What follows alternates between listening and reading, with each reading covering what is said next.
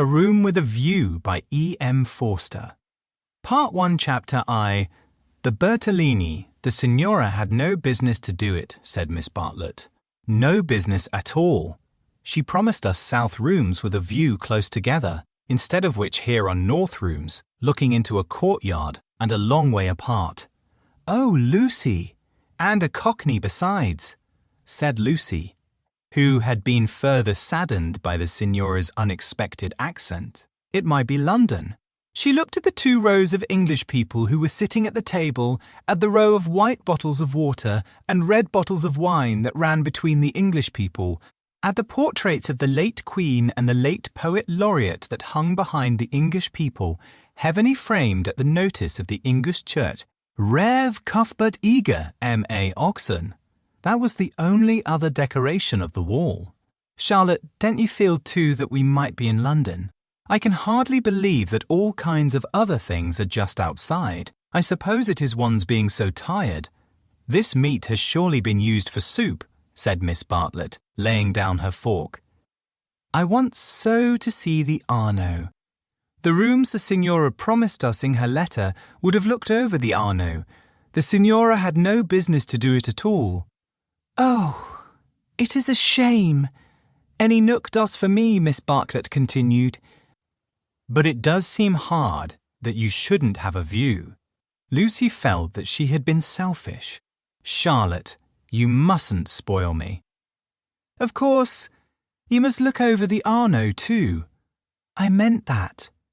The first vacant room in the front you must have it, said Miss Bartlett, part of whose travelling expenses were paid by Lucy's Muthra piece of generosity, to which she made many a tactful allusion. No, you must have it. I insist on it. Your mother would never forgive me, Lucy. She would never forgive me.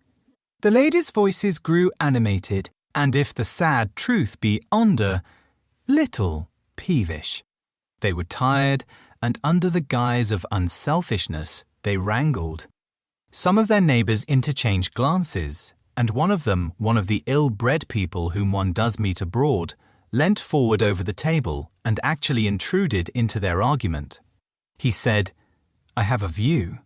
I have a view. Miss Bartlett was startled. Generally at a pension, people looked them over for a day or two before speaking, and often did not find out that they would do till they had gone. She knew that the intruder was ill-bred even before she glanced at him. He was an old man, of heavy build, with a fair, shaven face and large eyes. There was something childish in those eyes, though it was not the childishness of senility.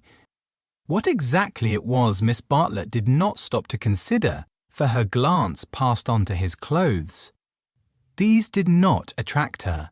He was probably trying to become acquainted with them before they got into the swim, so she assumed a dazed expression when he spoke to her, and then said, A view?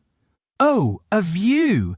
How delightful a view is! This is my son, said the old man. His name's George. He has a view too. Ah, said Miss Bartlett, repressing Lucy, who was about to speak. What I mean, he continued, is that you can have our rooms, and we'll have yours. We'll change. The better class of tourist was shocked at this, and sympathized with the newcomers. Miss Bartlett, in reply, opened her mouth as little as possible and said, Thank you very much indeed, that is out of the question. Why? Said the old man, with both fists on the table. Because it is quite out of the question. Thank you. You see, we don't like to take, began Lucy. Her cousin again repressed her. But why? He persisted. Women like looking at a view, men don't. And he thumped with his fists like a naughty child and turned to his son, saying, George, persuade them. It's so obvious they should have the rooms, said the son. There's nothing else to say. He did not look at the ladies as he spoke, but his voice was perplexed and sorrowful. Lucy, too, was perplexed. But she saw that they were in for what is known as quite a scene, and she had an odd feeling that whenever these ill-bred tourists spoke, The contest widened and deepened till it dealt, not with rooms and views, but with something quite different, whose existence she had not realized before. Now the old man attacked Miss Bartlett almost violently. Why should she not change? What possible objection had she? They would clear out in half an hour. Miss Bartlett, though skilled in the delicacies of conversation, was powerless in the presence of brutality. It was impossible to snub anyone so gross. Her face reddened with displeasure. She looked around as much as to say, "Are you all like this?" And two little old ladies, who were sitting further up the table with shawls hanging over the backs of the chairs, looked back, clearly indicating, "We are genteel." "Eat your dinner, dear," she said to Lucy, and began to toy again with the meat that she had once censured. Lucy mumbled that those seemed very odd people opposite. "Eat your dinner, dear. This pension is a failure. Tomorrow we will make a change." Hardly had she announced this fell decision when she reversed it. The curtains at the end of the room parted and revealed a clergyman, stout but attractive, who hurried forward to take his place at the table, cheerfully apologizing for his lateness. Lucy, who had not yet acquired decency, at once rose to her feet, exclaiming, "Oh, why? It's Mr. B. Oh, how perfectly lovely. Oh, Charlotte, we must stop now, however bad the rooms are. Oh," Miss Bartlett said with more restraint. "How do you do, Mr. Beebe? I expect that you have forgotten us, Miss Bartlett and Miss Honeychurch, who were at Tunbridge Wells when you helped the vicar of St. Peter's that very Damenarm. Cold Easter." The clergyman, who had the air of one on a holiday, did not remember the ladies quite as clearly as they remembered him. But he came forward pleasantly enough and accepted the chair into which he was beckoned by Lucy. "I am so glad to see you," said the girl, who was in a state of spiritual starvation and would have been glad to see the waiter if her cousin had permitted it. "Just fancy how small the world is. Summer Street, too, makes it so specially funny. Miss Honeychurch lives in the parish of Summer Street," said Miss Bartlett, filling up the gap, "and she happened to tell me in the course of conversation that you have just accepted the living yes. I heard from Mother so last week. She didn't know that I knew you at Tunbridge Wells.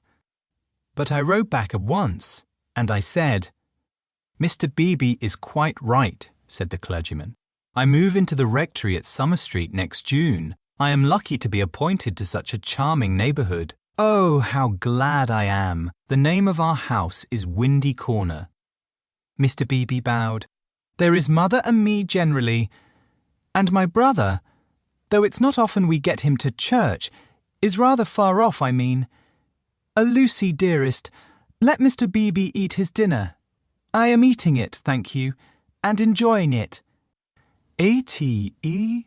He preferred to talk to Lucy, whose playing he remembered, rather than to Miss Bartlett, who probably remembered his sermons. He asked the girl whether she knew Florence well, and was informed at some length that she had never been there before. It is delightful to advise a newcomer, and he was first in the field. "Don't neglect the country round," his advice concluded. "The first fine afternoon drive up to Fiesole and round by Settignano or something of that sort." "No!" cried a voice from the top of the table. "Mr. Beebe, you are wrong. The first fine afternoon your ladies must go to Prato." "That lady looks so clever," whispered Miss Bartlett to her cousin. We are in luck. And, indeed, a perfect torrent of information burst on them. People told them what to see, when to see it, how to stop the electric trams, how to get rid of the beggars, how much to give for a vellum blotter, how much the place would grow upon them. The pension Bertolini had decided, almost enthusiastically, that they would do. Whichever way they looked, kind ladies smiled and shouted at them, and above all rose the voice of the clever lady, crying, "Prato! They must go to Prato! That place is too sweetly squalid for words. I love it. I revel in shaking off the trammels of respectability, as you know." The young man named George glanced at the clever lady and then returned moodily to his plate. Obviously, he and his father did not do. Lucy, in the midst of her success, found time to wish they did. It gave her no extra pleasure that anyone should be left in the cold, and when she rose to go, she turned back and gave the two outsiders a nervous little bow. The father did not see it. The son acknowledged it, not by another bow, but by raising his eyebrows and smiling. He seemed to be smiling across something. She hastened after her cousin, who had already disappeared through the curtains which smote one in the face and seemed heavy with more than cloth. Beyond them stood the unreliable Signora, bowing good evening to her guests, and supported by Enery, her little boy, and Victoria, her daughter. It made a curious little scene, this attempt of the Cockney to convey the grace and geniality of the South. And even more curious was the drawing-room, which attempted to rival the solid comfort of a Bloomsbury boarding-house. Was this really Italy? Miss Bartlett was already seated on a tightly stuffed armchair, which had the colour and the contours of a tomato.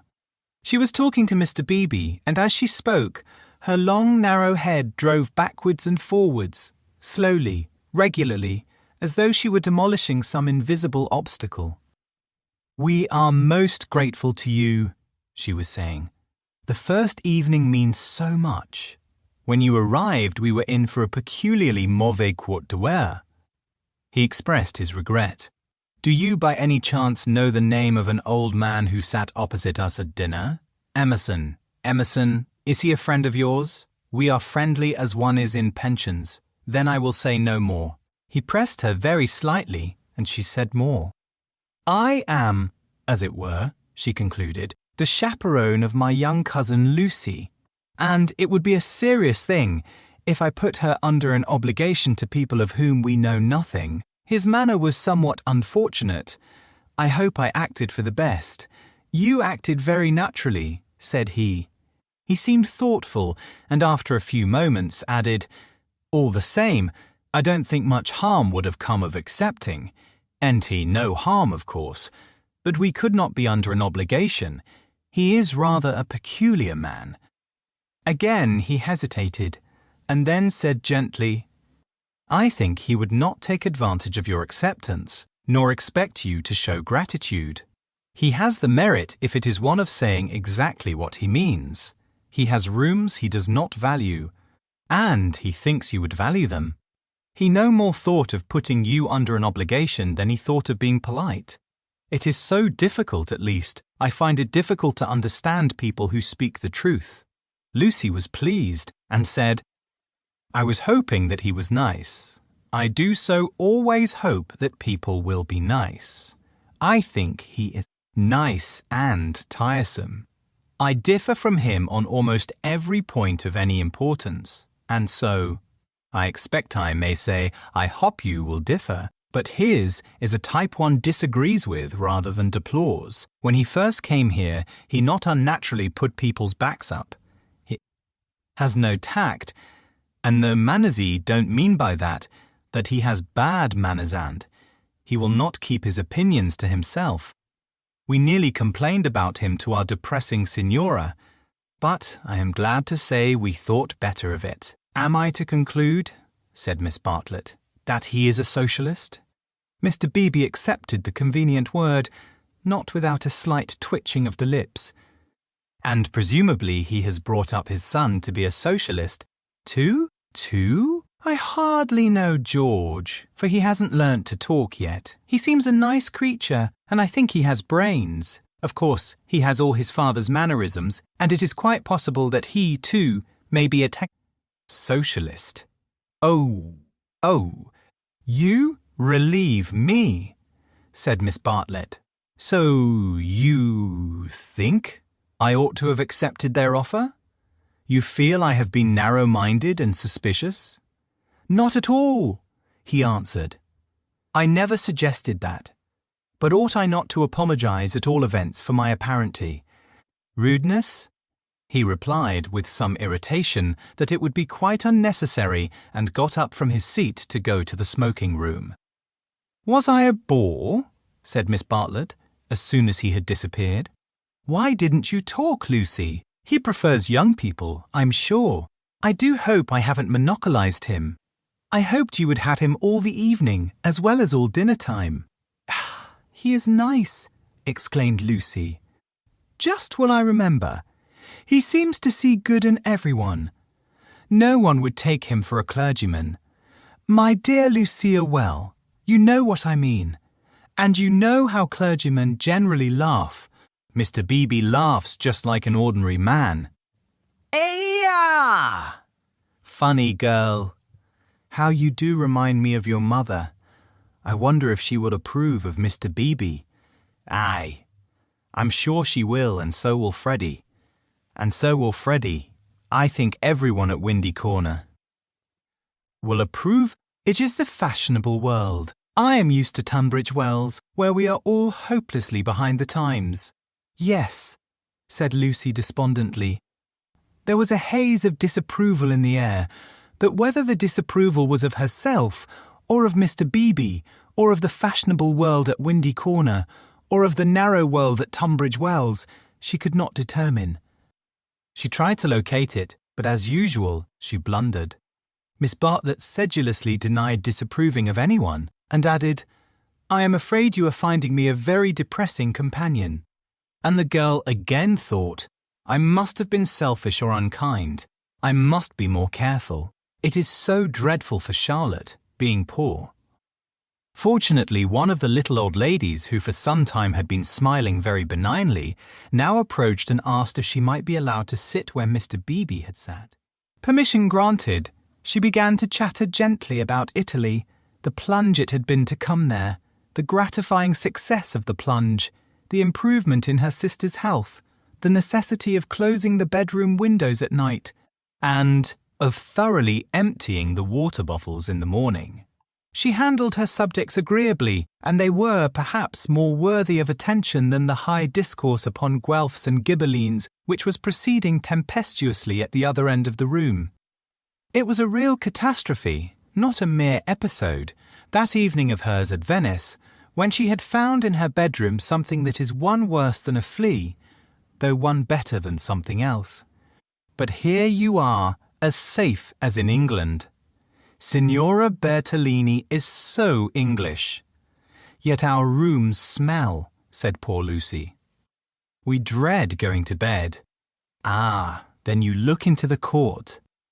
She sighed. If only Mr. Emerson was more tactful. We were so sorry for you at dinner. I think he was meaning to be kind. Undoubtedly he was, said Miss Bartlett. Mr. Beebe has just been scolding me for my suspicious nature. Of course, I was holding back on my cousin's account.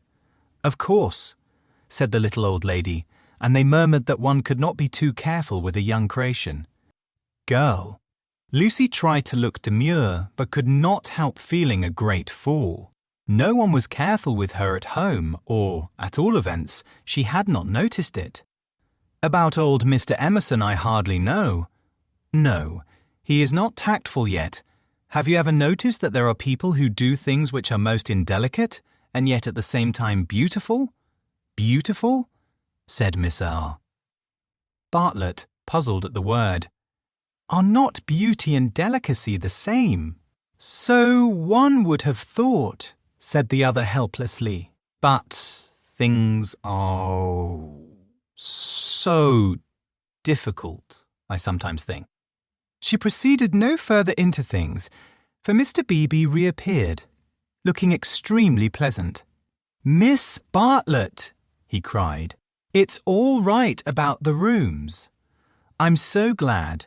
Mr. Emerson was talking about it in the smoking room, and knowing what I did, I encouraged him to make the offer again. He has let me come and ask you. He would be so pleased. Oh, Charlotte, cried Lucy to her cousin, we must have the rooms now. The old man is just as nice and kind as he can be. Shh. Miss Bartlett was silent. I fear, said Mr. Beebe, after a pause, that I have been officious. I must apologize for my interference." Gravely displeased, he turned to go.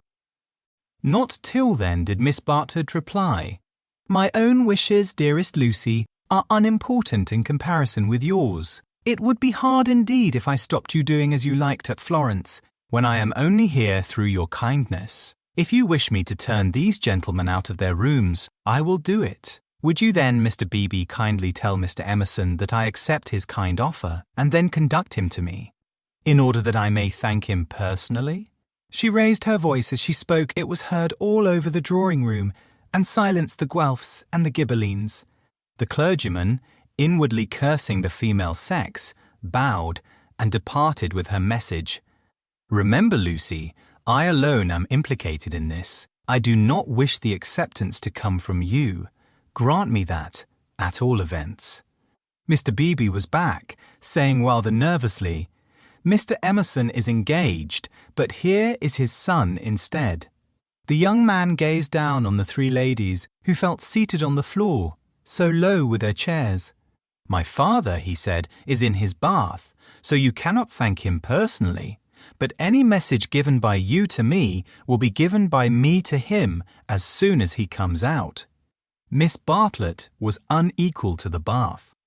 All her barbed civilities came forth wrong end first. Young Mr. Emerson scored a notable triumph to the delight of Mr. Beebe and to the secret delight of Lucy. "Poor young man," said Miss Bartlett, as soon as he had gone. "How angry he is with his father about the rooms. It is all he can do to keep polite. In half an hour or so your rooms will be ready," said Mr. Beebe. Then, looking rather thoughtfully at the two cousins, he retired to his own rooms to write up his philosophic diary. "Oh dear," breathed the little old lady, and shuddered as if all the winds of heaven had entered the apartment. Gentlemen sometimes do not realize.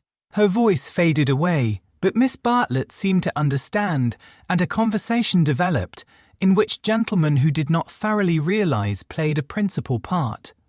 Lucy, not realizing either, was reduced to literature. Taking up Baedeker's handbook to northern Italy, she committed to memory the most important dates of Florentine history, for she was determined to enjoy herself on the morrow. Thus the half-hour crept profitably away, and at last Miss Bartlett rose with a sigh and said, "I think one might venture now. No, Lucy, do not stir. I will superintend the move." "How you do everything," said Lucy. "Naturally, dear, it is my affair, but I would like to help you." "No, dear." Charlotte's energy and her unselfishness. She had been thus all her life, but really, on this Italian tour, she was surpassing herself. So Lucy felt, or strove to feel. And yet there was a rebellious spirit in her which wondered whether the acceptance might not have been less delicate and more beautiful. At all events, she entered her own room without any feeling of joy. "I want to explain," said Miss Bartlett, "why it is that I have taken the largest room. Naturally, of course, I should have given it to you, but I happen to know that it belongs to the young man, and I was sure your mother would not." "Like it?" Lucy was bewildered. "If you are to accept a favour, it is more suitable you should be under an obligation to his father than to him. I am a woman of the world, in my small way, and I know where things lead to. However, Mr. Beebe is a guarantee of a sort that they will not presume on this." "Mother wouldn't mind, I'm sure," said Lucy, but again had the sense of larger and unsuspected issues. Miss Bartlett only sighed and enveloped her in a protecting embrace as she wished her good night. It gave Lucy the sensation of a fog, and when she reached her own room, she opened the window and breathed the clean night air, thinking of the kind old man who had enabled her to see the lights dancing in the Arno and the cypresses of San Miniato and the foothills of the Apennines black against the rising moon. Miss Bartlett, in her room, fastened the window shutters and locked the door, and then made a tour of the apartment to see where the cupboards led and whether there were any oubliettes or secret entrances. It was then that she saw, pinned up over the washstand, a sheet of paper on which was scrawled an enormous note of interrogation. Nothing more. "What does it mean?" she thought, and she examined it carefully by the light of a candle. Meaningless at first, it gradually became menacing, obnoxious, portentous with evil. She was seized with an impulse to destroy it, but fortunately remembered that she had no right to do so, since it must be the property of young Mr. Emerson. So she unpinned it carefully and put it between two pieces of blotting paper to keep it clean for him. Then she completed her inspection of the room, sighed heavily according to her habit, and went to bed. Chapter the second in Santa Croce with no Baedeker. It was pleasant to wake up in Florence, to open the eyes upon a bright bare room with a floor of red tiles which look clean though they are not, with a painted ceiling whereon pink griffins and blue amorini sport in a forest of yellow violins and bassoons. It was pleasant, too, to fling wide the windows, pinching the fingers in unfamiliar fastenings, to lean out into sunshine with beautiful hills and trees and marble churches opposite, and close below, the Arno, gurgling against the embankment of the road. Over the river men were at work with spades and sieves on the sandy foreshore, and on the river was a boat, also diligently employed for some mysterious end. An electric tram came rushing underneath the window. No one was inside it, except one tourist, but its platforms were overflowing with Italians who preferred to stand.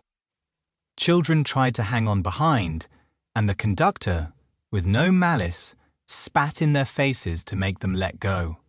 Then soldiers appeared good-looking, undersized men wearing each a knapsack covered with mangy fur, and a greatcoat which had been cut for some larger soldier.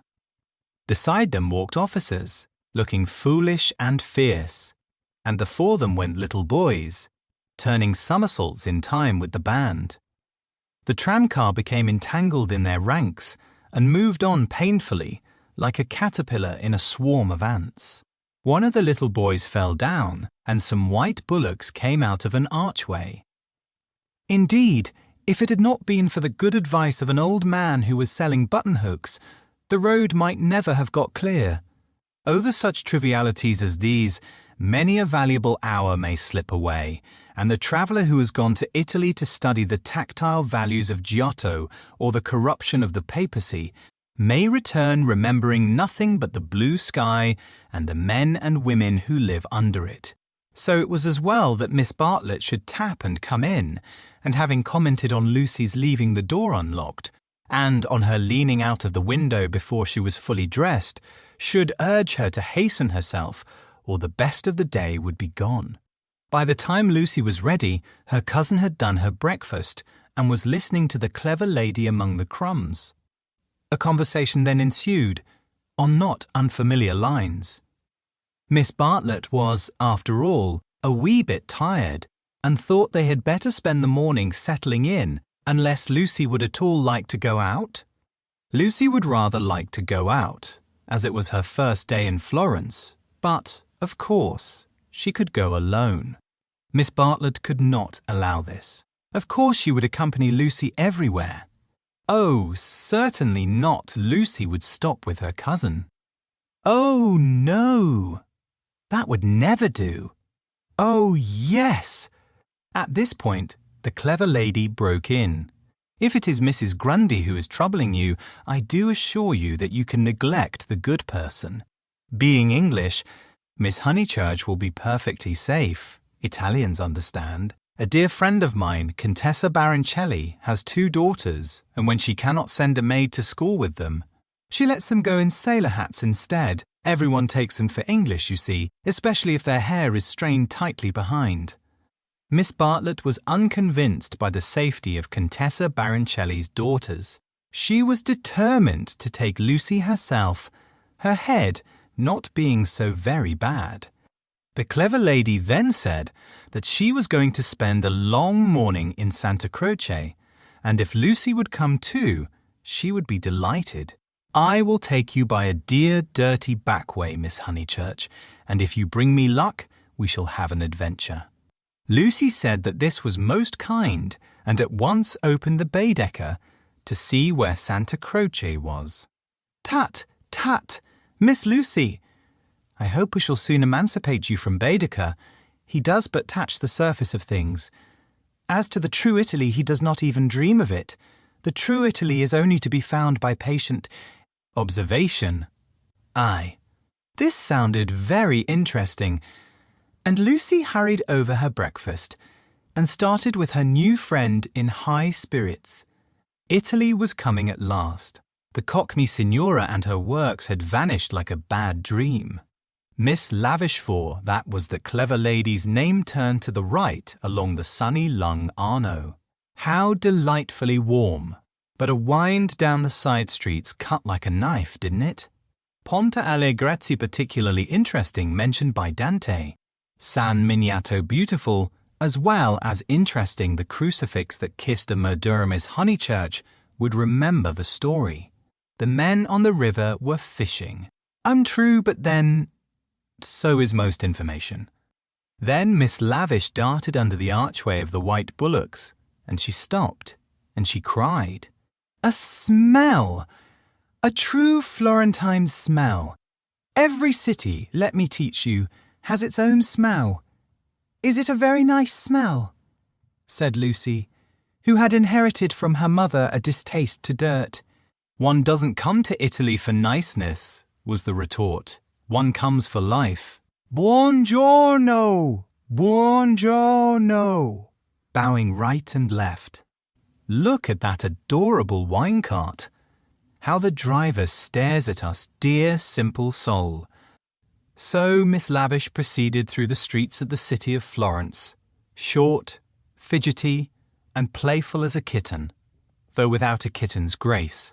It was a treat for the girl to be with anyone so clever and so cheerful, and a blue military cloak, such as an Italian officer wears, only increased the sense of festivity. Whoa! Joe! Take the word of an old woman, Miss Lucy. You will never repent of a little civility to your inferiors. That is the true democracy, though I am a real radical as well. There, now you're shocked. Indeed, I'm car. Not! Exclaimed Lucy. We are radicals too, out and out. My father always voted for Mr. Gladstone until he was so dreadful about Ireland. I see. And now you have gone over to the enemy. Oh, please. If my father was alive, I am sure he would vote radical again now that Ireland is all right. And as it is, the glass over our front door was broken last election, and Freddie is sure it was the Tories, but Mother says, nonsense, a tramp. Shameful. A manufacturing district, I suppose. Knowing the Surrey Hills. About 5 miles from Dorking, looking over the Weald. Miss Lavish seemed interested and slackened her trot. What a delightful part, I know it so well. It is full of the very nicest people. Do you know Sir Harry Otway, a radical if ever there was? Very well indeed. And old Mrs. Butterworth, the philanthropist? Why, she rents a field of us. How funny.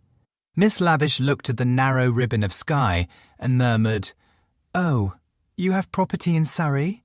Hardly any, said Lucy, fearful of being thought a snob.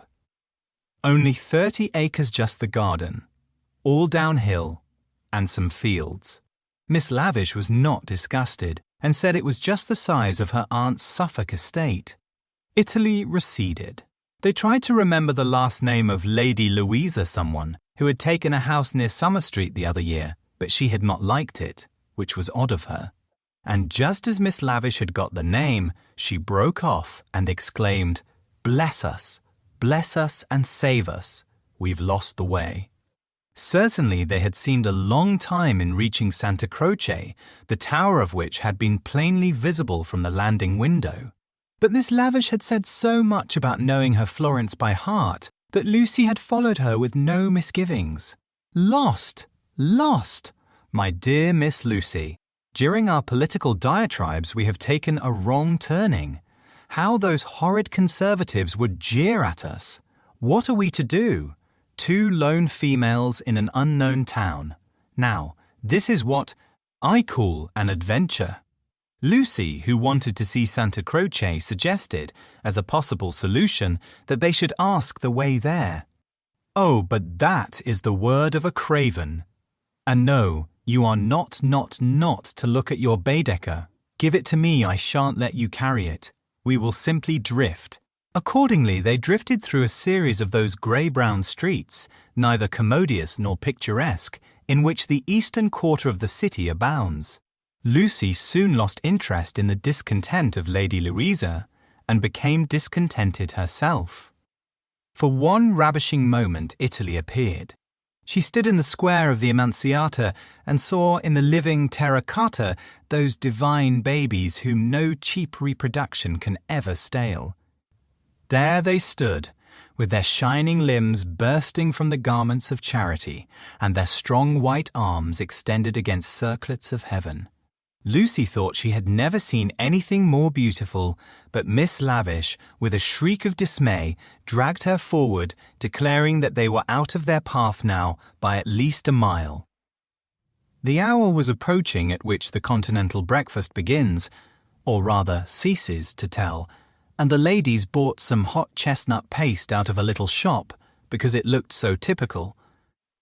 It tasted partly of the paper in which it was wrapped, partly of hair oil, partly of the great unknown, but it gave them strength to drift into another piazza, large and dusty, on the farther side of which rose a black and white facade of surpassing ugliness.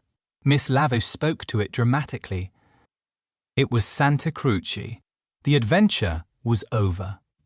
Stop a minute. Let those 2 people go on, or I shall have to speak to them. I do detest conventional intercourse. Nasty. They are going into the church, too. Oh, the British are abroad. We sat opposite them at dinner last night. They have given us their rooms. They were so very kind. Look at their figures, laughed Miss Lavish. They walk through my Italy like a pair of cows. It's very naughty of me, but I would like to set an examination paper at Dover and turn back every tourist who couldn't pass it. What would you ask us? Miss Lavish laid her hand pleasantly on Lucy's arm, as if to suggest that she, at all events, would get full marks.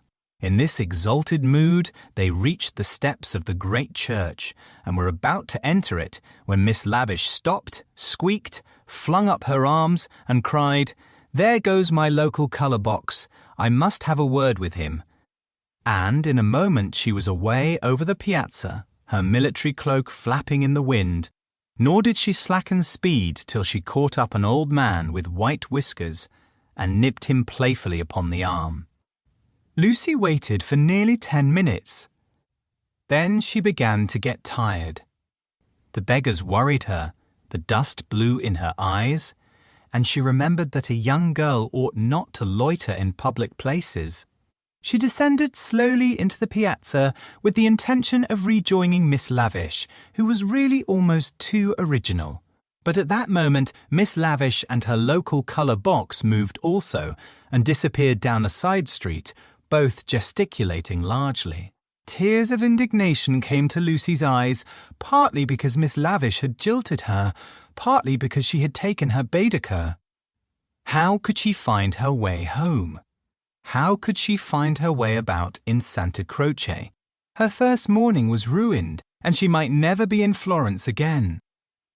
A few minutes ago she had been all high spirits, talking as a woman of culture, and half persuading herself that she was full of originality. Now she entered the church depressed and humiliated, not even able to remember whether it was built by the Franciscans or the Dominicans. Of course, it must be a wonderful building. But how like a barn! And how very cold! Of course, it contained frescoes by Giotto, in the presence of whose tactile values she was capable of feeling what was proper. But who was to tell her which they were?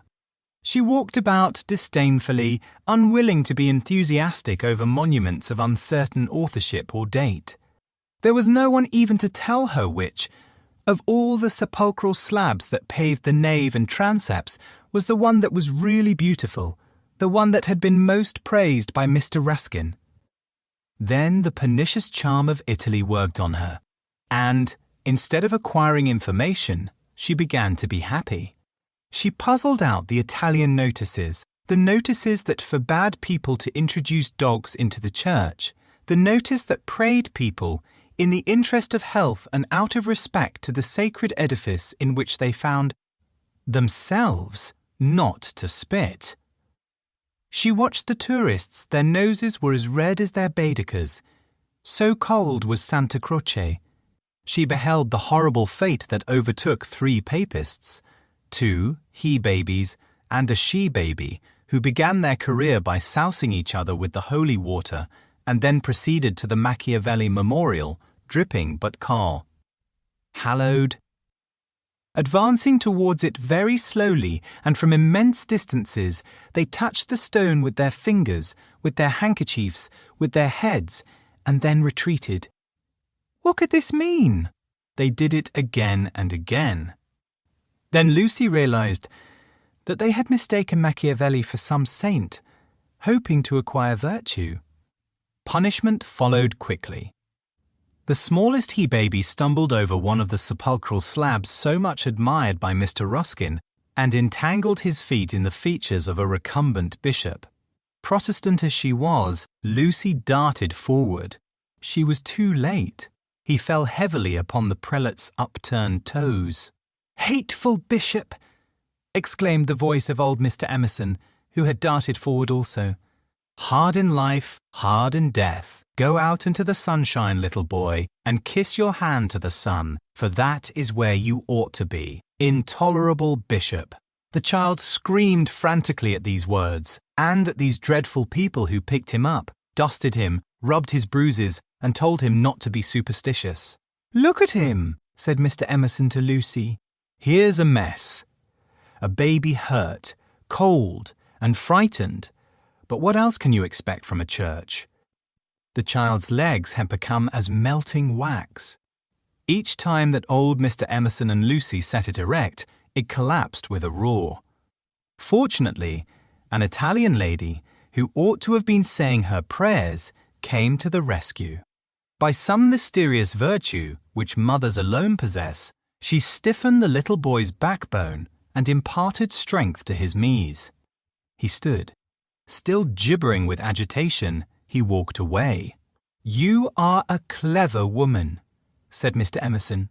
"You have done more than all the relics in the world. I am not of your creed, but I do believe in those who make their fellow creatures happy. There is no scheme of the universe, taff." He paused for a phrase. "Niente," said the Italian lady, and returned to her prayers. "I'm not sure she understands English," suggested Lucy. In her chastened mood, she no longer despised the Emersons. She was determined to be gracious to them, beautiful rather than delicate, and, if possible, to erase Miss Bartlett's civility by some gracious reference to the pleasant rooms. "That woman understands everything," was Mr. Emerson's reply. "But what are you doing here? Are you doing the church? Are you through with the church?" "No," cried Lucy, remembering her grievance. "I came here with Miss Lavish, who was to explain everything, and just by the door it is too bad. She simply ran away, and after waiting quite a time, I had to come in by myself." "Why shouldn't you?" said Mr. Emerson. "Yes, why shouldn't you come by yourself?" said the son, addressing the young lady for the first time. "But Miss Lavish has even taken away Baedeker." "Baedeker?" said Mr. Emerson. "I'm glad it's that you mind it. It's worth minding. The loss of a Baedeker, that's worth minding." Lucy was puzzled. She was again conscious of some new idea, and was not sure whither it would lead her. "If you've no Baedeker," said the son, "you'd better join us." Was this where the idea would lead? She took refuge in her dignity. "Thank you very much, but I could not think of that. I hope you do not suppose that I came to join on to you. I really came to help with the child, and to thank you for so kindly giving us your rooms last night. I hope that you have not been put to any great inconvenience." "My dear," said the old man gently, "I think that you are repeating what you have heard older people say. You are pretending to be touchy, but you are not really. Stop being so tiresome and tell me instead what part of the church you want to see. To take you to it will be a real pleasure." Now, this was abominably impertinent, and she ought to have been furious. But it is sometimes as difficult to lose one's temper as it is difficult at other times to keep it. Lucy could not get cross. Mr. Emerson was an old man, and surely a girl might humour him. On the other hand, his son was a young man, and she felt that a girl ought to be offended with him, or at all events be offended before him. It was at him that she gazed before replying. "I am not touchy, I hope. It is the Giottos that I want to see, if you will kindly tell me which they are." The son nodded. With a look of sombre satisfaction, he led the way to the Peruzzi chapel. There was a hint of the teacher about him. She felt like a child in school who had answered a question rightly. The chapel was already filled with an earnest congregation, and out of them rose the voice of a lecturer, directing them how to worship Giotto, not by tactful valuations, but by the standards of the spirit. "Remember," he was saying, "the facts about this church of Santa Croce. How it was built by faith in the full fervour of medievalism, before any taint of the Renaissance had appeared. Observe how Giotto in these frescoes are now, unhappily. Ruined by restoration is untroubled by the snares of anatomy and perspective. Could anything be more majestic, more pathetic, beautiful, true? How little, we feel, avails knowledge and technical cleverness against a man who truly feels." "No!" exclaimed Mr. Emerson, in much too loud a voice for church. "Remember nothing of the sort. Built by faith indeed. That simply means the workmen weren't paid properly, and as for the frescoes, I see no truth in them. Look at that fat man in blue. He must weigh as much as I do, and he is shooting into the sky like an air balloon." He was referring to the fresco of the Ascension of St. John. Inside, the lecturer's voice faltered, as well it might. The audience shifted uneasily, and so did Lucy. She was sure that she ought not to be with these men, but they had cast a spell over her. They were so serious and so strange that she could not remember how to behave. Now, did this happen, or didn't it? Yes or no? George replied, "It happened like this, if it happened at all. I would rather go up to heaven by myself than be pushed by cherubs, and if I got there, I should like my friends to lean out of it, just as they do here. Here." "You will never go up," said it. "Father, you and I, dear boy, will lie at peace in the earth that bore us, and our names will disappear as surely as our work survives. Some of the people can only see the empty grave, not the saint, whoever he is, going up.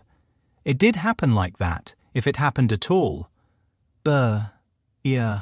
Pardon me," said a frigid voice. "The chapel is somewhat small for 2 parties. We will incommode you no longer.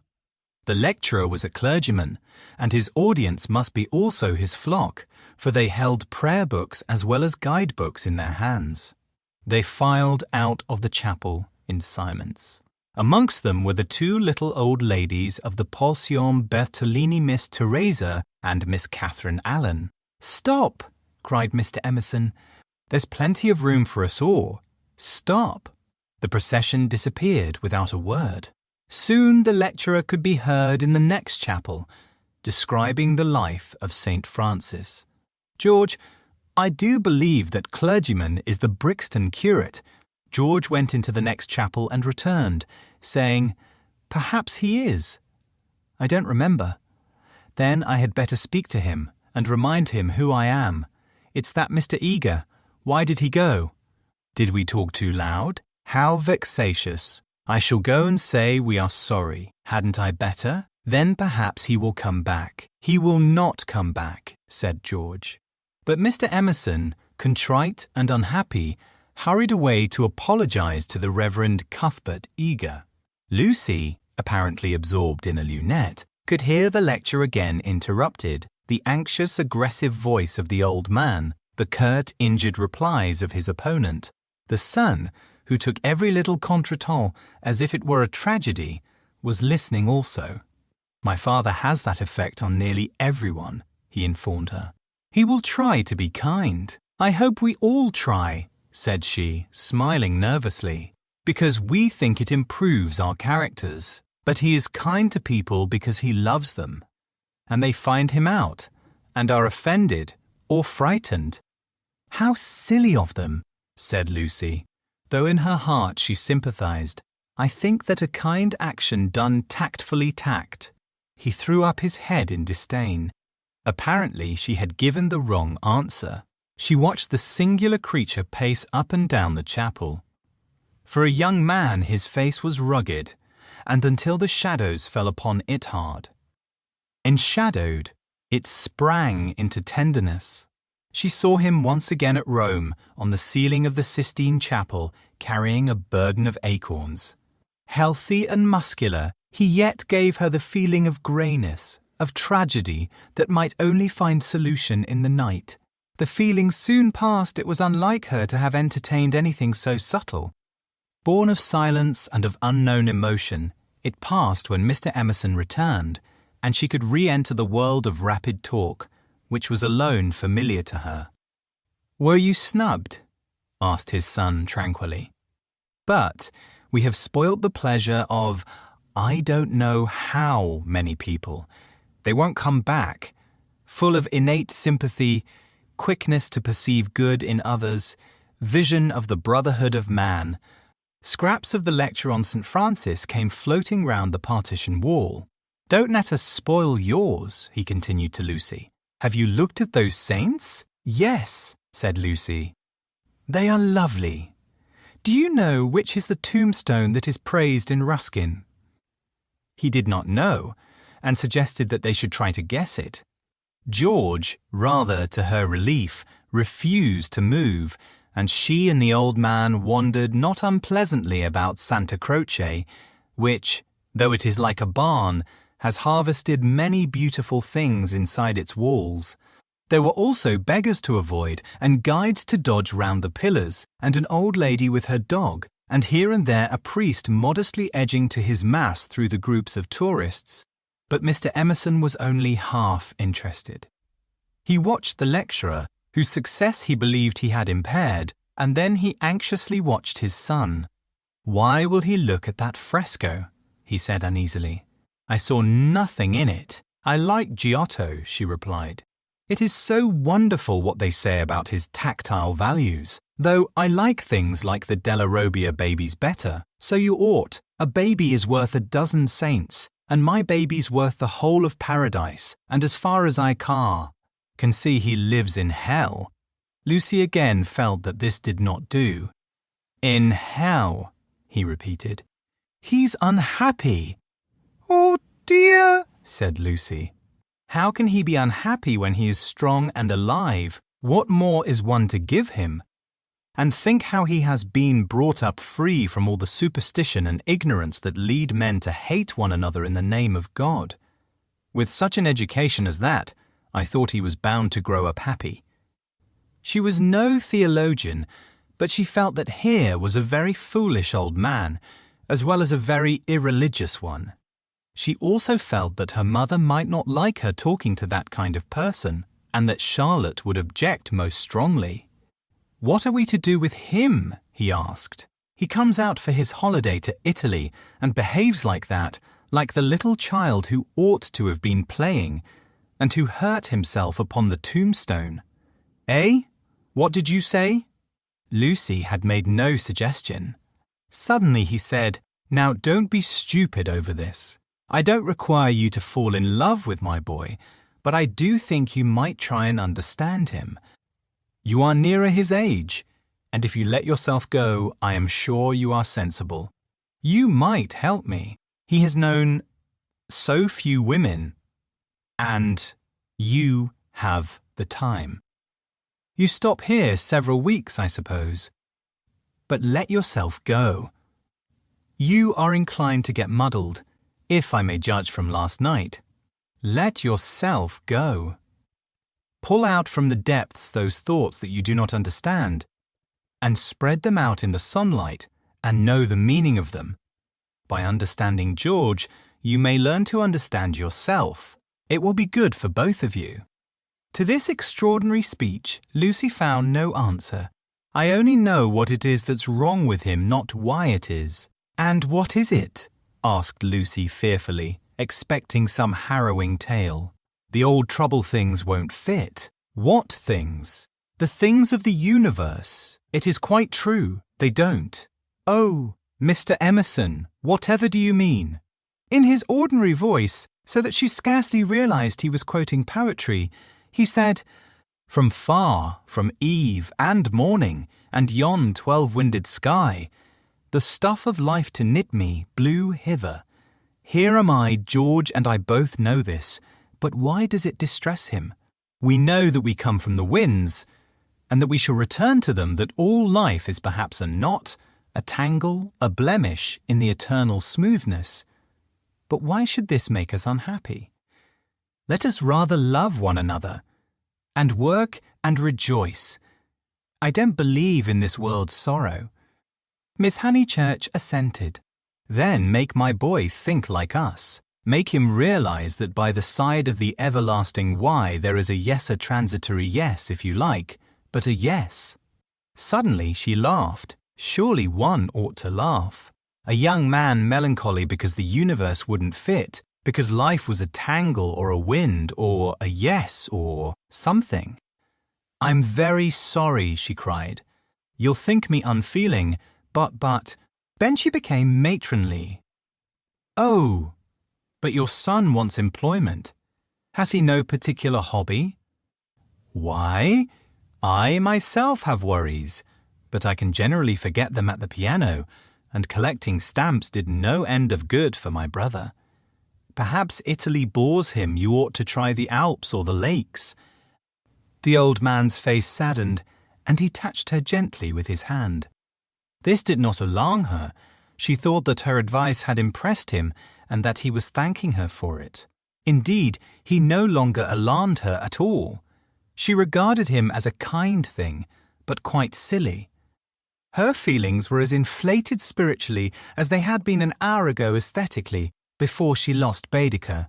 The dear George, now striding towards them over the tombstones, seemed both pitiable and absurd. He approached, his face in the shadow. He said, "Miss Bartlett." "Oh, good gracious me," said Lucy, suddenly collapsing and again seeing the whole of life in a new perspective. "Where? Where?" "In the nave. In the nave. I see. Those gossiping little Miss Allens must have..." She checked herself. "Poor girl!" exploded Mr. Emerson. "Poor girl!" She could not let this pass, for it was just what she was feeling herself. Poor girl. I fail to understand the point of that remark. I think myself a very fortunate girl, I assure you. I'm thoroughly happy, and having a splendid time. Pray don't waste time mourning over me. There's enough sorrow in the world, isn't there, without trying to invent it. Goodbye. Thank you both so much for all your kindness. Ah. Yes, there does come my cousin. A delightful morning. Santa Croce is a wonderful church. She joined her cousin. Chapter the third, music, violets, and the letter S. It so happened that Lucy, who found daily life rather chaotic, entered a more solid world when she opened the piano. She was then no longer either deferential or patronizing, no longer either a rebel or a slave. The kingdom of music is not the kingdom of this world. It will accept those whom breeding and intellect and culture have alike rejected. The commonplace person begins to play, and shoots into the empyrean without effort, whilst we look up, marvelling how he has escaped us. and thinking how we could worship him and love him, would he but translate his visions into human words and his experiences into human actions? Perhaps he cannot. Certainly he does not, or does so very seldom. Lucy had done so never. She was no dazzling executante. Her runs were not at all like strings of pearls, and she struck no more right notes than was suitable for one of her age and situation. Nor was she the passionate young lady who performed so tragically on a summer's evening with the window open. Passion was there, but it could not be easily labelled. It slipped between love and hatred and jealousy and all the furniture of the pictorial style. And she was tragical only in the sense that she was great, for she loved to play on the side of victory. Victory of what and over what that is more than the words of daily life can tell us. But that some sonatas of Beethoven are written tragic no one can gainsay, yet they can triumph or despair as the player decides, and Lucy had decided that they should triumph. A very wet afternoon at the Bertolini permitted her to do the thing she really liked, and after lunch she opened the little draped piano. A few people lingered round and praised her playing, but finding that she made no reply, dispersed to their rooms to write up their diaries or to sleep.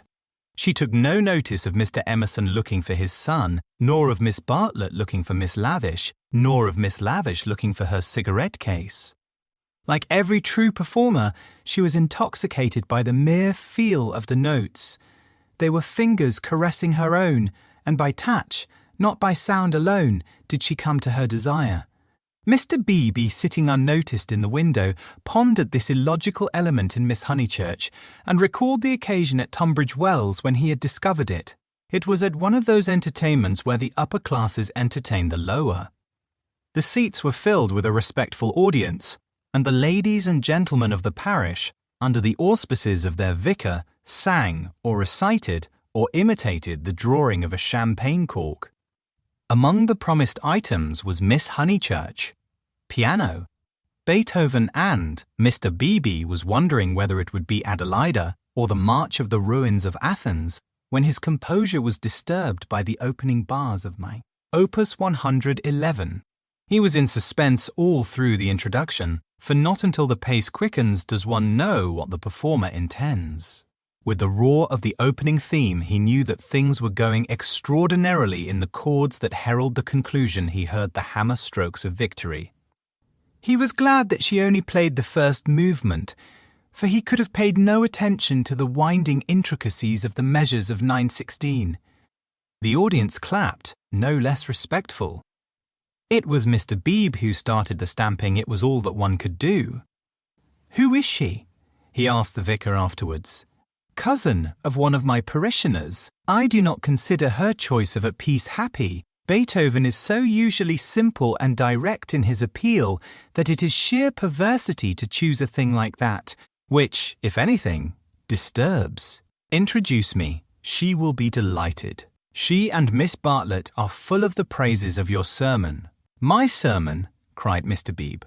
Why ever did she listen to it? When he was introduced, he understood why, for Miss Honeychurch, disjoined from her music stool, was only a young lady with a quantity of dark hair and a very pretty, pale, undeveloped face. She loved going to concerts. She loved stopping with her cousin. She loved iced coffee and meringues. He did not doubt that she loved his sermon also. But before he left Tunbridge Wells, he made a remark to the vicar, which he now made to Lucy herself when she closed the little piano and moved dreamily towards him. "If Miss Honeychurch ever takes to live as she plays, it will be very exciting both for us and for her." Lucy at once re-entered daily life. "Oh, what a funny thing! Someone said just the same to Mother, and she said she trusted I should never live a duet. Doesn't Mrs. Honeychurch like music? She doesn't mind it, but she doesn't like one to get excited over anything. She thinks I am silly about it. She thinks I can't make out. Once, I said that I liked my own playing better than anyone's. She has never got over it. Of course, I didn't mean that I played well. I only meant Of course, said he, wondering why she bothered to explain. Music, said Lucy, as if attempting some generality. She could not complete it and looked out absently upon Italy in the wet. The whole life of the South was disorganized, and the most graceful nation in Europe had turned into formless lumps of clothes. The street and the river were dirty yellow, the bridge was dirty grey, and the hills were dirty purple.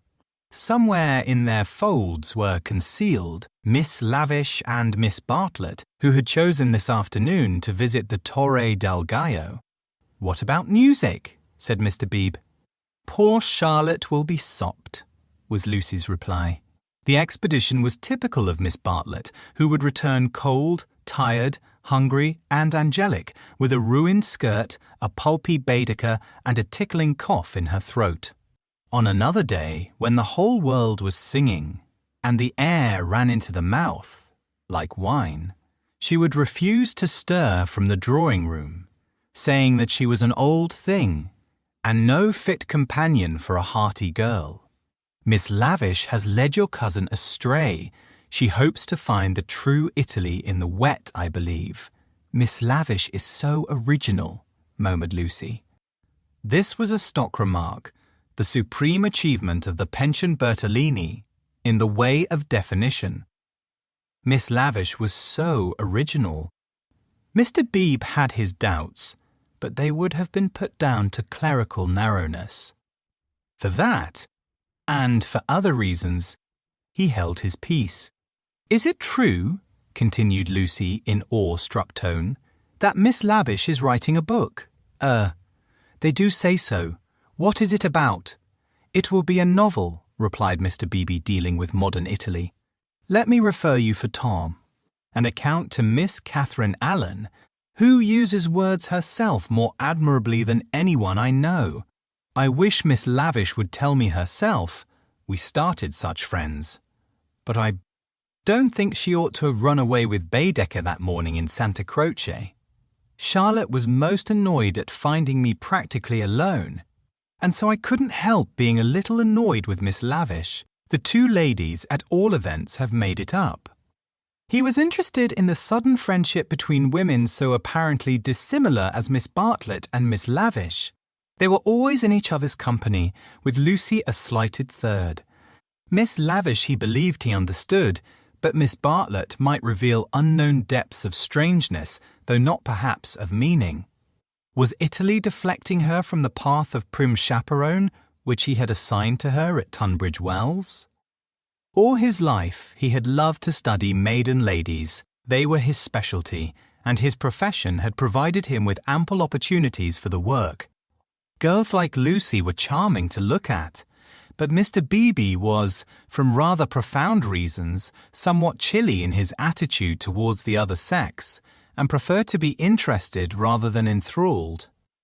Lucy, for the third time, said that poor Charlotte would be sopped. The Arno was rising in flood, washing away the traces of the little carts upon the foreshore. But in the southwest there had appeared a dull haze of yellow, which might mean better weather if it did not mean worse. She opened the window to inspect, and a cold blast entered the room, drawing a plaintive cry from Miss Catherine Allen, who entered at the same moment by the door. "Oh dear, Miss Honeychurch, you will catch a chill, and Mr. Beebe here besides. Who would suppose this is Italy? There is my sister actually nursing the hot water can, no comforts or proper provisions." She sidled towards them and sat down, self-conscious as she always was on entering a room which contained one man, or a man, and one woman. "I could hear your beautiful playing, Miss Honeychurch, though I was in my room with the door shut. Doors shut indeed, most necessary. No one has the least idea of privacy in this country, and one person catches it from another," Lucy answered suitably. Mr. Beebe was not able to tell the ladies of his adventure at Modena, where the chambermaid burst in upon him in his bath, exclaiming cheerfully, "Fa niente, sono vecchia." He contented himself with saying, "I quite agree with you, Miss Allen. The Italians are a most unpleasant people. They pry everywhere, they see everything, and they know what we want before we know it ourselves. We are at their mercy. They read our thoughts, they foretell our desires. From the cab driver down to Giotto, they turn us inside out. And I resent it. Yet in their heart of hearts they are how superficial. They have no conception of the intellectual life. How right is Signora Bertolini, who exclaimed to me the other day, "Oh, Mr. Beebe, if you knew what I suffer over the children's education, I won't have my little Victorie taught by a hignorant Italian what can't explain nothink." Miss Allen did not follow, but gathered that she was being mocked in an agreeable way. Her sister was a little disappointed in Mr. Beebe, having expected better things from a clergyman whose head was bald and who wore a pair of russet whiskers. Indeed, who would have supposed that tolerance, sympathy, and a sense of humour would inhabit that militant form? In the midst of her satisfaction she continued to sidle, and at last the cause was disclosed. From the chair beneath her she extracted a gunmetal cigarette case on which were powdered in turquoise the initials E.L. "That belongs to Lavish," said the clergyman. "A good fellow, Lavish, but I wish he'd start a pipe." "Oh, Mr. Beebe," said Miss Allen, divided between awe and mirth. "Indeed, though it is dreadful for her to smoke, it is not quite as dreadful as you suppose. She took to it, practically in despair, after her life's work was carried away in a landslip. Surely that makes it more excusable." "What was that?" asked Lucy. Mr. Beebe sat back complacently, and Miss Allen began as follows. "It was a novel, and I am afraid, from what I can gather, not a very nice novel. It is so sad when people who have abilities misuse them, and I must say they nearly always do. Anyhow, she left it almost finished in the grotto of the Calvary at the Cappuccini Hotel at Amalfi while she went for a little ink. She said, 'Can I have a little ink, please?' But you know what Italians are. And meanwhile the grotto fell roaring onto the beach. And the saddest thing of all is that she cannot remember what she has written. The poor thing was very ill after it, and so got tempted into cigarettes. It is a great secret. But I am glad to say that she is writing another novel. She told Teresa and Miss Pole the other day that she had got up all the local colour. This novel is to be about modern Italy. The other was historical, but that she could not start till she had an idea. First, she tried Perugia for an inspiration. Then she came here. This must on no account get round. And so cheerful through it all. I cannot help thinking that there is something to admire in everyone, even if you do not approve of them. Miss Allen was always thus being charitable against her better judgment. A delicate pathos perfumed her disconnected remarks, giving them unexpected beauty, just as in the decaying autumn woods there sometimes rise odours reminiscent of spring. She felt she had made almost too many allowances, and apologized hurriedly for her toleration. All the same, she is a little too, I hardly like to say unwomanly, but she behaved most strangely when the Emersons arrived. Mr. Beebe smiled, as Miss Allen plunged into an anecdote which he knew she would be unable to finish in the presence of a gentleman. "I don't know, Miss Honeychurch, if you have noticed that Miss Pole, the lady who has so much yellow hair, takes lemonade. That old Mr. Emerson, who puts things very strangely." Her jaw dropped. She was silent. Mr. Beebe, whose social resources were endless, went out to order some tea, and she continued to Lucy in a hasty whisper, "Stomach. He warned Miss Pole of her stomach acidity. He called it tanned. He may have meant to be kind." I must say, I forgot myself and laughed. It was so sudden. As Teresa truly said, it was no laughing matter. But the point is that Miss Lavish was positively attracted by his mentioning S, and said she liked plain speaking and meeting different grades of thought. She thought they were commercial travellers' drummers was the word she used, and All through dinner she tried to prove that England, our great and beloved country, rests on nothing but commerce. Teresa was very much annoyed and left the table before the cheese, saying as she did so, "There, Miss Lavish, is one who can confute you better than I," and pointed to that beautiful picture of Lord Tennyson. Then Miss Lavish said, "Tut! The early Victorians. Just imagine." "Tut! The early Victorians," thought my sister had gone, and I felt bound to speak. I said, "Miss Lavish, I am an early Victorian at least. That is to say, I will hear no breath of censure against our dear Queen. It was horrible speaking." I reminded her how the Queen had been to Ireland when she did not want to go, and I must say she was dumbfounded and made no reply. But, unluckily, Mr. Emerson overheard this part and called in his deep voice, "Quite so, quite so. I honour the woman for her Irish visit." The woman. I tell things so badly, but you see what a tangle we were in by this time, all on account of S having been mentioned in the first place. But that was not all. After dinner, Miss Lavish actually came up and said, "Miss Allen, I am going into the smoking room to talk to those two nice men. Come too." Needless to say, I refused such an unsuitable invitation, and she had the impertinence to tell me that it would broaden my ideas, and said that she had 4 brothers, all university men, except one who was in the army, who always made a point of talking to commercial travellers. "Let me finish the story," said Mr. Beebe, who had returned. Miss Lavish tried Miss Pole, myself, everyone, and finally said, "I shall go alone." She went. At the end of 5 minutes she returned unobtrusively with a green baize board and began playing Patience. "Whatever happened?" cried Lucy. "No one knows. No one will ever know. Miss Lavish will never dare to tell, and Mr. Emerson does not think it worth telling. Mr. Beebe, old Mr. Emerson, is he nice or not nice?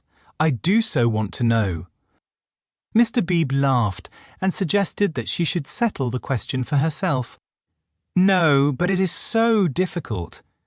Sometimes he is so silly, and then I do not mind him. Miss Allen, what do you think? Is he nice?" The little old lady shook her head and sighed disapprovingly. Mr. Beebe, whom the conversation amused, stirred her up by saying, "I consider that you are bound to class him as nice, Miss Allen, after that business of the violets." "Violets? Oh dear! Who told you about the bowl?" "Violets? How do things get round? A pension is a bad place for gossips. No, I cannot forget how they behaved at Mr. Eager's lecture at Santa Croce. Oh, poor Miss Honeychurch! It really was too bad. No, I have quite changed. I do not like the Emersons. They are not nice." Mr. Beebe smiled nonchalantly. He had made a gentle effort to introduce the Emersons into Bertolini society, and the effort had failed. He was almost the only person who remained friendly to them. Miss Lavish, who represented intellect, was avowedly hostile, and now the Miss Allens, who stood for good breeding, were following her. Miss Bartlett, smarting under an obligation, would scarcely be civil. The case of Lucy was different. She had given him a hazy account of her adventures in Santa Croce, and he gathered that the 2 men had made a curious and possibly concerted attempt to annex her, to show her the world from their own strange standpoint, to interest her in their private sorrows and joys.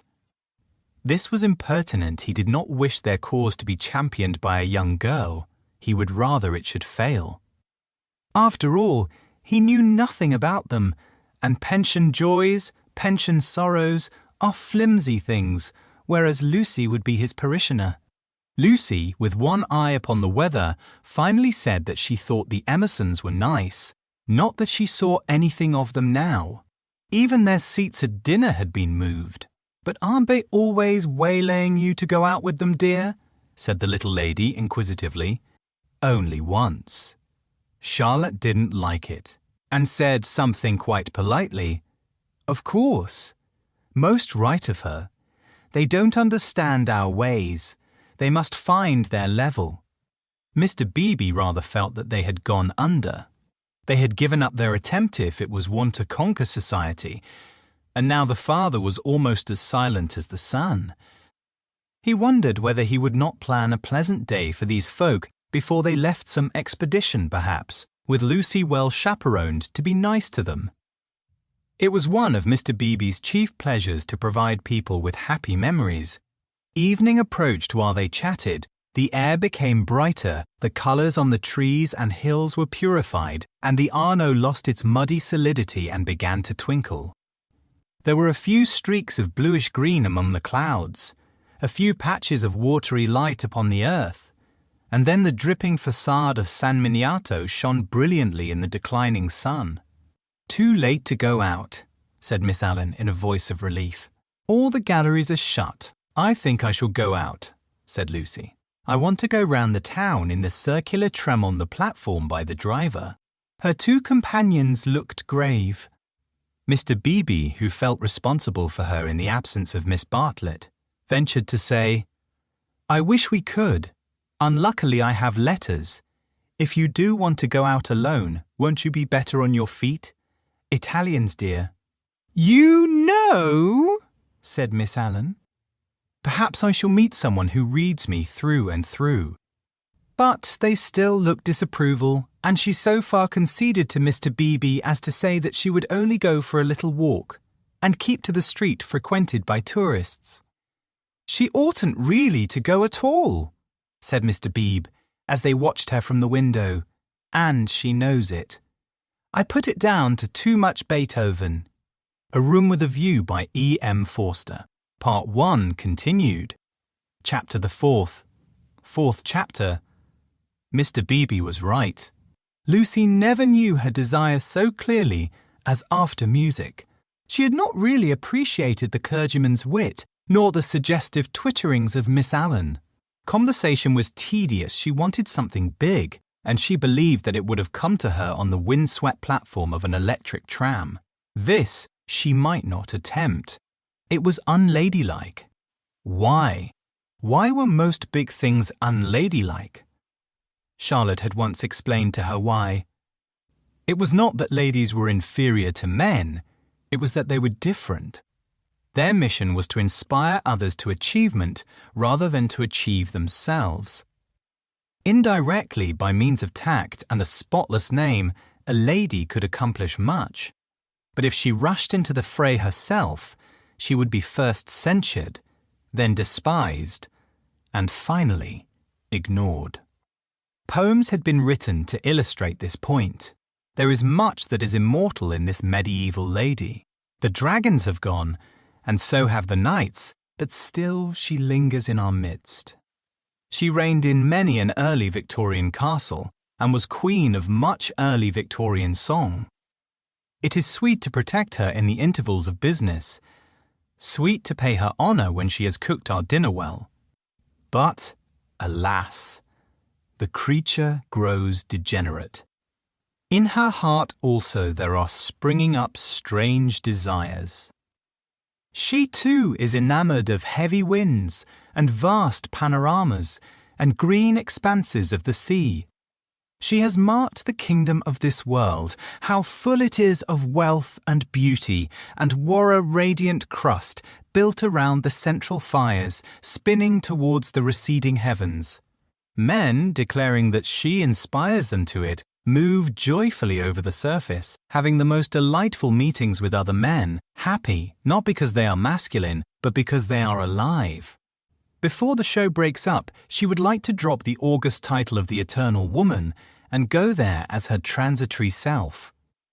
Lucy does not stand for the medieval lady, who was rather an ideal to which she was bidden to lift her eyes when feeling serious. Nor has she any system of revolt. Here and there a restriction annoyed her particularly, and she would transgress it, and perhaps be sorry that she had done so. This afternoon she was peculiarly restive. She would really like to do something of which her well-wishers disapproved. As she might not go on the electric tram, she went to Alinari's shop. There she bought a photograph of Botticelli's Birth of Venus. Venus, being a pity, spoilt the picture, otherwise so charming, and Miss Bartlett had persuaded her to do without it. A pity in art, of course, signified the nude. Giorgione's Tempesta, the Idolino, some of the Sistine frescoes and the Apoxyomenos were added to it. She felt a little calmer then, and bought Fra Angelico's Coronation, Giotto's Ascension of St. John, some Della Robbia babies, and some Guido Reni Madonnas. For her taste was Catholic, and she extended uncritical approval to every well-known name. But though she spent nearly 7 lire, the gates of liberty seemed still unopened. She was conscious of her discontent. It was new to her to be conscious of it. The world, she thought, is certainly full of beautiful things. If only I could come across them. It was not surprising that Mrs. Honeychurch disapproved of music, declaring that it always left her daughter peevish, unpractical and touchy. Nothing ever happens to me, she reflected, as she entered the Piazza Signoria and looked nonchalantly at its marvels, now fairly familiar to her. The great square was in shadow, the sunshine had come too late to strike it. Neptune was already unsubstantial in the twilight, half god, half ghost, and his fountain plashed dreamily to the men and satyrs who idled together on its marge. The loggia showed as the triple entrance of a cave wherein many a deity, shadowy but immortal, looking forth upon the arrivals and departures of mankind. It was the hour of unreality, the hour, that is, when unfamiliar things are real. An older person at such an hour and in such a place might think that sufficient was happening to him and rest content. Lucy desired more. She fixed her eyes wistfully on the tower of the palace, which rose out of the lower darkness like a pillar of roughened gold. It seemed no longer a tower, no longer supported by earth, but some unattainable treasure throbbing in the tranquil sky. Its brightness mesmerized her, still dancing before her eyes when she bent them to the ground and started towards home. Then something did happen. 2 Italians by the loggia had been bickering about a debt. "Cinque lire!" they had cried. "Cinque lire!" They sparred at each other, and one of them was hit lightly upon the chest. He frowned. He bent towards Lucy with a look of interest, as if he had an important message for her. He opened his lips to deliver it, and a stream of red came out between them and trickled down his unshaven chin. That was all. A crowd rose out of the dusk. It hid this extraordinary man from her, and bore him away to the fountain. Mr. George Emerson happened to be a few paces away, looking at her across the spot where the man had been. How very odd! Across something. Even as she caught sight of him, he grew dim. The palace itself grew dim, swayed above her, fell onto her softly, slowly, noiselessly, and the sky fell with it. She thought, "Oh, what have I done? Oh, what have I done?" she murmured, and opened her eyes. George Emerson still looked at her, but not across anything. She had complained of dullness, and lo, one man was stabbed, and another held her in his arms. They were sitting on some steps in the Uffizi arcade. He must have carried her. He rose when she spoke, and began to dust his knees. She repeated, "Oh, what have I done? You fainted." "I am very sorry. How are you now?" "Perfectly well, absolutely well." And she began to nod and smile. "Then let us come home. There's no point in our stopping." He held out his hand to pull her up. She pretended not to see it. The cries from the fountain they had never ceased rang emptily. The whole world seemed pale and void of its original meaning. "How very kind you have been! I might have hurt myself falling, but now I am well. I can go alone, thank you." His hand was still extended. "Oh, my photographs!" she exclaimed suddenly. "What photographs?" "I bought some photographs at Alinari's. I must have dropped them out there in the square." She looked at him cautiously. "Would you add to your kindness by fetching them?" He added to his kindness. As soon as he had turned his back, Lucy arose with the running of a maniac and stole down the arcade towards the Arno. "Miss Honeychurch." She stopped with her hand on her heart. "You sit still, you aren't fit to go home alone." "Ah, yes, I am. Thank you so very much." No, you aren't. You'd go openly if you were. But I had rather... Then I don't fetch your photographs. I had rather be alone." He said imperiously, "The man is dead, the man is probably dead. Sit down till you are rested." She was bewildered and obeyed him. "And don't move till I come back." In the distance, she saw creatures with black hoods, such as appear in dreams. The palace tower had lost the reflection of the declining day and joined itself to earth. How should she talk to Mr. Emerson when he returned from the shadowy square? Again the thought occurred to her, "Oh, what have I done?" The thought that she, as well as the dying man, had crossed some spiritual boundary. He returned, and she talked of the murder. Oddly enough, it was an easy topic. She spoke of the Italian character. She became almost garrulous over the incident that had made her faint 5 minutes before. Being strong physically, she soon overcame the horror of blood. She rose without his assistance, and though wings seemed to flutter inside her, she walked firmly enough towards the Arno. There a cabman signalled to them they refused him. And the murderer tried to kiss him. "You say how very odd Italians are," and gave himself up to the police. Mr. Beebe was saying that Italians know everything, but I think they are rather childish. When my cousin and I were at the Pity yesterday, what was that?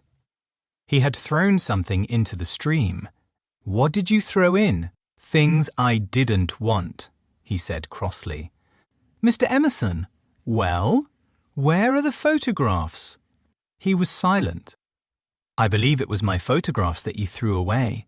I didn't know what to do with them," he cried, and his voice was that of an anxious boy. Her heart warmed towards him for the first time. They were covered with blood. "There! I'm glad I've told you, and all the time we were making conversation, I was wondering what to do with them." He pointed downstream. "They've gone. The river swirled under the bridge. I did mind them so, and one is so foolish. It seemed better that they should go out to the sea. I don't know. I may just mean that they frightened me. Then the boy verged into a man. For something tremendous has happened. I must face it without getting muddled. It isn't exactly that a man has died." Something warned Lucy that she must stop him. "It has happened," he repeated, "and I mean to find out what it is." "Mr. Emerson," he turned towards her frowning, as if she had disturbed him in some abstract quest. "I want to ask you something before we go in." They were close to their pension. She stopped and leant her elbows against the parapet of the embankment. He did likewise. There is at times a magic in identity, of position. It is one of the things that have suggested to us eternal comradeship.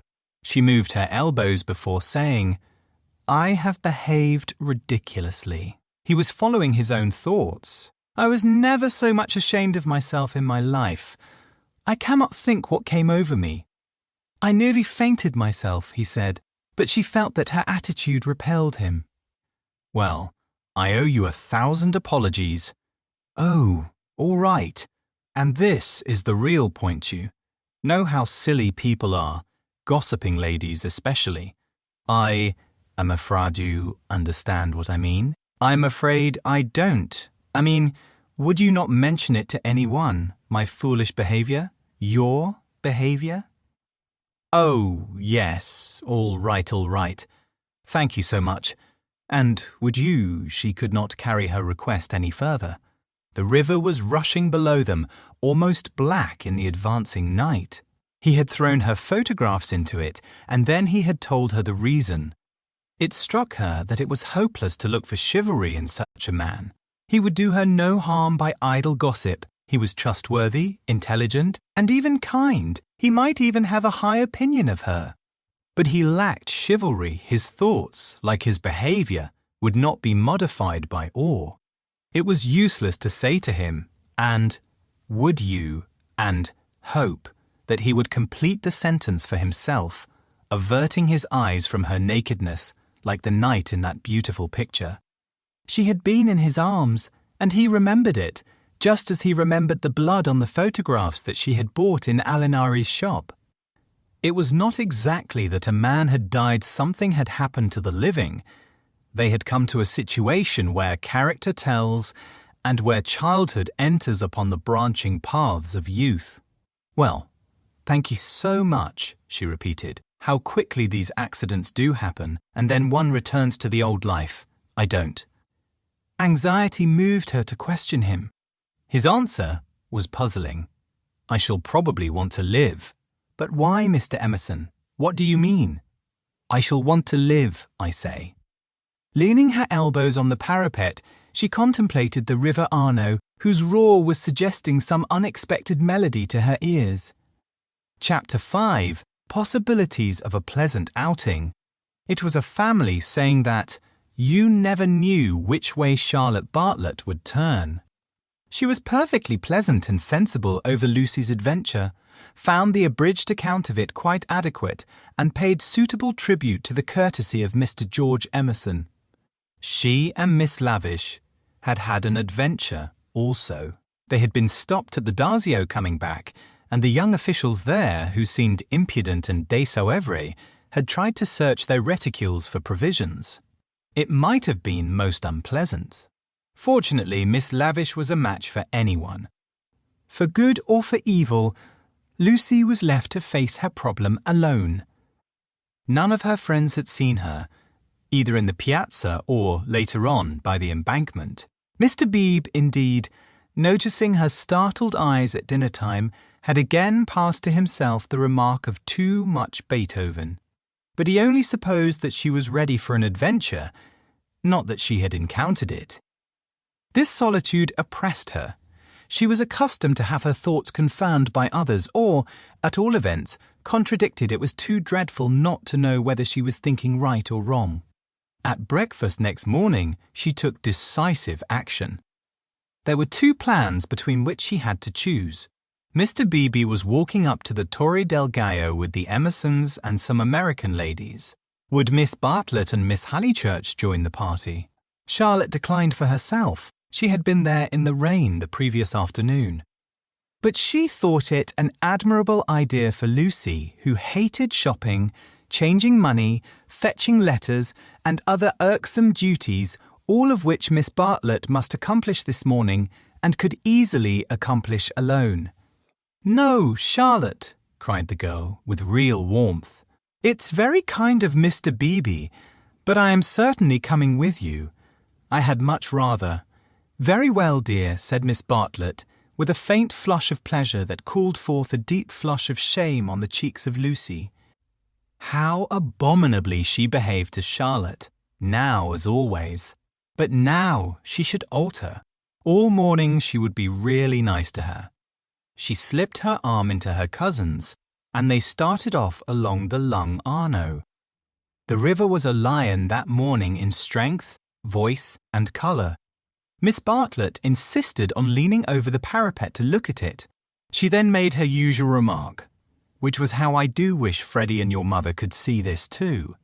Lucy fidgeted. It was tiresome of Charlotte to have stopped exactly where she did. "Look, Lucia. Oh, you are watching for the Torre del Gallo party. I feared you would repent you of your choice." Serious as the choice had been, Lucy did not repent. Yesterday had been a muddle, queer and odd, the kind of thing one could not write down easily on paper, but she had a feeling that Charlotte and her shopping were preferable to George Emerson and the summit of the Torre del Gallo. Since she could not unravel the tangle, she must take care not to re-enter it.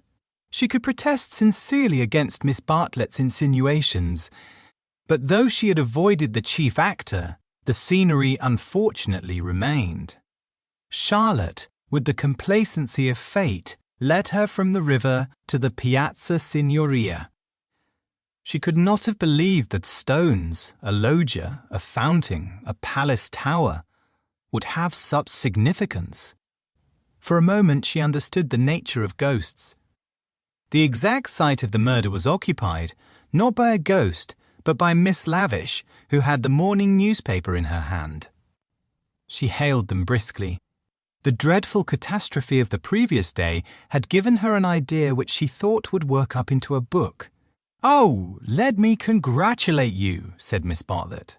"After your despair of yesterday, what a fortunate thing. Aha! Miss Honeychurch, come you here, I am in luck. Now, you are to tell me absolutely everything that you saw from the beginning." Lucy poked at the ground with her parasol.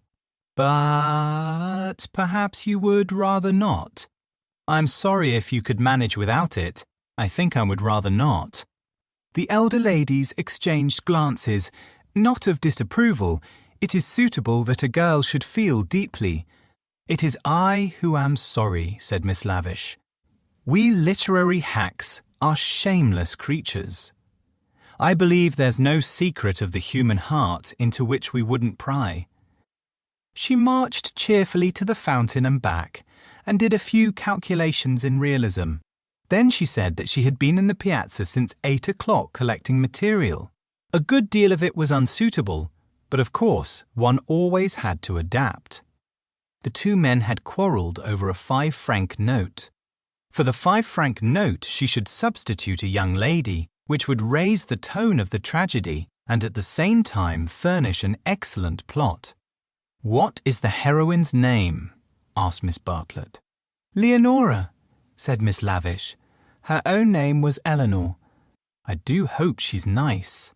That desideratum would not be omitted. And what is the plot? Love, murder, abduction, revenge was the plot. But it all came while the fountain plashed to the satyrs in the morning sun. "I hope you will excuse me for boring on like this," Miss Lavish concluded.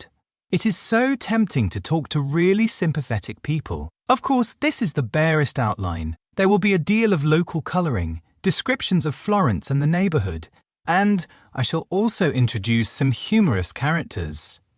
And let me give you all fair warning. I intend to be unmerciful to the British tourist." "Oh, you wicked woman," cried Miss Bartlett. "I am sure you are thinking of the Emersons." Miss Lavish gave a Machiavellian smile. "I confess that in Italy my sympathies are not with my own countrymen. It is the neglected Italians who attract me, and whose lives I am going to paint so far as I can. For I repeat, and I insist, and I have always held most strongly, that a tragedy such as yesterday's is not the less tragic because it happened in humble life." There was a fitting silence when Miss Lavish had concluded. Then the cousins wished success to her labours and walked slowly away across the square. "She is my idea of a really clever woman," said Miss Bartlett. That last remark struck me as so particularly true. It should be a most pathetic novel. Lucy assented. At present her great aim was not to get put into it. Her perceptions this morning were curiously keen, and she believed that Miss Lavish had her on trial for an ingenue.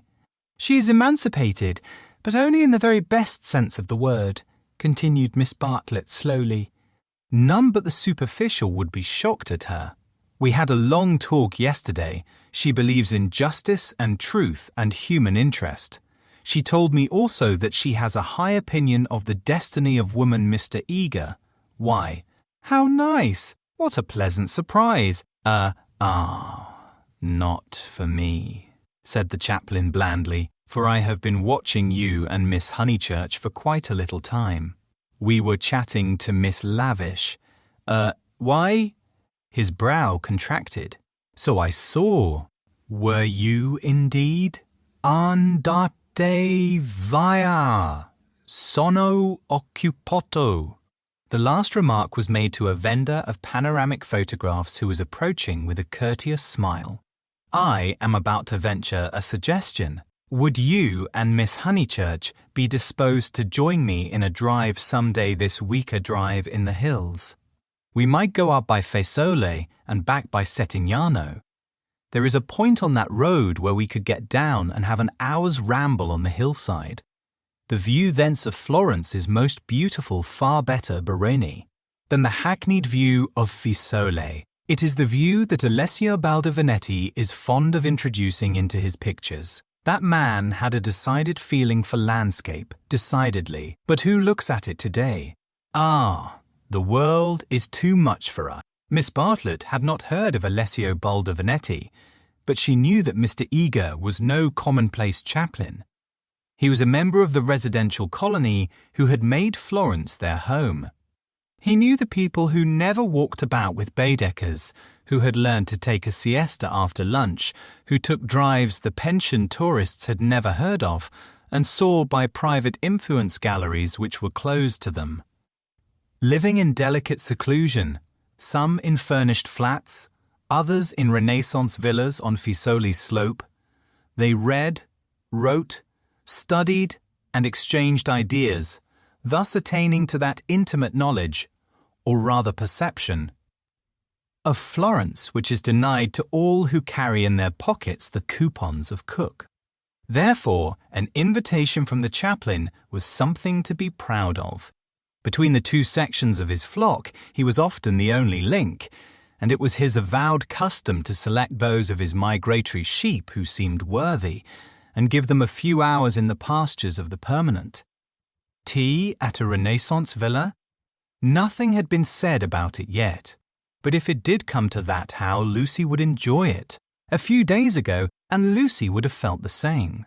But the joys of life were grouping themselves anew. A drive in the hills with Mr. Eager and Miss Bartlett, even if culminating in a residential party, was no longer the greatest of them. She echoed the raptures of Charlotte somewhat faintly. Only when she heard that Mr. Beebe was also coming did her thanks become more sincere. "So we shall be a party carré," said the chaplain. "In these days of toil and tumult, one has great needs of the country and its message of purity. Andate via, andate presto, presto. The town. Beautiful as it is the town." They assented.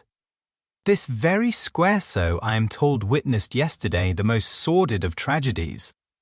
To one who loves the Florence of Dante and Carr. Savonarola there is something portentous in such desecration, portentous and humiliating. Humiliating indeed, said Miss Bartlett.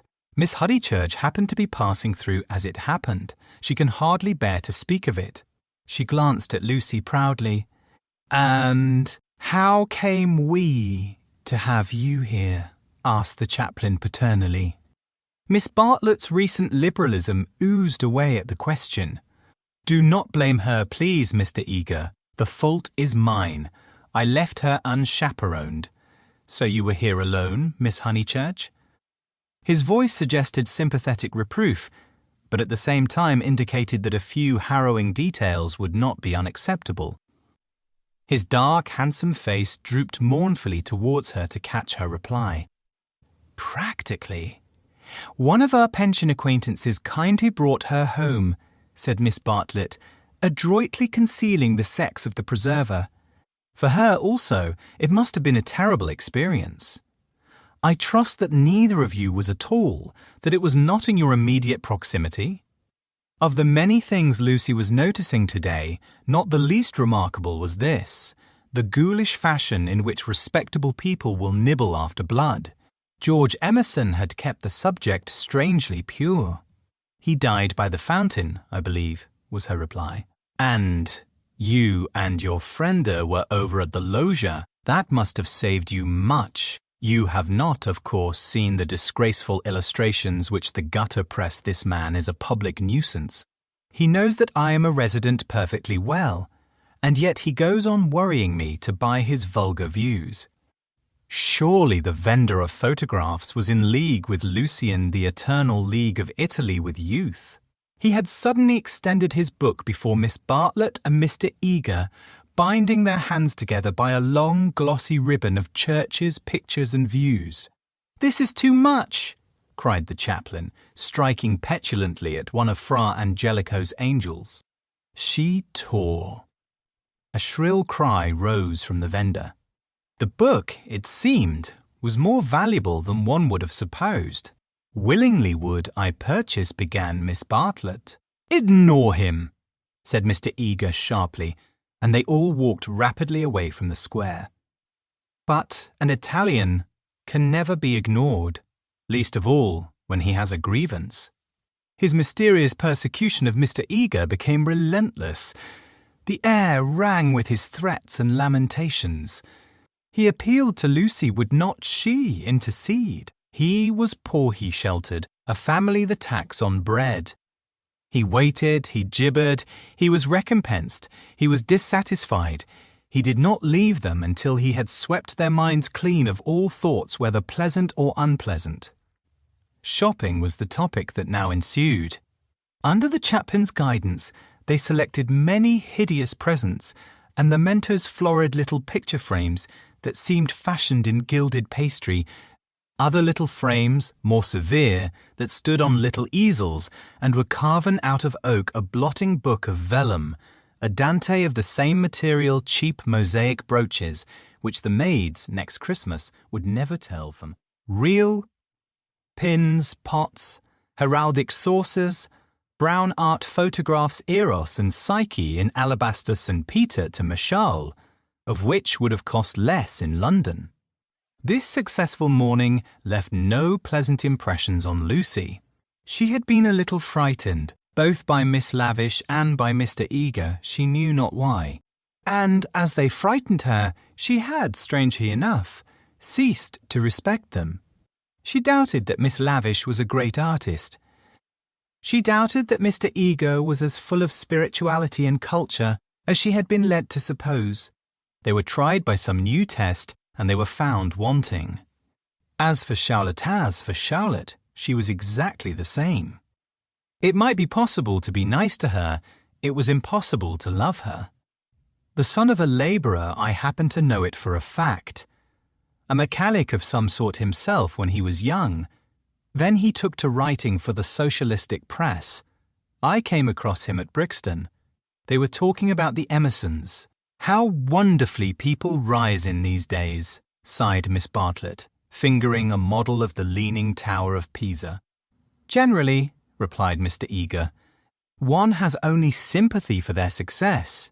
The desire for education and for social advance in these things, there is something not wholly vile. There are some working men whom one would be very willing to see out here in Florence Little, as they would make of it. Is he a journalist now?" Miss Bartlett asked. "He is not. He made an advantageous marriage." He uttered this remark with a voice full of meaning and ended with a sigh. "Oh, so he has a wife." "Dead, Miss Bartlett, dead. I wonder how he has the effrontery to look me in the face, to dare to claim acquaintance with me. He was in my London parish long ago. The other day in Santa Croce, when he was with Miss Honeychurch, I snubbed him. Let him beware that he does not get more than a snub. What? Cried. Lucy, flushing. "Exposure!" hissed Mr. Eager. He tried to change the subject, but in scoring a dramatic point, he had interested his audience more than he had intended. Miss Bartlett was full of very natural curiosity. Lucy, though she wished never to see the Emersons again, was not disposed to condemn them on a single word. "Do you mean," she asked, "that he is an irreligious man? We know that already." "Lucy, dear," said Miss Bartlett, gently reproving her cousin's penetration, "I should be astonished if you knew all. The boy, An innocent child at the time I will exclude. God knows what his education and his inherited qualities may have made him. May, perhaps, said Miss Bartlett. It is something that we had better not hear. To speak plainly, said Mr. Eager. It is. I will say no more. For the first time, Lucy's rebellious thoughts swept out in words for the first time in her life. You have said very little. It was my intention to say very little, was his frigid reply. He gazed indignantly at the girl, who met him with equal indignation. She turned towards him from the shop counter, her breast heaved quickly. He observed her brow and the sudden strength of her lips. It was intolerable that she should disbelieve him. Murder, if you want to know, he cried angrily. That man murdered his wife. How? She retorted. To all intents and purposes, he murdered her. That day in Santa Cruz, did they say anything against me? Not a word, Mr. Eager, not a single word. Oh, I thought they had been libeling me to you, but I suppose it is only their personal charms that makes you defend them. I'm not defending them, said Lucy, losing her courage and relapsing into the old chaotic methods. They're nothing to me. How could you think she was defending them? Said Miss Bartlett, much discomfited by the unpleasant scene. The shopman was possibly listening. She will find it difficult, for that man has murdered his wife in the sight of God. The addition of God was striking. But the chaplain was really trying to qualify a rash remark. A silence followed which might have been impressive, but was merely awkward. Then Miss Bartlett hastily purchased the Leaning Tower and led the way into the street. I must be going, said he, shutting his eyes and taking out his watch. Miss Bartlett thanked him for his kindness and spoke with enthusiasm of the approaching drive. Drive? Oh, is our drive to come off? Lucy was recalled to her manners, and after a little exertion the complacency of Mr. Eager was restored. Bother the drive, exclaimed the girl, as soon as he had departed. It is just the drive we had arranged with Mr. Beebe without any fuss at all. Why should he invite us in that absurd manner? We might as well invite him. We are each paying for ourselves. Miss Bartlett, who had intended to lament over the Emersons, was launched by this remark into unexpected thoughts.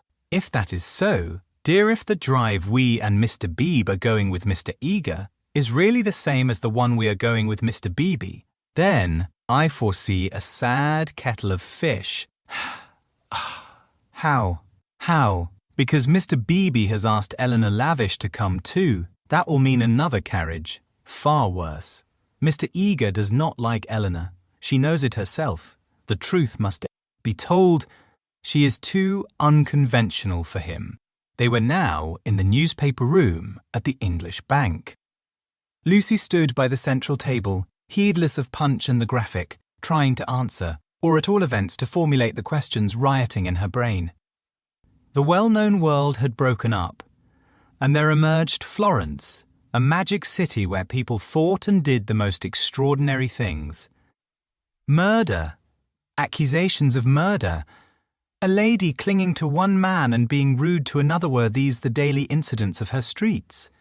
Was there more in her frank beauty than met the eye, the power, perhaps, to evoke passions, good and bad, and to bring them speedily to a fulfillment?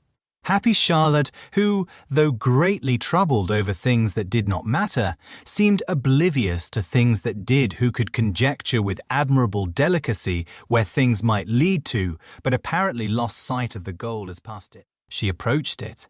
Now she was crouching in the corner, trying to extract a circular note from a kind of linen nose-bag which hung in chaste concealment round her neck. She had been told that this was the only safe way to carry money in Italy. It must only be broached within the walls of the English Bank. As she groped, she murmured, "Whether it is Mr. Beebe who forgot to tell Mr. Eager, or Mr. Eager who forgot when he told us, or whether they have decided to leave Eleanor out altogether, which they could scarcely do, but in any case we must be prepared. It is you they really want. I am only asked for appearances. You shall go with the two gentlemen, and I and Eleanor will follow behind. A one-horse carriage would do for us. Yet how difficult it is. It is indeed, replied the girl, with a gravity. That sounded sympathetic. What do you think about it? Asked Miss Bartlett, flushed from the struggle, and buttoning up her dress. I don't know what I think, nor what I want. Oh, dear Lucy, I do hope Florence isn't boring you. Speak the word, and, as you know, I would take you to the ends of the earth tomorrow. Thank you, Charlotte, said Lucy, and pondered over the offer. There were letters for her at the bureau, one from her brother, full of athletics and biology, one from her mother, delightful as only her mother's letters could be. She had read in it of the crocuses which had been bought for yellow and were coming up puce, of the new parlour-maid who had watered the ferns with essence of lemonade, of the semi-detached cottages which were ruining Summer Street and breaking the heart of Sir Harry Otway. She recalled the free, pleasant life of her home, where she was allowed to do everything and where nothing ever happened to her. The road up through the pine woods, the clean drawing-room, the view over the Sussex Weald all hung before her bright and distinct, but pathetic as the pictures in a gallery to which, after much experience, a traveller returns. And the news? Asked Miss Bartlett. Mrs. Vyse and her son have gone to Rome, said Lucy, giving the news that interested her least. Do you know the Vyses? Oh, not that way back. We can never have too much of the dear Piazza Signoria. They're nice people, the Vyses. So clever, my idea of what's really clever. Don't you long to be in Rome? I die for it. The Piazza Signoria is too stony to be brilliant. It has no grass, no flowers, no frescoes, no glittering walls of marble or comforting patches of ruddy brick. By an odd chance, unless we believe in a presiding genius of places, the statues that relieve its severity suggest not the innocence of childhood, nor the glorious bewilderment of youth, but the conscious achievements of Cass. Maturity, Perseus and Judith, Hercules and the Snelder, they have done or suffered something, and though they are immortal, immortality has come to them after experience, not before. Here, not only in the solitude of nature, might a hero meet a goddess, or a heroine a god. Charlotte! Cried the girl suddenly. Here's an idea. What if we popped off to Rome tomorrow, straight to the Vyses Hotel? For I do know what I want. I'm sick of Florence. No, you said you'd go to the ends of the earth. Do. Miss Bartlett, with equal vivacity, replied, Oh, you droll person. Pray, what would become of your drive in the hills? They passed together through the gaunt beauty of the square, laughing over the unpractical suggestion. Chapter V. The Reverend Arthur Beebe, the Reverend Cuthbert Eager, Mr. Emerson, Mr. George Emerson, Miss Eleanor Lavish, Miss Charlotte Bartlett, and Miss Lucy Honeychurch drive out in carriages to see a view. Italians drive them. It was Phaethon who drove them to Fiesole that memorable day, a youth all irresponsibility and fire, recklessly urging his master's horses up the stony hill. Mr. Beebe recognized him at once. Neither the ages of faith nor the age of doubt had touched him. He was Phaethon in Tuscany driving a cab. And it was Persephone whom he asked leave to pick up on the way, saying that she was his sister Persephone, tall and slender and pale, returning with the spring to her mother's cottage and still shading her eyes from the unaccustomed light. To her, Mr. Eager objected, saying that here was the thin edge of the wedge, and one must guard against imposition. But the ladies interceded, and when it had been made clear that it was a very great favour, the goddess was allowed to mount beside the god.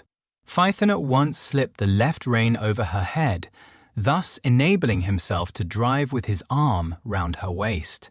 She did not mind. Mr. Eager, who sat with his back to the horses, saw nothing of the indecorous proceeding and continued his conversation with Lucy. The other two occupants of the carriage were old Mr. Emerson and Miss Lavish. For a dreadful thing had happened. Mr. Beebe, without consulting Mr. Eager, had doubled the size of the party, and though Miss Bartlett and Miss Lavish had planned all the morning how the people were to sit, at the critical moment when the carriages came round they lost their heads, and Miss Lavish got in with Lucy, while Miss Bartlett with George Emerson and Mr. Beebe followed on behind. It was hard on the poor chaplain to have his party carré thus transformed. Tea at a Renaissance villa, if he had ever meditated it, was now impossible. Lucy and Miss Bartlett had a certain style about them, and Mr. Beebe, though unreliable, was a man of parts. But a shoddy lady writer and a journalist who had murdered his wife in the sight of God Day should enter no villa at his introduction. Lucy, elegantly dressed in white, sat erect and nervous amid these explosive ingredients, attentive to Mr. Eager, repressive towards Miss Lavish, watchful of old Mr. Emerson, hitherto fortunately asleep, thanks to a heavy lunch and the drowsy atmosphere of spring. She looked on the expedition as the work of fate. But for it she would have avoided George Emerson successfully. In an open manner he had shown that he wished to continue their intimacy. She had refused, not because she disliked him, but because she did not know what had happened, and suspected that he did know. And this frightened her, for the real event, whatever it was, had taken place, not in the loggia, but by the river.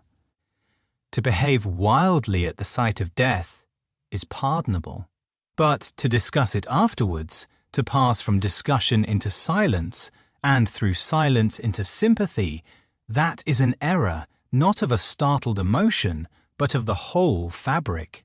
There was really something blameworthy, she thought, in their joint contemplation of the shadowy stream, in the common impulse which had turned them to the house without the passing of a look or word.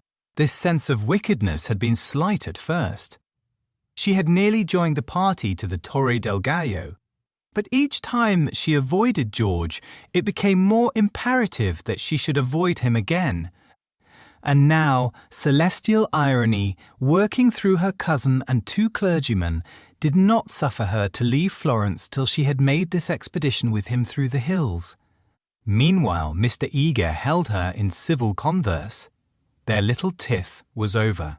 "So, Miss Honeychurch, you are travelling? As a student of art? Oh, dear me, no, oh, no, oh, no, oh." "Perhaps as a student of human nature," interposed Miss Lavish, "like myself." "Oh, no, I am here as a tourist." "Oh, indeed," said Mr. Eager. "Are you indeed? If you will not think me rude, we residents sometimes pity you poor tourists, not a little handed about like a parcel of goods from Venice to Florence, from Florence to Rome, living herded together in pensions or hotels, quite unconscious of anything that is outside Baedeker, their one anxiety to get done or through and go on somewhere else. The result is they mix up towns, rivers, palaces in one inextricable whirl. You know the American girl in Punch who says, "Say, Papa, what did we see at Rome?" And the father replies, "Why, guess Rome was the place where we saw the yaller dog. There's travelling for you." "Ha, ha, ha, ha, I quite agree," said Miss Lavish, who had several times tried to interrupt his mordant wit. The narrowness and superficiality of the Anglo-Saxon tourist is nothing less than a menace. Quite so. Now, the English colony at Florence, Miss Honeychurch, and it is of considerable size, though, of course, not all equally a few are here for trade. For example, but the greater part are students. Lady Helen Laverstock is at present busy over Fra Angelico. I mention her name because we are passing her villa on the left. No, you can only see it if you stand col. No, do not stand. You will fall. She is very proud of that thick hedge. Inside, perfect seclusion. One might have gone back 600 years. Some critics believe that her garden was the scene of the Decameron, which lends it an additional interest, does it not? "And it does indeed," cried Miss Lavish. "Tell me, where do they place the scene of that wonderful seventh day?" But Mr. Ego proceeded to tell Miss Honeychurch that on the right lived Mr. Someone Something, an American of the best type so rare, and that the somebody else's were farther down the hill. Doubtless you know her monographs in the series of medieval byways. He is working at Gemistus Pletho. Sometimes as I take tea in their beautiful grounds I hear, over the wall, the electric tram squealing up the new road with its loads of hot, dusty, unintelligent tourists who are going to do Fiesole in an hour in order that they may say they have been there, and I think how little they think what lies so near them. During this speech, the two figures on the box were sporting with each other disgracefully. Lucy had a spasm of envy. Granted that they wished to misbehave, it was pleasant for them to be able to do so. They were probably the only people enjoying the expedition. The carriage swept with agonizing jolts up through the piazza of Fiesole and into the Settignano road. "Piano! Piano!" said Mr. Eager, elegantly waving his hand over his head. "Va bene, signor! Va bene, va bene," crooned the driver, and whipped his horses up again. Now Mr. Eager and Miss Lavish began to talk against each other on the subject of Alessio Baldovinetti. Was he a cause of the Renaissance, or was he one of its manifestations? The other carriage was left behind. As the pace increased to a gallop, the large, slumbering form of Mr. Emerson was thrown against the chaplain with the regularity of a machine. "Piano, piano," said he, with a martyred look at Lucy. An extra lurch made him turn angrily in his seat. Phaethon, who for some time had been endeavouring to kiss Persephone, had just succeeded. A little scene ensued, which, as Miss Bartlett said afterwards, was most unpleasant. The horses were stopped, the lovers were ordered to disentangle themselves, the boy was to lose his pourboire, the girl was immediately to get down. "She is my sister," said he, turning round on them with piteous eyes. Mr. Eager took the trouble to tell him that he was a liar. Phaethon hung down his head, not at the matter of the accusation, but at its manner. At this point, Mr. Emerson, whom the shock of stopping had awoke, declared that the lovers must on no account be separated, and patted them on the back to signify his approval. And Miss Lavish, though unwilling to ally him, felt bound to support the cause of Bohemianism. "Most certainly I would let them be," she cried. "But I dare say I shall receive scant support. I have always flown in the face of the conventions all my life. This is what I call an adventure." "We must not submit," said Mr. Eager. "I knew he was trying it on. He is treating us as if we were a party of Cook's tourists." "Surely no," said Miss Lavish, her ardour visibly decreasing. The other carriage had drawn up behind, and sensible Mr. Beebe called out that after this warning the couple would be sure to behave themselves properly. "Leave them alone," Mr. Emerson begged the chaplain, of whom he stood in no awe. "Do we find happiness so often that we should turn it off the box when it happens to sit there? To be driven by lovers a king might envy us, and if we part them it's more like sacrilege than anything I know." Here the voice of Miss Bartlett was heard saying that a crowd had begun to collect. Mr. Eager, who suffered from an overfluent tongue rather than a resolute will, was determined to make himself heard. He addressed the driver again. Italian in the mouth of Italians is a deep-voiced stream, with unexpected cataracts and boulders to preserve it from monotony. In Mr. Eager's mouth, it resembled nothing so much as an acid-whistling fountain which played ever higher and higher, and quicker, and more shrilly, till abruptly it was turned off with a click. "Signorina," said the man to Lucy when the display had ceased. Why should he appeal to Lucy? "Signorina," echoed Persephone in her glorious contralto. She pointed at the other carriage. Why? For a moment the two girls looked at each other. Then Persephone got down from the box. "Victory at last," said Mr. Eager, smiting his hands together as the carriages started again. "It is not victory," said Mr. Emerson. "It is defeat. You have parted two people who were happy." Mr. Eager shut his eyes. He was obliged to sit next to Mr. Emerson, but he would not speak to him. The old man was refreshed by sleep and took up the matter warmly. He commanded Lucy to agree with him. He shouted for support to his son. "We have tried to buy what cannot be bought with money. He has bargained to drive us, and he is doing it. We have no rights over his soul." Miss Lavish frowned. "It is hard when a person you have classed as typically British speaks out of his character." "He was not driving us well," she said. "He jolted us. That I deny. It was as restful as sleeping. Aha! He is jolting us now. Can you wonder? He would like to throw us out, and most certainly he is justified. And if I were superstitious, I'd be frightened of the girl too. It doesn't do to injure young people. Have you ever heard of Lorenzo de Medici?" Miss Lavish bristled. "Most certainly I have.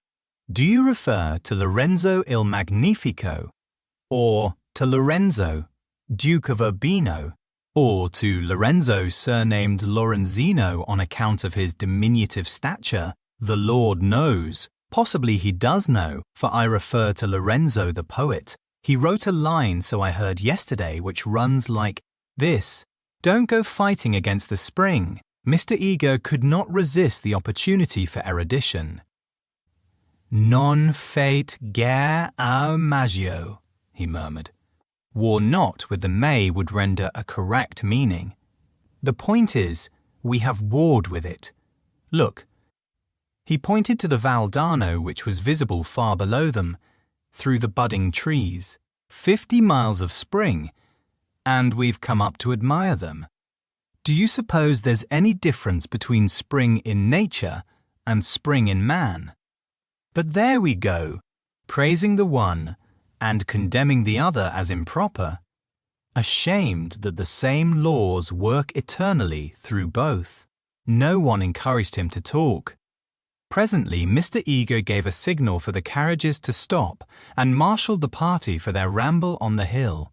A hollow like a great amphitheatre, full of terrace steps and misty olives, now lay between them and the heights of Fiesole, and the road, still following its curve, was about to sweep onto a promontory which stood out in the plain. It was this promontory, uncultivated, wet, covered with bushes and occasional trees, which had caught the fancy of Alessio Baldovinetti nearly 500 years before. He had ascended it, that diligent and rather obscure master, possibly with an eye to business, possibly for the joy of ascending. Standing there, he had seen that view of the Val d'Arno and distant Florence, which he afterwards had introduced not very effectively into his work. But where exactly had he stood? That was the question which Mr. Eager hoped to solve now. And Miss Lavish, whose nature was attracted by anything problematical, had become equally enthusiastic. But it is not easy to carry the pictures of Alessio Baldovinetti in your head, even if you have remembered to look at them before starting, and the haze in the valley increased the difficulty of the quest. The party sprang about from tuft to tuft of grass, their anxiety to keep together being only equalled by their desire to go different directions. Finally, they split into groups. Lucy clung to Miss Bartlett and Miss Lavish. The Emersons returned to hold laborious converse with the drivers, while the two clergymen, who were expected to have topics in common, were left to each other. The two elder ladies soon threw off the mask. In the audible whisper that was now so familiar to Lucy, they began to discuss, not Alessio Baldovinetti, but the drive. Miss Bartlett had asked Mr. George Emerson what his profession was, and he had answered the railway. She was very sorry that she had asked him. She had no idea that it would be such a dreadful answer, or she would not have asked him. Mr. Beebe had turned the conversation so cleverly, and she hoped that the young man was not very much hurt at her asking him. "The railway!" gasped Miss Lavish. "Oh, but I shall die. Of course it was the railway." She could not control her mirth. "He is the image of a porter on the southeastern." "Eleanor, be quiet," plucking at her vivacious companion. "Hush! They'll hear the Emersons. I can't stop. Let me go my wicked way. A porter, Eleanor." "I'm sure it's all right," put in Lucy. "The Emersons won't hear, and they wouldn't mind if they did." Miss Lavish did not seem pleased at this. "Miss Honeychurch listening," she said rather crossly. "Poof! Woof! You naughty girl! Go away!" "Oh, Lucy, you ought to be with Mr. Eager, I'm sure. I can't find them now, and I don't want to either." "Mr. Eager will be offended. It is your party. Please, I'd rather stop here with you." "No, I agree," said Miss Lavish. "It's like a school feast. The boys have got separated from the girls. Miss Lucy, you are to go. We wish to converse on high topics unsuited for your ear." The girl was stubborn. As her time at Florence drew to its close, she was only at ease amongst those to whom she felt indifferent. Such a one was Miss Lavish, and such for the moment was Charlotte. She wished she had not called attention to herself. They were both annoyed at her remark, and seemed determined to get rid of her. "How tired one gets," said Miss Bartlett. "Oh, I do wish Freddie and your mother could be here." Unselfishness with Miss Bartlett had entirely usurped the functions of enthusiasm. Lucy did not look at the view either. She would not enjoy anything till she was safe at Rome. "Then sit you down," said Miss Lavish. "Observe my foresight." With many a smile, she produced 2 of those mackintosh squares that protect the frame of the tourist from damp grass or cold marble steps. She sat on one who was to sit on the other. "Lucy, without a moment's doubt, Lucy, the ground will do for me. Really, I have not had rheumatism for years. If I do feel it coming on, I shall stand. Imagine your mother's feelings if I let you sit in the wet in your white cabra. Linen. Linen." She sat down heavily where the ground looked particularly moist. "Here we are, all settled delightfully. Even if my dress is thinner, it will not show so much, being brown. Sit down, dear, you are too unselfish, you don't assert yourself enough." She cleared her throat. "Now, don't be alarmed, this isn't a cold. It's the tiniest cough, and I have had it 3 days. It's nothing to do with sitting here at all. There was only one way of treating the situation." At the end of 5 minutes, Lucy departed in search of Mr. Beebe and Mr. Eager, vanquished by the mackintosh square. She addressed herself to the drivers, who were sprawling in the carriages, perfuming the cushions with cigars. The miscreant, a bony young man scorched black by the sun, rose to greet her with the courtesy of a host and the assurance of a relative. "Dove?" said Lucy, after much anxious thought. His face lit up. Of course he knew where. Not so far either. His arm swept 3/4 of the horizon. He should just think he did know where.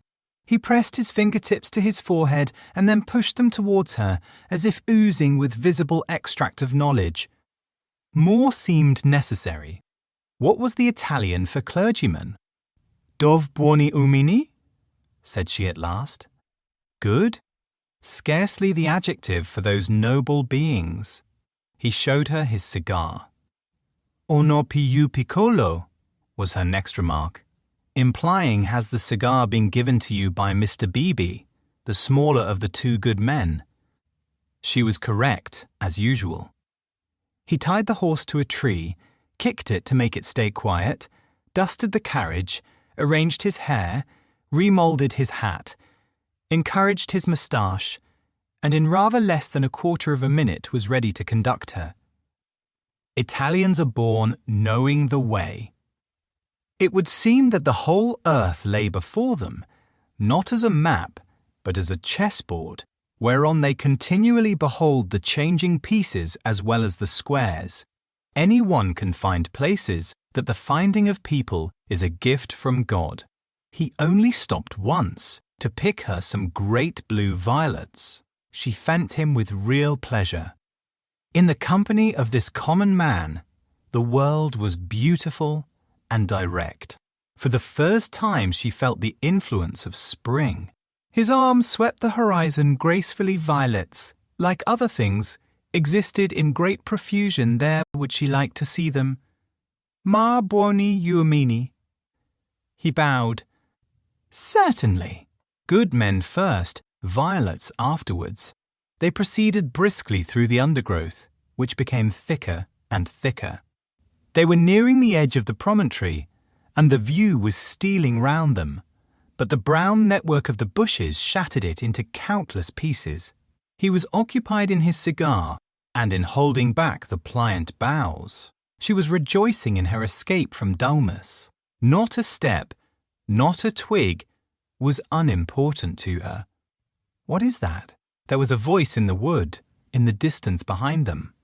The voice of Mr. Eager? He shrugged his shoulders. An Italian's ignorance is sometimes more remarkable than his knowledge. She could not make him understand that perhaps they had missed the clergyman. The view was forming at last. She could discern the river, the golden plain, other hills. Eccolo! He exclaimed. At the same moment the ground gave way, and with a cry she fell out of the wood. Light and beauty enveloped her. She had fallen onto a little open terrace, which was covered with violets from end to end. "Courage!" cried her companion, now standing some 6 feet above. Courage and love. She did not answer. From her feet the ground sloped sharply into view, and violets ran down in rivulets and streams and cataracts, irrigating the hillside with blue, eddying round the tree stems, collecting into pools in the hollows, covering the grass with spots of azure foam. But never again were they in such profusion. This terrace was the wellhead, the primal source whence beauty gushed out to water the earth. Standing at its brink, like a swimmer who prepares, was the good man. But he was not the good man that she had expected, and he was alone. George had turned at the sound of her arrival. For a moment he contemplated her, as one who had fallen out of heaven. He saw radiant joy in her face. He saw the flowers beat against her dress in blue waves. The bushes above them closed. He stepped quickly forward and kissed her. Before she could speak, almost before she could feel, a voice called, "Lucy! Lucy! Lucy!" The silence of life had been broken by Miss Bartlett, who stood brown against the view. Chapter the 7th. They return. Some complicated game had been playing up and down the hillside all the afternoon. What it was and exactly how the players had sided, Lucy was slow to discover. Mr. Eager had met them with a questioning eye. Charlotte had repulsed him with much small talk. Mr. Emerson, seeking his son, was told whereabouts to find him. Mr. Beebe, who wore the heated aspect of a neutral, was bidden to collect the factions for the return home. There was a general sense of groping and bewilderment. Pan had been amongst them, not the great god Pan, who has been buried these 2,000 years, but the little god Pan, who presides over social contretemps and unsuccessful picnics. Mr. Beebe had lost everyone, and had consumed in solitude the tea basket which he had brought up as a pleasant surprise. Miss Lavish had lost Miss Bartlett. Lucy had lost Mr. Eager. Mr. Emerson had lost George. Miss Bartlett had lost a Mackintosh square. Phaethon had lost the game. That last fact was undeniable. He climbed onto the box shivering, with his collar up, prophesying the swift approach of bad weather. "Let us go immediately," he told them. "The signorina will walk." "All the way?" "He will be ours," said Mr. Beebe. "Apparently. I told him it was unwise." He would look no one in the face. Perhaps defeat was particularly mortifying for him. He alone had played skillfully, using the whole of his instinct, while the others had used scraps of their intelligence. He alone had divined what things were, and what he wished them to be. He alone had interpreted the message that Lucy had received 5 days before from the lips of a dying man. Persephone, who spends half her life in the Griveshe, could interpret it also. Not so these English. They gain knowledge slowly, and perhaps too late. The thoughts of the cab driver, however just, seldom affect the lives of his employers. He was the most competent of Miss Bartlett's opponents, but infinitely the least dangerous. Once back in the town, he and his insight and his knowledge would trouble English ladies no more. Of course, it was most unpleasant she had seen his black head in the bushes. He might make a tavern story out of it. But after all, what have we to do with taverns? Real menace belongs to the drawing-room. It was of drawing-room people that Miss Bartlett thought as she journeyed downwards towards the fading sun. Lucy sat beside her. Mr. Eager sat opposite, trying to catch her eye. He was vaguely suspicious. They spoke of Alessio Baldovinetti. Rain and darkness came on together. The two ladies huddled together under an inadequate parasol. There was a lightning flash, and Miss Lavish, who was nervous, screamed from the carriage in front. At the next flash, Lucy screamed also. Mr. Eager addressed her professionally. "Courage, Miss Honeychurch, courage and faith. If I might say so, there is something almost blasphemous in this horror of the elements. Are we seriously to suppose that all these clouds, all this immense electrical display, is simply called into existence to extinguish you or me? No, of course, even from the scientific standpoint, the chances against our being struck are enormous. The steel knives, the only articles which might attract the current, are in the other carriage, and, in any case, we are infinitely safer than if we were walking. Courage, courage, and faith." Under the rug, Lucy felt the kindly pressure of her cousin's hand. At times, our need for a sympathetic gesture is so great that we care not what exactly it signifies or how much we may have to pay for it afterwards. Miss Bartlett, by this timely exercise of her muscles, gained more than she would have got in hours of preaching or cross-examination. She renewed it when the two carriages stopped, half into Florence. "Mr. Eager!" called Mr. Beebe. "We want your assistance. Will you interpret for us?" "George!" cried Mr. Emerson. "Ask your driver which way George went. The boy may lose his way. He may be killed." "Go, Mr. Eager," said Miss Bartlett. "Don't ask our driver. Our driver is no help. Go and support poor Mr. Beebe. He is nearly demented." "He may be killed," cried the old man. "He may be killed!" "Typical behaviour," said the chaplain as he quitted the carriage. In the presence of reality, that kind of person invariably breaks down. "What does he know?" whispered Lucy as soon as they were alone. "Charlotte, how much does Mr. Eager know?" "Nothing, dearest. He knows nothing." "But," she pointed at the driver, "he knows everything. Dearest, had we better? Shall I?" She took out her purse. "It is dreadful to be entangled with low-class people." He saw it all. Tapping Phaethon's back with her guidebook, she said, "Silenzio!" and offered him a franc. "They Benny," he replied, and accepted it.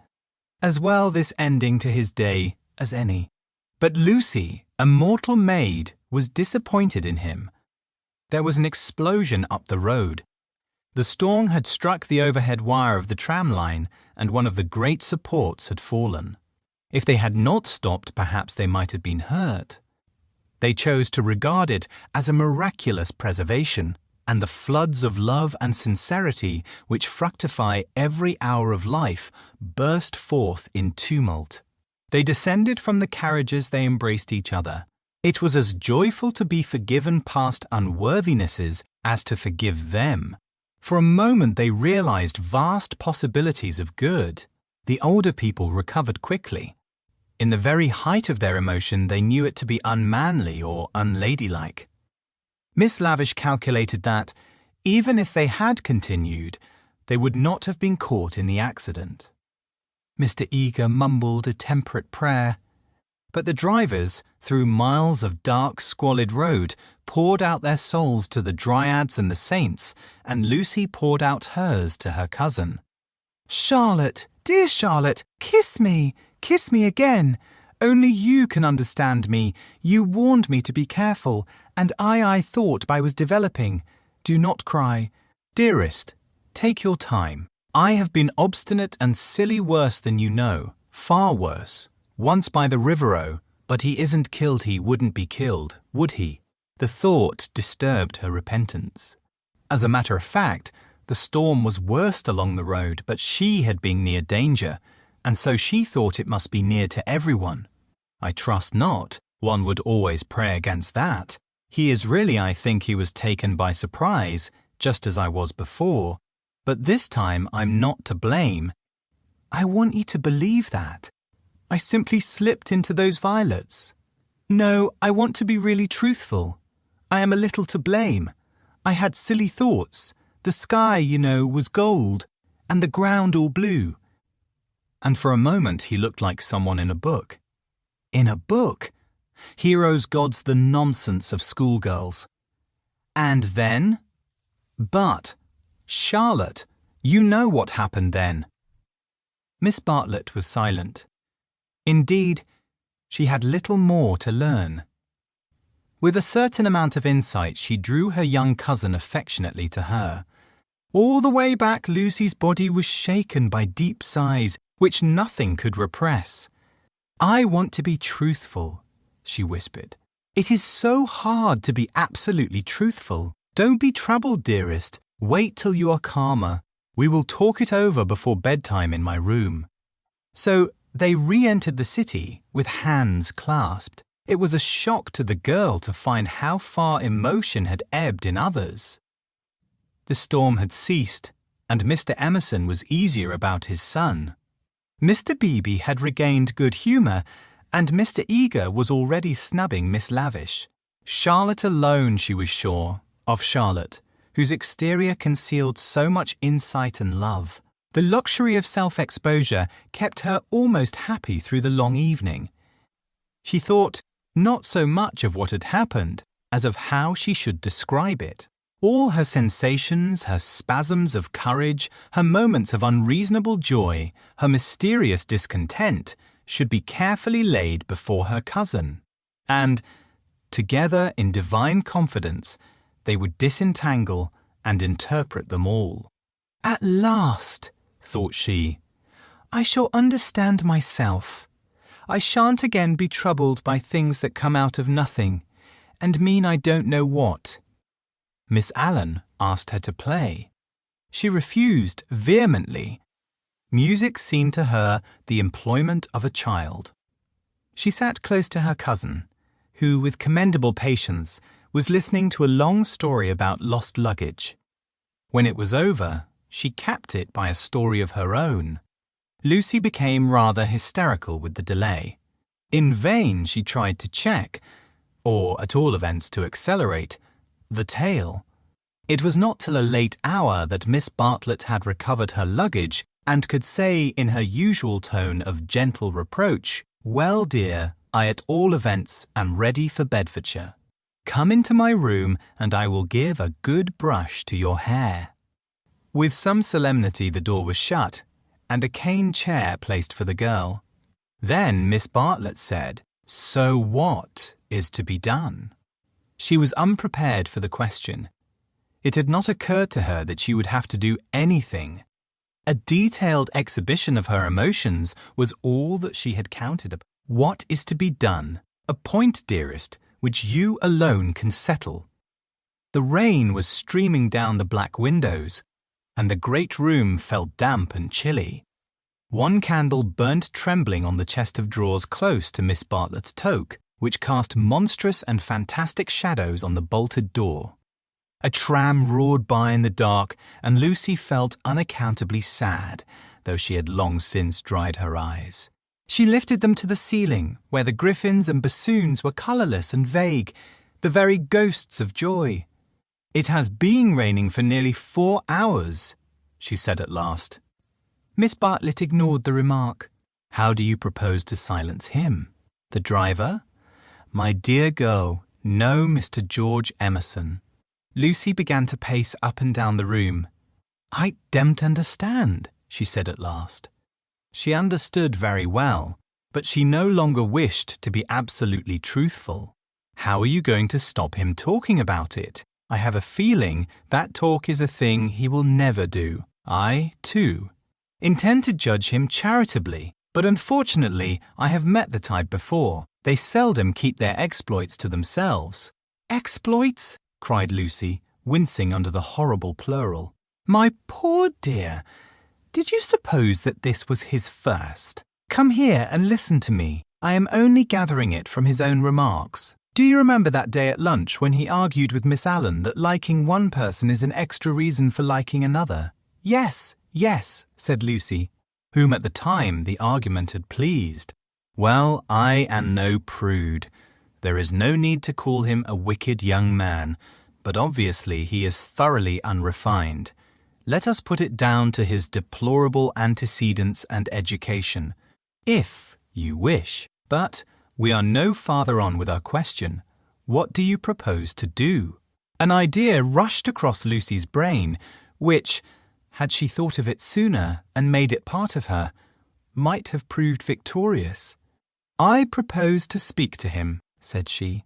Miss Bartlett uttered a cry of genuine alarm.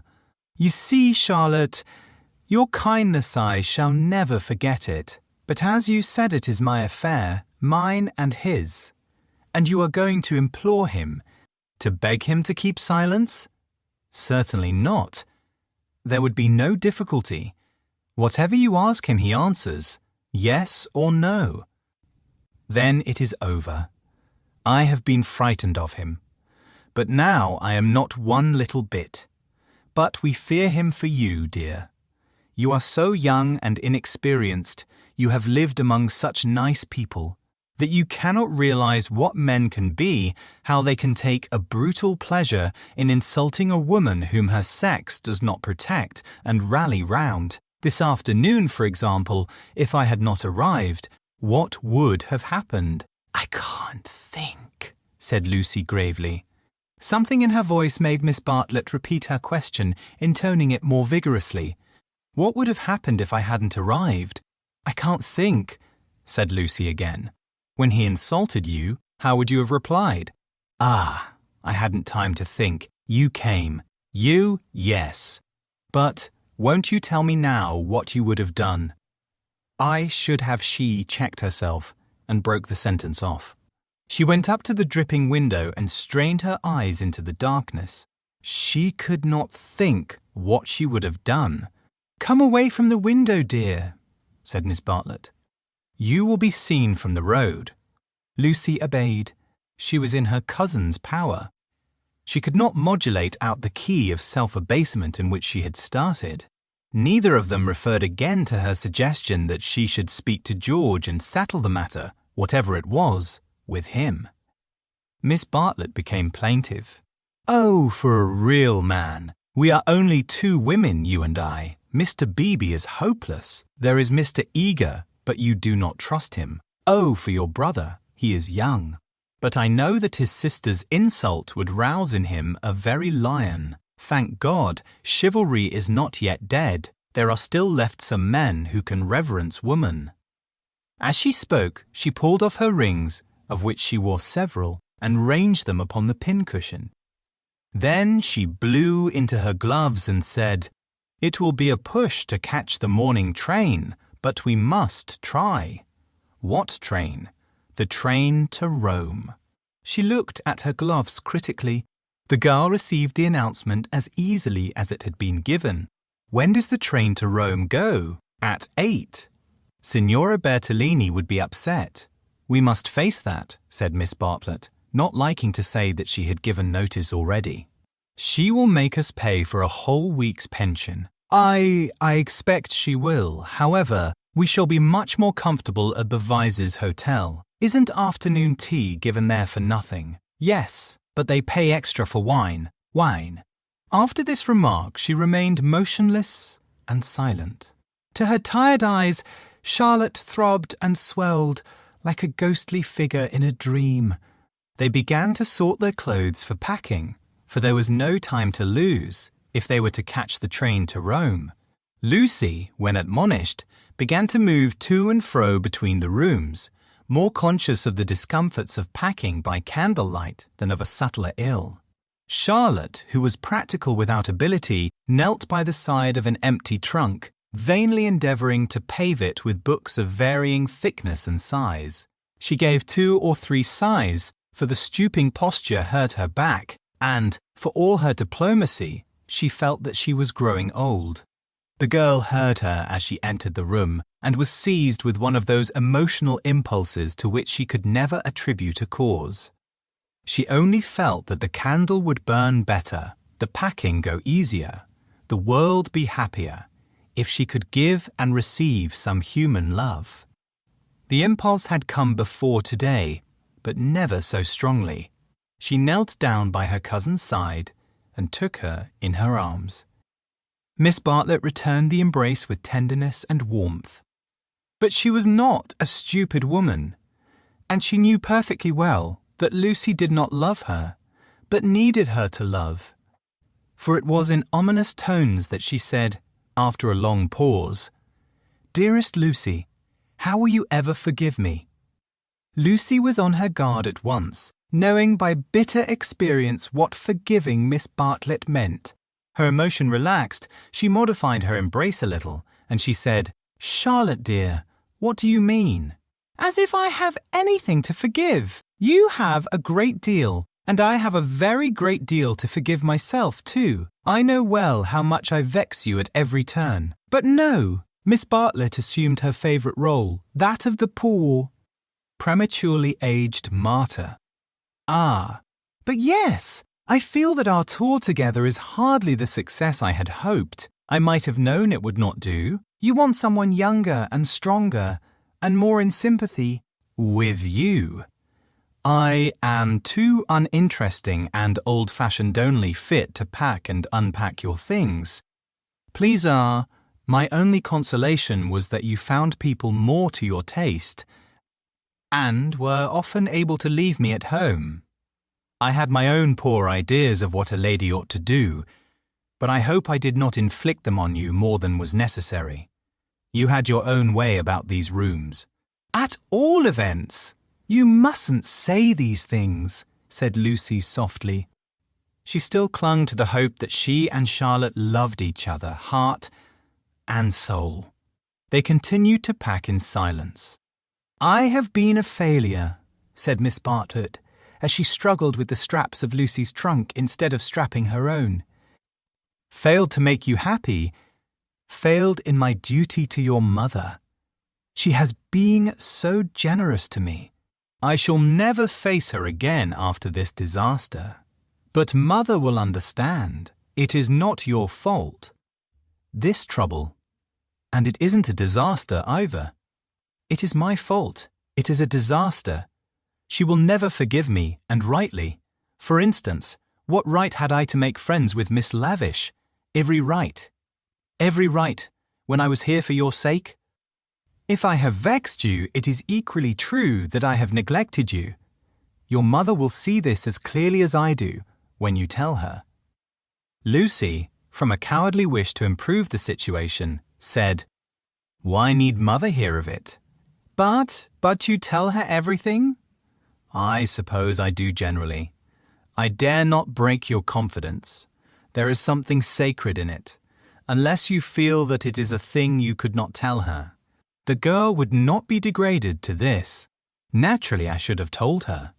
But in case she should blame you in any way, I promise I will not. I am very willing not to.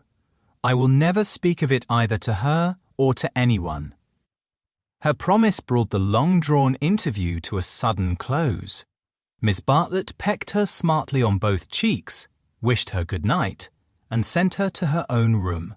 For a moment, the original trouble was in the background. George would seem to have behaved like a cad throughout. Perhaps that was the view which one would take eventually. At present, she neither acquitted nor condemned him. She did not pass judgment. At the moment when she was about to judge him, her cousin's voice had intervened, and ever since, it was Miss Bartlett who had dominated. Miss Bartlett who, even now, could be heard sighing into a crack in the partition wall. Miss Bartlett, who had really been neither pliable, nor humble, nor inconsistent. She had worked like a great artist. For a time indeed, for years she had been meaningless, but at the end there was presented to the girl the complete picture of a cheerless, loveless world in which the young rush to destruction until they learn better, a shame-faced world of precautions and barriers which may avert evil, but which do not seem to bring good, if we may judge from those who have used them most. Lucy was suffering from the most grievous wrong which this world has yet discovered. Diplomatic advantage had been taken of her sincerity, of her craving for sympathy and love. Such a wrong is not easily forgotten. Never again did she expose herself without due consideration and precaution against rebuff. And such a wrong may react disastrously upon the soul. The doorbell rang, and she started to the shutters. Before she reached them, she hesitated, turned, and blew out the candle. Thus it was that, though she saw someone standing in the wet below, he, though he looked up, did not see her. To reach his room, he had to go by hers. She was still dressed. It struck her that she might slip into the passage and just say that she would be gone before he was up, and that their extraordinary intercourse was there. Whether she would have dared to do this was never proved. At the critical moment, Miss Bartlett opened her own door, and her voice said, "I wish one word with you in the drawing-room, Mr. Emerson, please." Soon their footsteps returned, and Miss Bartlett said, "Good night, Mr. Emerson." His heavy, tired breathing was the only reply the chaperone had done her work. Lucy cried aloud, "It isn't true. It can't all be true. I want not to be muddled. I want to grow older quickly." Miss Bartlett tapped on the wall. "Go to bed at once, dear. You need all the rest you can get." In the morning they left for Rome. A Room with a View by E.M. Forster, Part 2, Chapter the 8th. Medieval, the drawing-room curtains at Windy Corner had been pulled to meet, for the carpet was new and deserved protection from the August sun. They were heavy curtains, reaching almost to the ground, and the light that filtered through them was subdued and varied. A poet non was present might have quoted, "Life like a dome of many-coloured glass," or might have compared the curtains to sluice gates, lowered against the intolerable tides of heaven. Without was poured a sea of radiance within. The glory, though visible, was tempered to the capacities of man. Two pleasant people sat in the room. One, a boy of 19, was studying a small manual of anatomy and peering occasionally at a bone which lay upon the piano. From time to time he bounced in his chair and puffed and groaned, for the day was hot and the print small, and the human frame fearfully made, and his mother, who was writing a letter, did continually read out to him what she had written, and continually did she rise from her seat and part the curtains, so that a rivulet of light fell across the carpet, and make the remark that they were still there. "Where aren't they?" said the boy, who was Freddie, Lucy's brother. "I tell you I'm getting fairly sick. For goodness sake, go out of my drawing-room, then," cried Mrs. Honeychurch, who hoped to cure her children of slang by taking it literally. Freddie did not move or reply.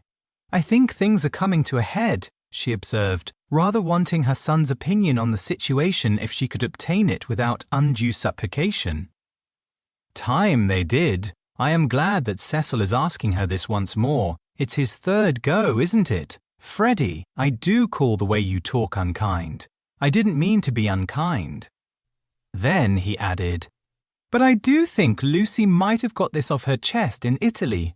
I don't know how girls manage things, but she can't have said no properly before, or she wouldn't have to say it again now. Over the whole thingy can't explain I do feel so uncomfortable. Do you indeed, dear? How interesting. I feel never mind. He returned to his work. Just listen to what I have written to Mrs. Vyse. I said, Dear Mrs. Vyse, yes, mother, you told me. A jolly good letter. I said, Dear Mrs. Vyse, Cecil has just asked my permission about it, and I should be delighted if Lucy wishes it. But she stopped reading. I was rather amused at Cecil asking my permission at all. He has always gone in for unconventionality, and parents nowhere, and so forth. When it comes to the point, he can't get on without me. Nor me, nor me. You? You? Freddie nodded. What do you mean? He asked me for my permission also. She exclaimed, How very odd of him! Why so? Asked the son and heir. Why shouldn't my permission be asked? What do you know about Lucy or girls or anything? Whatever did you say? I said to Cecil, Take her or leave her. It's no business of mine. What a helpful answer. Wah! But her own answer, though more normal in its wording, had been to the same effect. The bother is this, began Freddie. Then he took up his work again, too shy to say what the bother was. Mrs. Honeychurch went back to the window. Freddie, you must come. There they still are. I don't see you ought to go peeping like that. Peeping like that. Can't I look out of my own window? But she returned to the writing table, observing, as she passed her son, still page 322. Freddie snorted and turned over 2 leaves. For a brief space, they were silent. Close by, beyond the curtains, the gentle murmur of a long conversation had never ceased.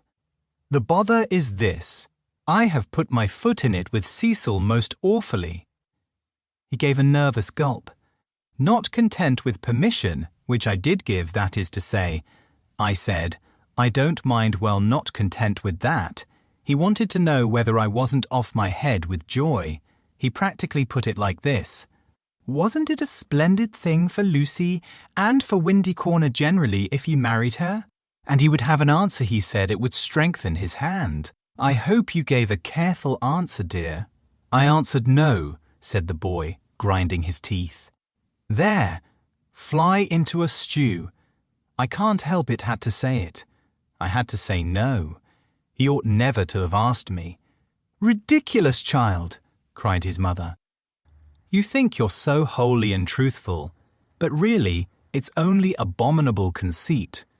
Do you suppose that a man like Cecil would take the slightest notice of anything you say? I hope he boxed your ears. How dare you say no? Oh, do keep quiet. Mother! I had to say no when I couldn't say yes. I tried to laugh as if I didn't mean what I said, and, as Cecil laughed too, and went away, it may be all right, but I feel my foot's in it. Oh, do keep quiet, though. And let a man do some work. No, said Mrs. Honeychurch, with the air of one who has considered the subject. I shall not keep quiet. You know all that has passed between them in Rome. You know why he is down here, and yet you deliberately insult him and try to turn him out of my house. Not a bit, he pleaded. I only let out I didn't like him. I don't hate him, but I don't like him. What I mind is that he'll tell Lucy. He glanced at the curtains dismally. Well, I like him, said Mrs. Honeychurch. I know his mother, he's good, he's clever, he's rich, he's well-connected. Oh, you needn't kit the piano. He's well-connected, I'll. Say it again if you like, he's well-connected. She paused, as if rehearsing her eulogy, but her face remained dissatisfied. She added, And he has beautiful manners. I liked him till just now. I suppose it's having him spoiling Lucy's first week at home, and it's also something that Mr. Beebe said, not knowing. Mr. Beebe? Said his mother, trying to conceal her interest. I don't see how Mr. Beebe comes in. You know Mr. Beebe's funny way, when you never quite know what he means. He said, Mr. Vess is an ideal bachelor. I was very cute. I asked him what he meant. He said, oh, he's like me, better detached. I couldn't make him say any more, but it set me thinking. Since Cecil has come after Lucy, he hasn't been so pleasant, but least I can't explain. You never can. Dear, but I can. You are jealous of Cecil because he may stop Lucy knitting you silk ties. The explanation seemed plausible, and Freddie tried to accept it. But at the back of his brain there lurked a dim mistrust. Cecil praised one too much for being athletic. Was that it? Cecil made one talk in one's own way. This tired one. Was that it? And Cecil was the kind of fellow who would never wear another fellow's cap. Unaware of his own profundity, Freddie checked himself. He must be jealous, or he would not dislike a man for such foolish reasons. Will this do? Called his mother. Dear Mrs. Vyse, Cecil has just asked my permission about it, and I should be delighted if Lucy wishes it. Then I put in at the top, and I have told Lucy so. I must write the letter out again, and I have told Lucy so. But Lucy seems very unsettled. And in these days, young people must decide for themselves. I said that because I didn't want Mrs. Vyse to think us old-fashioned. She goes in for lectures and improving her mind, and all the time a thick layer of flue under the beds, and the maid's dirty thumb marks where you turn on the electric light. She keeps that flat abominably. Suppose Lucy marries Cecil. Would she live in a flat or in the country? Don't interrupt so foolishly. Where was I? Oh, yes, young people must decide for themselves. I know that Lucy likes your son because she tells me everything, and she wrote to me from Rome when he asked her first. No. I'll cross that last bit out. It looks patronizing. I'll stop her because she tells me everything.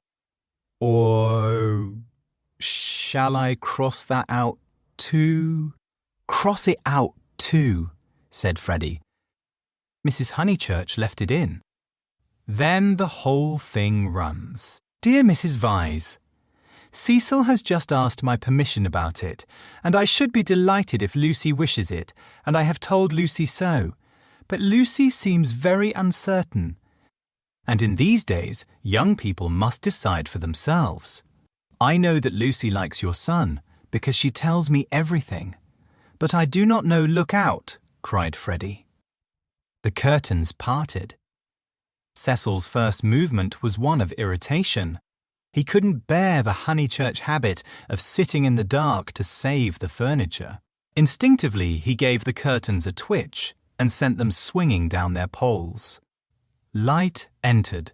There was revealed a terrace, such as is owned by many villas with trees each side of it, and on it a little rustic seat and 2 flower beds. But it was transfigured by the view beyond, for Windy Corner was built on the range that overlooks the Sussex Weald. Lucy, who was in the little seat, seemed on the edge of a green magic carpet which hovered in the air above the tremulous world. Cecil entered. Appearing thus late in the story, Cecil must be at once described. He was medieval, like a Gothic statue. Tall and refined, with shoulders that seemed braced square by an effort of the will, and a head that was tilted a little higher than the usual level of vision, he resembled those fastidious saints who guard the portals of a French Chamonix. Cathedral.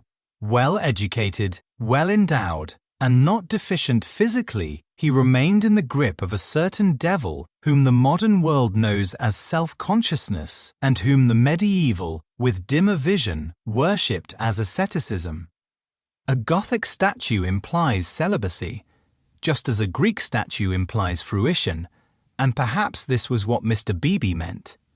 And Freddie, who ignored history and art, perhaps meant the same when he failed to imagine Cecil wearing another fellow's cap. Mrs. Honeychurch left her letter on the writing table and moved towards her young acquaintance.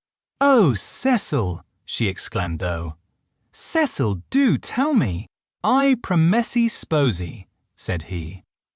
They stared at him anxiously. "She has accepted me," he said, and the sound of the thing in English made him flush and smile with pleasure, and look more human. "I am so glad," said Mrs. Honeychurch, while Freddie proffered a hand that was yellow with chemicals. They wished that they also knew Italian, for our phrases of approval and of amazement are so connected with little occasions that we fear to use them on great ones. We are obliged to become vaguely poetic or to take refuge in scriptural reminiscences. "Welcome as one of the family," said Mrs. Honeychurch, waving her hand at the furniture. "This is indeed a joyous day. I feel sure that you will make our dear Lucy happy." "I hope so," replied the young man, shifting his eyes to the ceiling. We mothers simpered Mrs. Honeychurch, and then realized that she was affected, sentimental, bombastical, the things she hated most. Why could she not be Freddie, who stood stiff in the middle of the room looking very cross and almost handsome? "I say, Lucy," called Cecil, for conversation seemed to flag. Lucy rose from the seat. She moved across the lawn and smiled in at them, just as if she was going to ask them to play tennis. Then she saw her brother's face. Her lips parted, and she took him in her arms. He said, "Steady on, not a kiss for me," asked her mother. Lucy kissed her also. "Would you take them into the garden and tell Mrs. Honeychurch all about it?" Cecil suggested. "And I'd stop here and tell my mother." "We go with Lucy?" said Freddie, as if taking orders. "Yes, you go with Lucy." They passed into the sunlight. Cecil watched them cross the terrace and descend out of sight by the steps. They would descend, he knew their ways past the shrubbery and past the tennis lawn and the dahlia bed until they reached the kitchen garden, and there, in the presence of the potatoes and the peas, the great event would be discussed. Smiling indulgently, he lit a cigarette and rehearsed the events that had led to such a happy conclusion. He had known Lucy for several years, but only as a commonplace girl who happened to be musical. He could still remember his depression that afternoon at Rome, when she and her terrible cousin fell on him out of the blue and demanded to be taken to St. Peter's. That day she had seemed a typical tourist drill, crude and gaunt with travel. But Italy worked some marvel in her. It gave her light, and which he held more precious it gave her shadow. Soon he detected in her a wonderful reticence. She was like a woman of Leonardo da Vinci's, whom we love not so much for herself as for the things that she will not tell us. The things are assuredly not of this life. No woman of Leonardo's could have anything so vulgar as a story. She did develop most wonderfully day by day. So it happened that from patronizing civility he had slowly passed, if not to passion, at least to a profound uneasiness. Already at Rome he had hinted to her that they might be suitable for each other. It had touched him greatly that she had not broken away at the suggestion. Her refusal had been clear and gentle after Itaz. The horrid phrase "wenchie" had been exactly the same to him as before. 3 months later, on the margin of Italy, among the flower-clad Alps, he had asked her again in bald, traditional language. She reminded him of a Leonardo more than ever. Her sunburnt features were shadowed by fantastic rock at his words. She had turned and stood between him and the light with immeasurable plains behind her. He walked home with her unashamed, feeling not at all like a rejected suitor. The things that really mattered were unshaken. So now he had asked her once more, and, clear and gentle as ever, she had accepted him, giving no coy reasons for her delay, but simply saying that she loved him and would do her best to make him happy. His mother too would be pleased she had counselled the step he must write her a long account. Glancing at his hand, in case any of Freddie's chemicals had come off on it, he moved to the writing table. There he saw Dear Mrs. Vyse, followed by many erasures. He recoiled without reading any more, and after a little hesitation, sat down elsewhere and penciled a note on his knee. Then he lit another cigarette, which did not seem quite as divine as the first, and considered what might be done to make Windy Corner drawing room more distinctive. With that outlook, it should have been a successful room, but the trail of Tottenham Court Road was upon it. He could almost visualize the motor vans of Messrs. Shoolbred and Messrs. Maple arriving at the door and depositing this chair, those varnished bookcases, that writing table. The table recalled Mrs. Honeychurch's letter. He did not want to read that letter. His temptations never lay in that direction, but he worried about it nonetheless. It was his own fault that she was discussing him with his mother. He had wanted her support in his third attempt to win Lucy. He wanted to feel that others, no matter who they were, agreed with him, and so he had asked their permission. Mrs. Honeychurch had been civil, but obtuse in essentials, while, as for Freddie, he is only a boy, he reflected. I represent all that he despises. Why should he want me for a brother-in-law? The Honeychurches were a worthy family, but he began to realize that Lucy was of another clay, and perhaps he did not put it very definitely. He ought to introduce her into more congenial circles as soon as possible. "Mr. Beebe," said the maid, and the new rector of Summer Street was shown in. He had at once started on friendly relations, owing to Lucy's praise of him in her letters from Florence. Cecil greeted him rather critically. "I've come for tea, Mr. Vyse. Do you suppose that I shall get it?" "I should say so. Food is the thing one does get here. Don't sit in that chair. Young Honeychurch has left a bone in it." Phooey. I know," said Cecil. "I know. I can't think why Mrs. Honeychurch allows it." For Cecil considered the bone and the Maples furniture separately. He did not realize that, taken together, they kindled the room into the life that he desired. "I've come for tea and for gossip. Isn't this news?" "News? I don't understand you," said Cecil. "News?" Mr. Beebe, whose news was of a very different nature, prattled forward. "I met Sir Harry Otway as I came up. I have every reason to hope that I am first in the field. He has bought Sissy and Albert from Mr. Flack." "All? Has he indeed?" said Cecil, trying to recover himself. Into what a grotesque mistake had he fallen? Was it likely that a clergyman and a gentleman would refer to his engagement in a manner so flippant? But his stiffness remained, and, though he asked who Sissy and Albert might be, he still thought Mr. Beebe rather a bounder. Unpardonable question, to have stopped a week at Windy Corner and not to have met Sissy and Albert. The semi-detached villas that have been run up opposite the church. "I'll set Mrs. Honeychurch after you. I'm shockingly stupid over local affairs," said the young man languidly. "I can't even remember the difference between a parish council and a local government board. Perhaps there is no difference. Or perhaps those aren't the right names. I only go into the country to see my friends and to enjoy the scenery. It is very remiss of me. Italy and London are the only places where I don't feel to exist on sufferance." Mr. Beebe, distressed at this heavy reception of Sissy and Albert, determined to shift the subject. "Let me see. Mr. Versailles, forget what is your profession."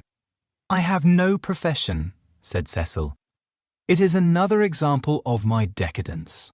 My attitude, quite an indefensible one, is that so long as I am no trouble to anyone, I have a right to do as I like. I know I ought to be getting money out of people, or devoting myself to things I don't care a straw about, but somehow I've not been able to begin." "You are very fortunate," said Mr. Beebe. "It is a wonderful opportunity, the possession of leisure." His voice was rather parochial, but he did not quite see his way to answering naturally. He felt, as all who have regular occupation must feel, that others should have it also. I am glad that you approve. I daren't face the healthy person, for example, Freddie Honeychurch. Oh, Freddie's a good sort, isn't he? Isn't he admirable? The sort who has made England what she is. Cecil wondered at himself. Why, on this day of all others, was he so hopelessly contrary? He tried to get right by inquiring effusively after Mr. Beebe's mother, an old lady for whom he had no particular regard. Then he flattered the clergyman, praised his liberal-mindedness, his enlightened attitude towards philosophy and science. "Where are the others?" said Mr. Parr. "Beebe, at last. I insist on extracting tea before evening service. I suppose Anne never told them you were here. In this house one is so coached in the servants the day one arrives. The fault of Anne is that she begs your pardon when she hears you. Perfectly, and kicks the chair legs with her feet. The faults of Marie, forget the faults of Mary, but they are very grave. Shall we look in the garden? I know the faults of Mary. She leaves the dustpan standing on the stairs. The fault of Euphemia is that she will not, simply will not, chop the suet sufficiently small. They both laughed, and things began to go better. The faults of Freddie, Cecil continued. He has too many. No one but his mother can remember the faults of Freddie. Try the faults of Miss Honeychurch, they are not innumerable. She has none, said the young man, with grave sincerity. I quite agree. At present she has none. At present. I'm not cynical. I'm only thinking of my pet theory about Miss Honeychurch. Does it seem reasonable that she should play so wonderfully and live so quietly? I suspect that one day she will be wonderful in both. The watertight compartments in her will break down, and music and life will mingle. Then we shall have her heroically good, heroically bad, too heroic, perhaps, to be good or bad. Cecil found his companion interesting. And at present you think her not wonderful as far as life goes? Well, I must say I've only seen her at Tunbridge Wells, where she was not wonderful. And at Florence. Since I came to Summer Street she has been away. You saw her, didn't you, at Rome and in the Alps? Oh, I forgot. Of course, you knew her before. No, she wasn't wonderful in Florence either, but I kept on expecting that she would be. In what way? Conversation had become agreeable to them, and they were pacing up and down the terrace. I could as easily tell you what tune she'll play next. There was simply the sense that she had found wings and meant to use them. I can show you a beautiful picture in my Italian diary. Miss Honeychurch as a kite, Miss Bartlett holding the string. Picture number 2, the string breaks. The sketch was in his diary, but it had been made afterwards, when he viewed things artistically. At the time, he had given surreptitious tugs to the string himself. But the string never broke? No. I mightn't have seen Miss Honeychurch rise, but I should certainly have heard Miss Bartlett fall. It has broken now, said the young man in low, vibrating tones. Immediately he realized that of all the conceited, ludicrous, contemptible ways of announcing an engagement, this was the worst. He cursed his love of metaphor had he suggested that he was a star and that Lucy was soaring up to reach him. Broken? What do you mean? I meant, said Cecil stiffly, that she is going to marry me. The clergyman was conscious of some bitter disappointment which he could not keep out of his voice. I am sorry I must apologize. I had no idea you were intimate with her, or I should never have talked in this flippant, superficial way. Mr. Vyse, you ought to have stopped me. And down the garden he saw Lucy herself. Yes, he was disappointed. Cecil, who naturally preferred congratulations to apologies, drew down his mouth at the corners. Was this the reception his action would get from the world? Of course, he despised the world as a whole. Every thoughtful man should, it is almost a test of refinement. But he was sensitive to the successive particles of it which he encountered. Occasionally he could be quite crude. I am sorry I have given you a shock, he said dryly. I fear that Lucy's choice does not meet with your approval. Not that, but you ought to have stopped me. I know Miss Honeychurch only a little as time goes. Perhaps I oughtn't to have discussed her so freely with anyone. Certainly not with you. You are conscious of having said something indiscreet? Mr. Beebe pulled himself together. Really, Mr. Viss had the art of placing one in the most tiresome positions. He was driven to use the prerogatives of his profession. No, I have said nothing indiscreet. I foresaw at Florence that her quiet, uneventful childhood must end. And it has ended. I realized dimly enough that she might take some momentous step. She has taken it. She has learnt you will let me talk freely. As I have begun freely, she has learnt what it is to love. The greatest lesson, some people will tell you, that our earthly life provides. It was now time for him to wave his hat at the approaching trio. He did not omit to do so. She has learnt through you, and if his voice was still clerical, it was now also sincere. Let it be your care that her knowledge is profitable to her. Ah, ga, tau, ga, say, tante, said Cecil, who did not like parsons. Have you heard? Shouted Mrs. Honeychurch as she toiled up the sloping garden. Oh, Mr. Beebe, have you heard the news? Freddie, now full of geniality, whistled the wedding march. Youth seldom criticizes the accomplished fact. Indeed, I have, he cried. He looked at Lucy. In her presence, he could not act the parson any longer at all events, not without apology. Mrs. Honeychurch, I'm going to do what I am always supposed to do, but generally, I'm too shy. I want to invoke every kind of blessing on them, grave and gay. Great and small, I want them all their lives to be supremely good and supremely happy as husband and wife, as father and mother. And now I want my tea. You only asked for it just in time, the lady retorted. How dare you be serious at Windy Corner? He took his tone from her. There was no more heavy beneficence, no more attempts to dignify the situation with poetry or the scriptures. None of them dared or was able to be serious any more.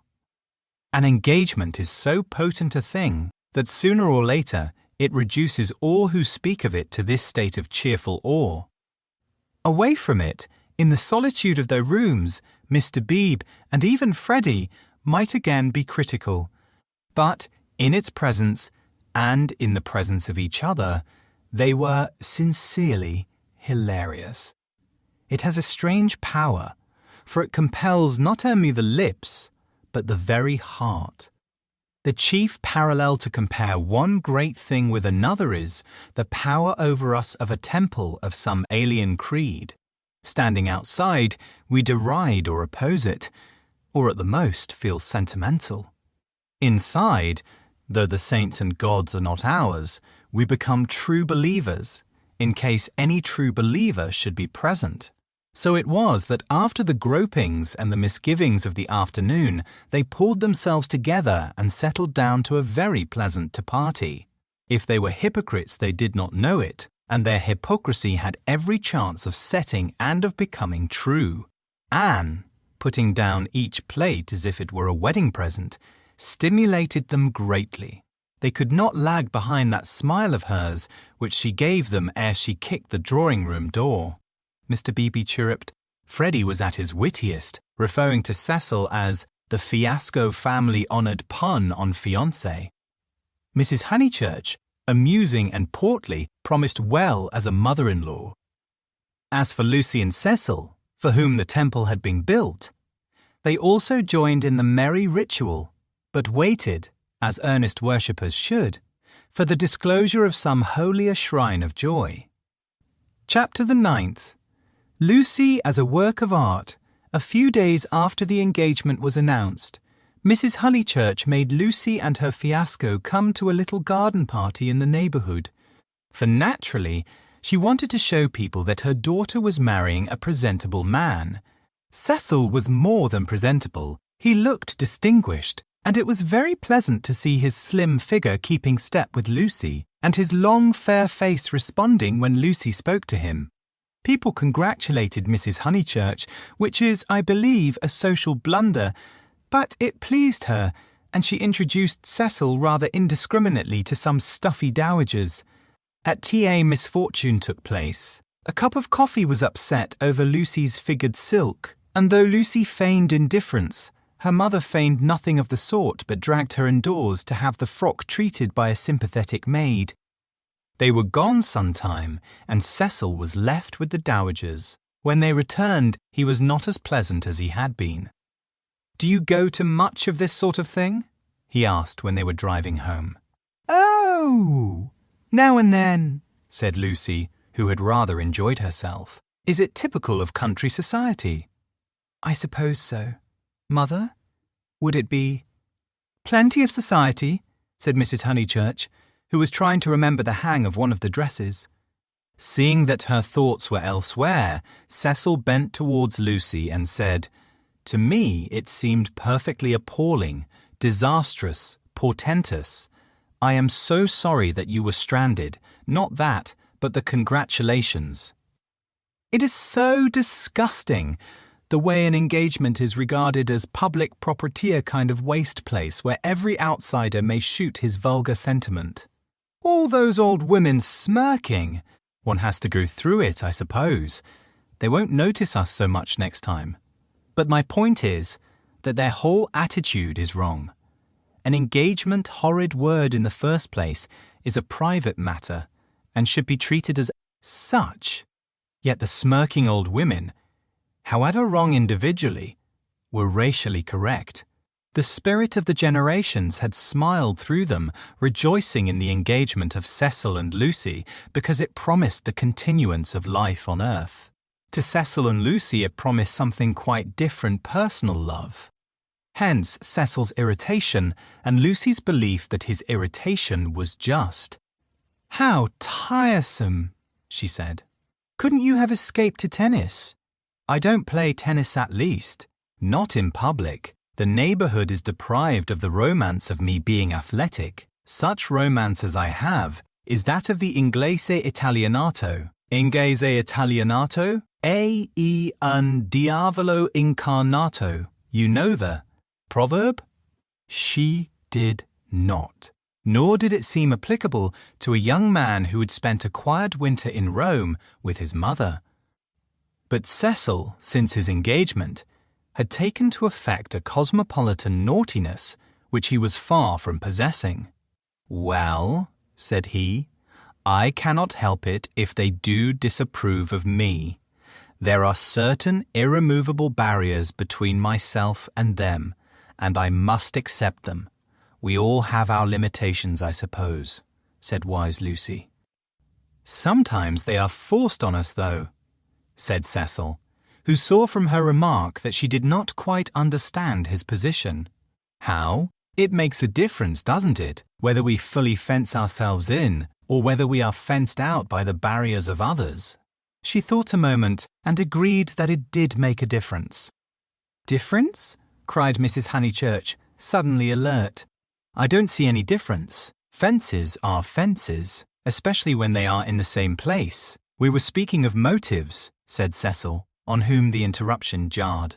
"My dear Cecil, look here."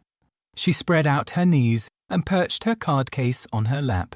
"This is me. That's Windy Corner. The rest of the pattern is the other people. Motives are all very well, but the fence comes here." "We weren't talking of real fences," said Lucy, laughing. "Oh, I see, dear poetry." She leant placidly back. Cecil wondered why Lucy had been amused. "I tell you who has no fences, as you call them," she said, "and that's Mr. Beebe. A parson fenceless would mean a parson defenceless." Lucy was slow to follow what people said, but quick enough to detect what they meant. She missed Cecil's epigram, but grasped the feeling that prompted it. "Don't you like Mr. Beebe?" she asked thoughtfully. "I never said so," he cried. "I consider him far above the average. I only denied his pay." and he swept off on the subject of fences again, and was brilliant. Now, a clergyman that I do hate, said she, wanting to say something sympathetic. A clergyman that does have fences, and the most dreadful ones, is Mr. Eager. The English chaplain at Florence. He was truly insincere, not merely the manner unfortunate. He was a snob, and so conceited, and he did say such unkind things. What sort of things? There was an old man at the Bertolini whom he said had murdered his wife. Perhaps he had. No. Why no? He was such a nice old man, I'm sure. Cecil laughed at her feminine inconsequence. Well, I did try to sift the thing. Mr. Eager would never come to the point. He prefers it vague. Said the old man had practically murdered his wife, had murdered her in the sight of God. Ah, hush, dear, said Mrs. Honeychurch, absently. But isn't it intolerable that a person whom we're told to imitate should go round spreading slander?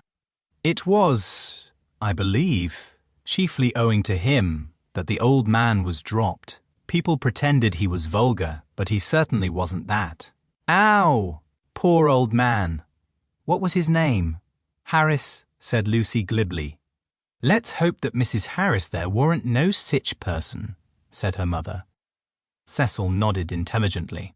Isn't Mr. Eager a parson of the cultured type? He asked. I don't know. I hate him. I've heard him lecture on Giotto. I hate him. Nothing can hide a petty nature. I hate him. My goodness gracious me, child, said Mrs. Honeychurch. You'll blow my head off. Whatever is there to shout over, I forbid you and Cecil to hate any more clergymen. He smiled. There was indeed something rather incongruous in Lucy's moral outburst over Mr. Eager. It was as if one should see the Leonardo on the ceiling of the Sistine. He longed to hint to her that not here lay her vocation, that a woman's power and charm reside in mystery, not in muscular rant. But possibly rant is a sign of vitality. It mars the beautiful creature, but shows that she is alive. After a moment, he contemplated her flushed face and excited gestures with a certain approval. He forbore to repress the sources of youth. Nature's simplest of topics he thought lay around them. He praised the pine woods, the deep lasts of bracken, the crimson leaves that spotted the hurt bushes, the serviceable beauty of the turnpike road. The outdoor world was not very familiar to him, and occasionally he went wrong in a question of fact. Mrs. Honeychurch's mouth twitched when he spoke of the perpetual green of the larch. I count myself a lucky person, he concluded. When I'm in London, I feel I could never live out of it. When I'm in the country, I feel the same about the country.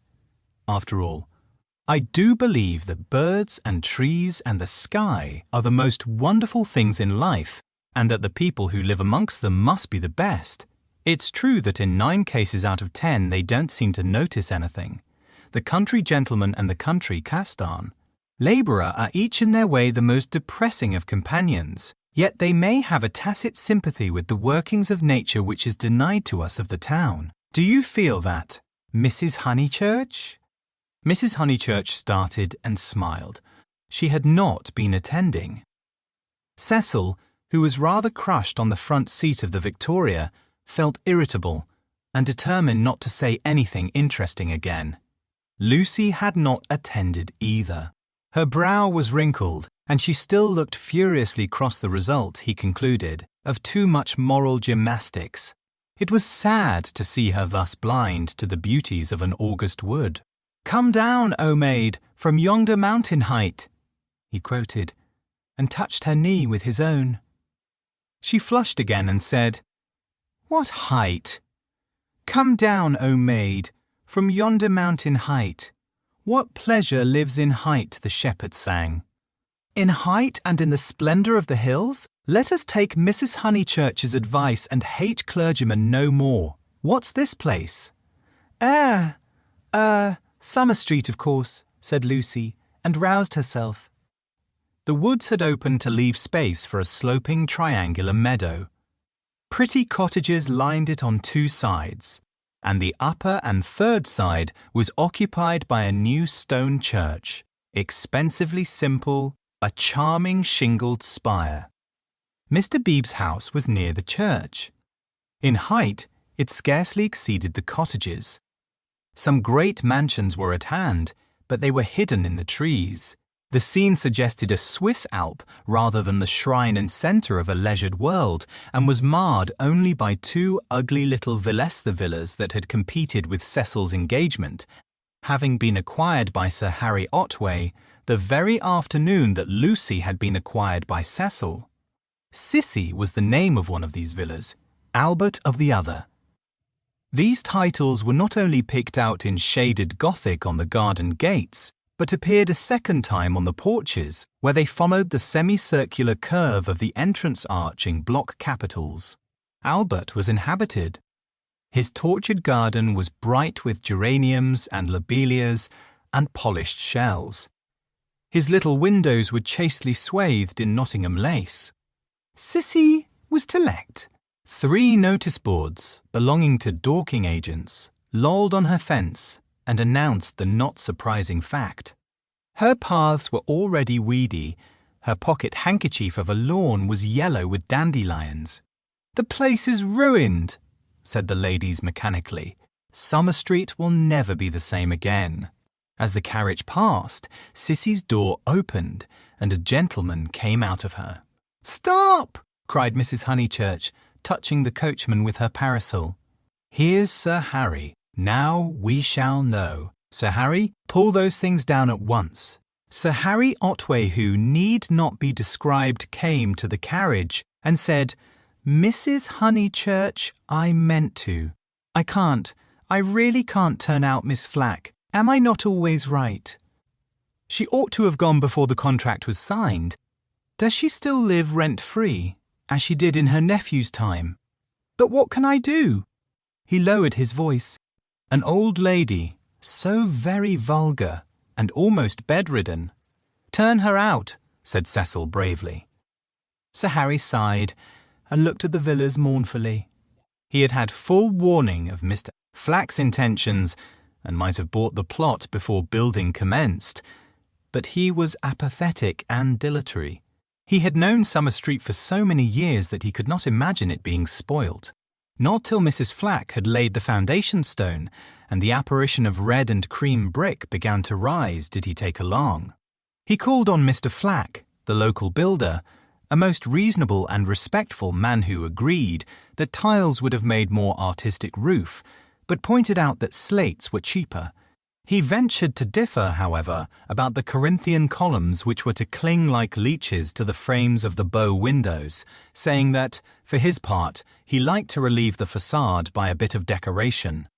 Sir Harry hinted that a column, if possible, should be structural as well as decorative. Mr. Flack replied that all the columns had been ordered, adding, "And all the capitals different, one with dragons in the foliage, another approaching to the Ionian style, another introducing Mrs. Flack's initials every car. One different, for he had read his Ruskin. He built his villas according to his desire, and not until he had inserted an immovable aunt into one of them did Sir Harry buy. This futile and unprofitable transaction filled the knight with sadness as he leant on Mrs. Honeychurch's carriage. He had failed in his duties to the countryside, and the countryside was laughing at him as well. He had spent money, and yet Summer Street was spoilt as much as ever. All he could do now was to find a desirable tenant for Sissy, someone really desirable. "The rent is absurdly low," he told them, "and perhaps I am an easy landlord, but it is such an awkward size. It is too large for the peasant class and too small for anyone the least like ourselves." Cecil had been hesitating whether he should despise the villas or despise Sir Harry for despising them. The latter impulse seemed the more fruitful. "You ought to find a tenant at once," he said maliciously.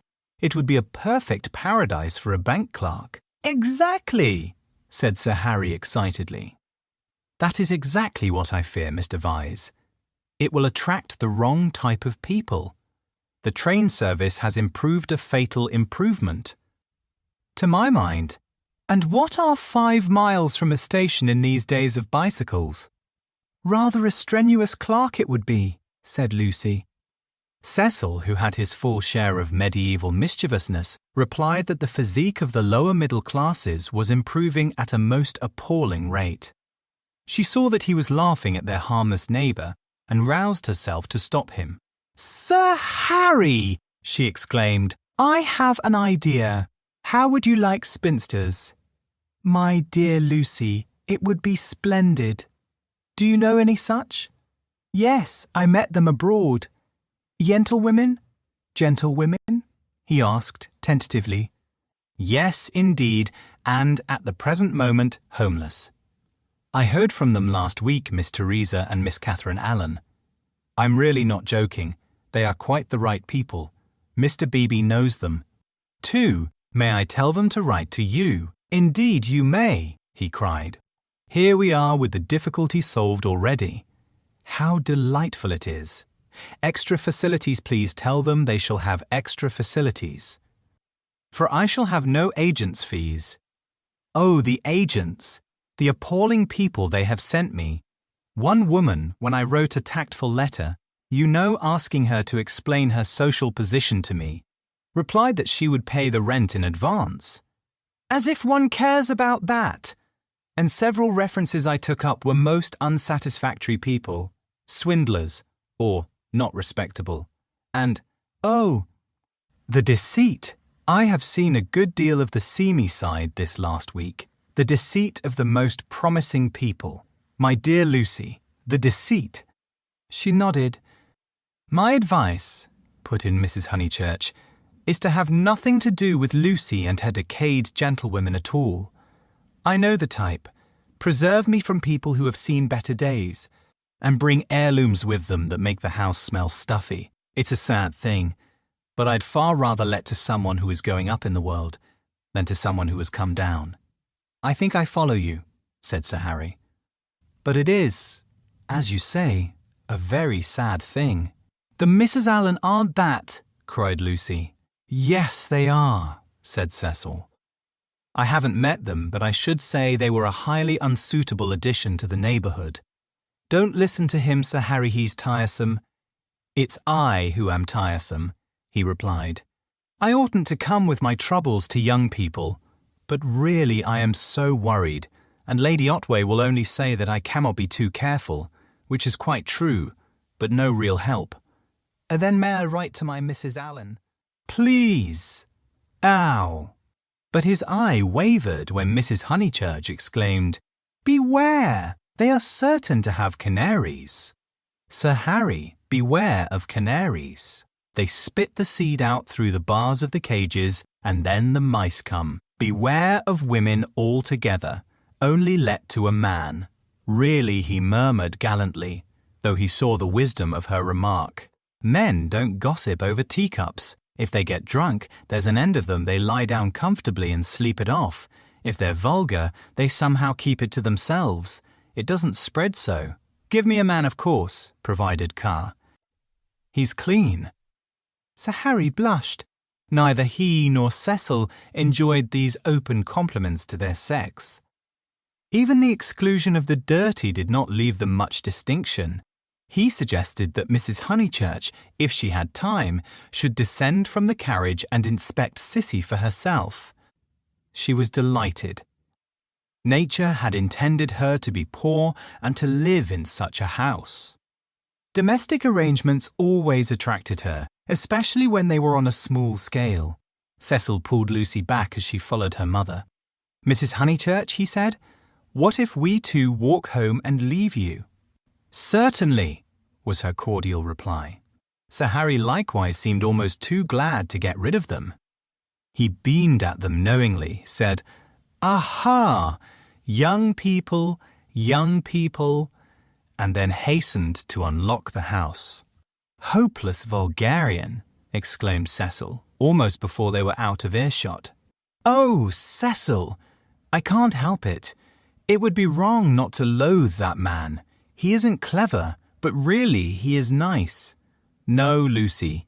He stands for all that is bad in country life. In London he would keep his place. He would belong to a brainless club, and his wife would give brainless dinner parties. But down here he acts the little god with his gentility, and his patronage, and his sham aesthetics, and everyone, even your mother, is taken in. All that you say is quite true, said Lucy, though she felt discouraged. I wonder whether it matters so very much. It matters supremely. Sir Harry is the essence of that garden party. Oh goodness, how cross I feel. How I do hope he'll get some vulgar tenant in that villa, some woman so really vulgar that he'll notice it. Gentlefolks, with his bald head and retreating chin, but let's forget him. This Lucy was glad enough to do. If Cecil disliked Sir Harry Otway and Mr. Beebe, what guarantee was there that the people who really mattered to her would escape? For instance, Freddie. Freddie was neither clever, nor subtle, nor beautiful, and what prevented Cecil from saying, any minute, it would be wrong not to loathe Freddie? And what would she reply? Further than Freddie she did not go, but he gave her anxiety enough. She could only assure herself that Cecil had known Freddie some time, and that they had always got on pleasantly, except perhaps during the last few days, which was an accident perhaps. Which way shall we go? She asked him. Nature's simplest of topics, she thought, was around them. Summer Street lay deep in the woods, and she had stopped where a footpath diverged from the high road. Are there two ways? But perhaps the road is more sensible as we got up smart. I'd rather go through the wood, said Cecil, with that subdued irritation that she had noticed in him all the afternoon. Why is it, Lucy, that you always say the road?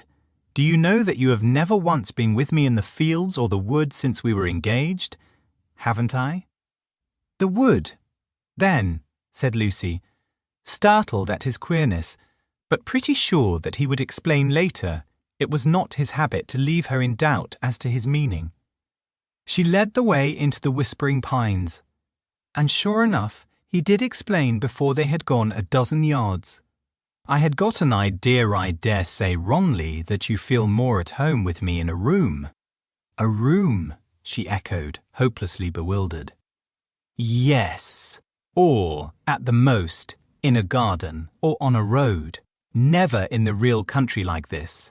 Oh, Cecil, whatever do you mean? I have never felt anything of the sort. You talk as if I was a kind of poetess sort of person. I don't know that you aren't. I connect you with a view, a certain type of view. Why shouldn't you connect me with a room? She reflected a moment, and then said, laughing, Do you know that you're right? I do. I must be a poetess after all. When I think of you, it's always as in a room. How funny. To her surprise, he seemed annoyed. A drawing room, pray? With no view?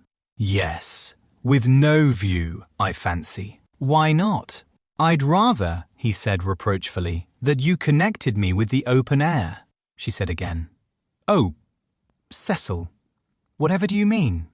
As no explanation was forthcoming, she shook off the subject as too difficult for a girl and led him further into the wood, pausing every now and then at some particularly beautiful or familiar combination of the trees. She had known the wood between Summer Street and Windy Corner ever since she could walk alone. She had played at losing Freddie in it, when Freddie was a purple-faced baby, and though she had been to Italy, it had lost none of its charm. Presently they came to a little clearing among the pines, another tiny green alp, solitary this time, and holding in its bosom a shallow pool. She exclaimed, "The sacred lake! Why do you call it that? I can't remember why. I suppose it comes out of some book. It's only a puddle now, but you see that stream going through it? Well, a good deal of water comes down after heavy rains and can't get away at once, and the pool becomes quite large and beautiful. Then Freddie used to bathe there. He is very fond of it. And you? And you? He meant, are you fond of it? Bah, she answered dreamily. I bathed here too, till I was found out. Then there was a row. At another time he might have been shocked, for he had depths of prudishness within him. But now, with his momentary cult of the fresh air, he was delighted at her admirable simplicity. He looked at her as she stood by the pool's edge. She was got up smart, as she phrased it, and she reminded him of some brilliant flower that has no leaves of its own, but blooms abruptly out of a world of green. Who found you out? Charlotte, she murmured. She was stopping with us. Charlotte. Poor girl. She smiled gravely. A certain scheme, from which hitherto he had shrunk, now appeared practical. Lucy! Yes, I suppose we ought to be going, was her reply. Lucy, I want to ask something of you that I have never asked before. At the serious note in his voice, she stepped frankly and kindly towards him. What, Cecil?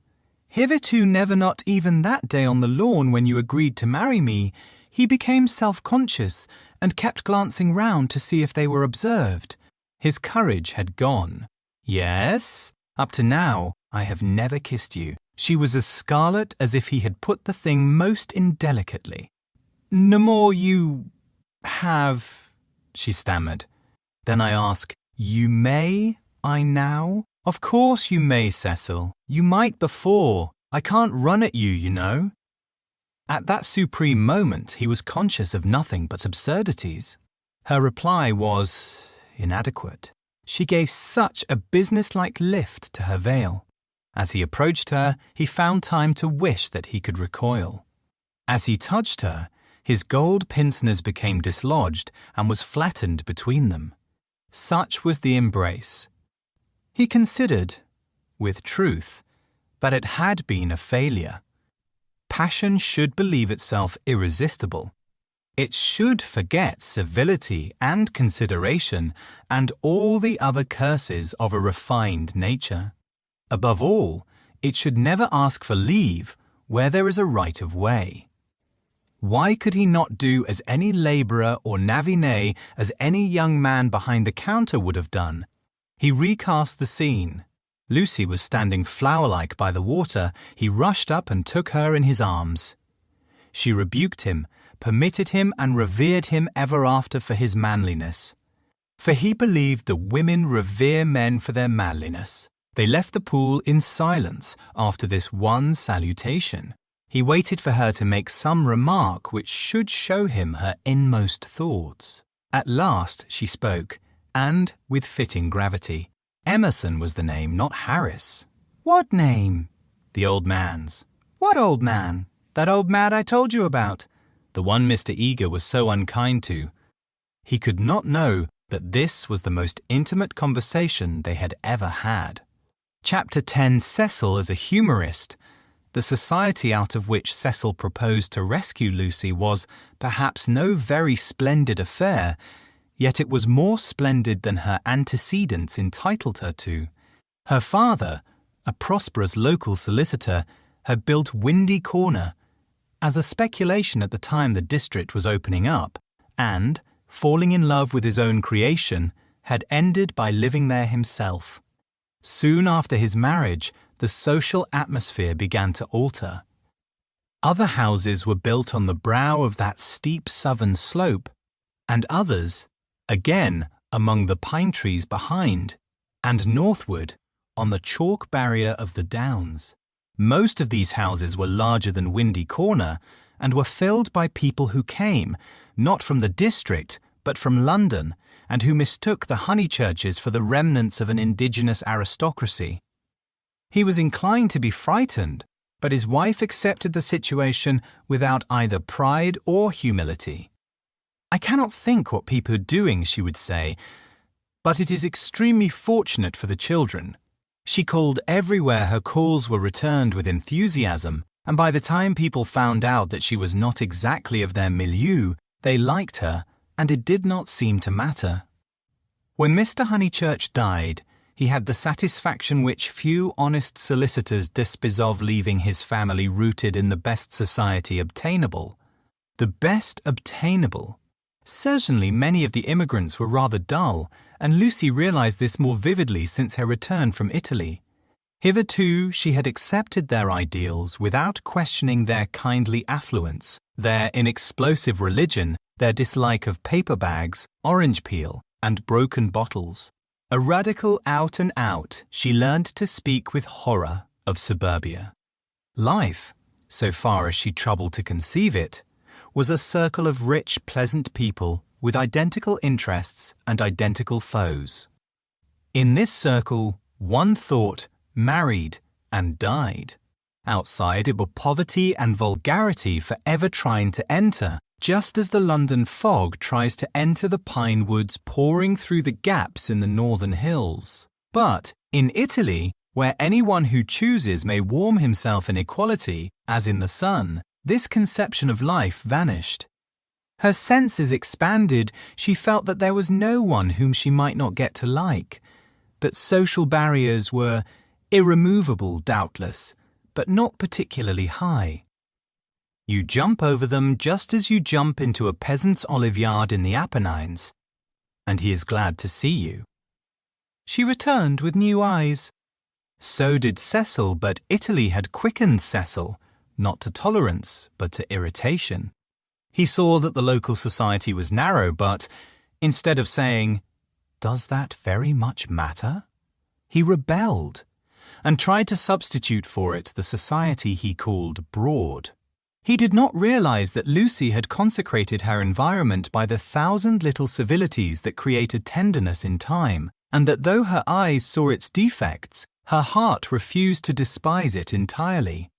Nor did he realize a more important point, that if she was too great for this society, she was too great for all society, and had reached the stage where personal intercourse would alone satisfy her.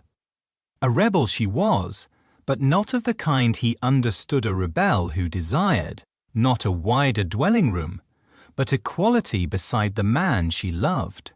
For Italy was offering her the most priceless of all possessions, her own soul. Playing bumble puppy with Minnie Beebe, niece to the rector and aged 13, an ancient and most honourable game, which consists in striking tennis balls high into the air so that they fall over the net and immoderately bounce. Some hit Mrs. Honeychurch, others are lost.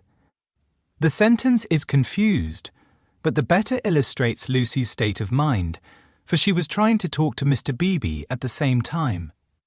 "Oh, it has been such a nuisance first," then they know one knowing what they wanted, and everyone so tiresome. But they really are coming now, said Mr. Beebe. I wrote to Miss Teresa a few days ago. She was wondering how often the butcher called, and my reply of once a month must have impressed her favourably. They are coming. I heard from them this morning. I shall hate those Miss Power. Allens, Mrs. Honeychurch cried. Just because they're old and silly ones expected to say how sweet. I hate their effing and butting and anding. And poor Lucy serve her right worn to a shadow. Mr. Beebe watched the shadow springing and shouting over the tennis court. Cecil was absent one, did not play bumble puppy when he was there. Well, if they are coming, no, Minnie, not Saturn. Saturn was a tennis ball whose skin was partially unsewn. When in motion his orb was encircled by a ring. If they are coming, Sir Harry will let them move in before the 29th, and he will cross out the clause about whitewashing the ceilings because it made them nervous, and put in the fair wear and tear one. Bob doesn't count. I told you, not Saturn. Saturn's all right for bumble puppy, cried Freddie, joining them. Minnie, don't you listen to her. Saturn doesn't bounce. Saturn bounces enough. No, he doesn't. He doesn't, well, he bounces better than the beautiful white devil. Hush, dear, said Mrs. Honeychurch. But look at Lucy complaining of Saturn. and all the time's got the beautiful white devil in her hand, ready to plug it in. That's right, Minnie. Go for her.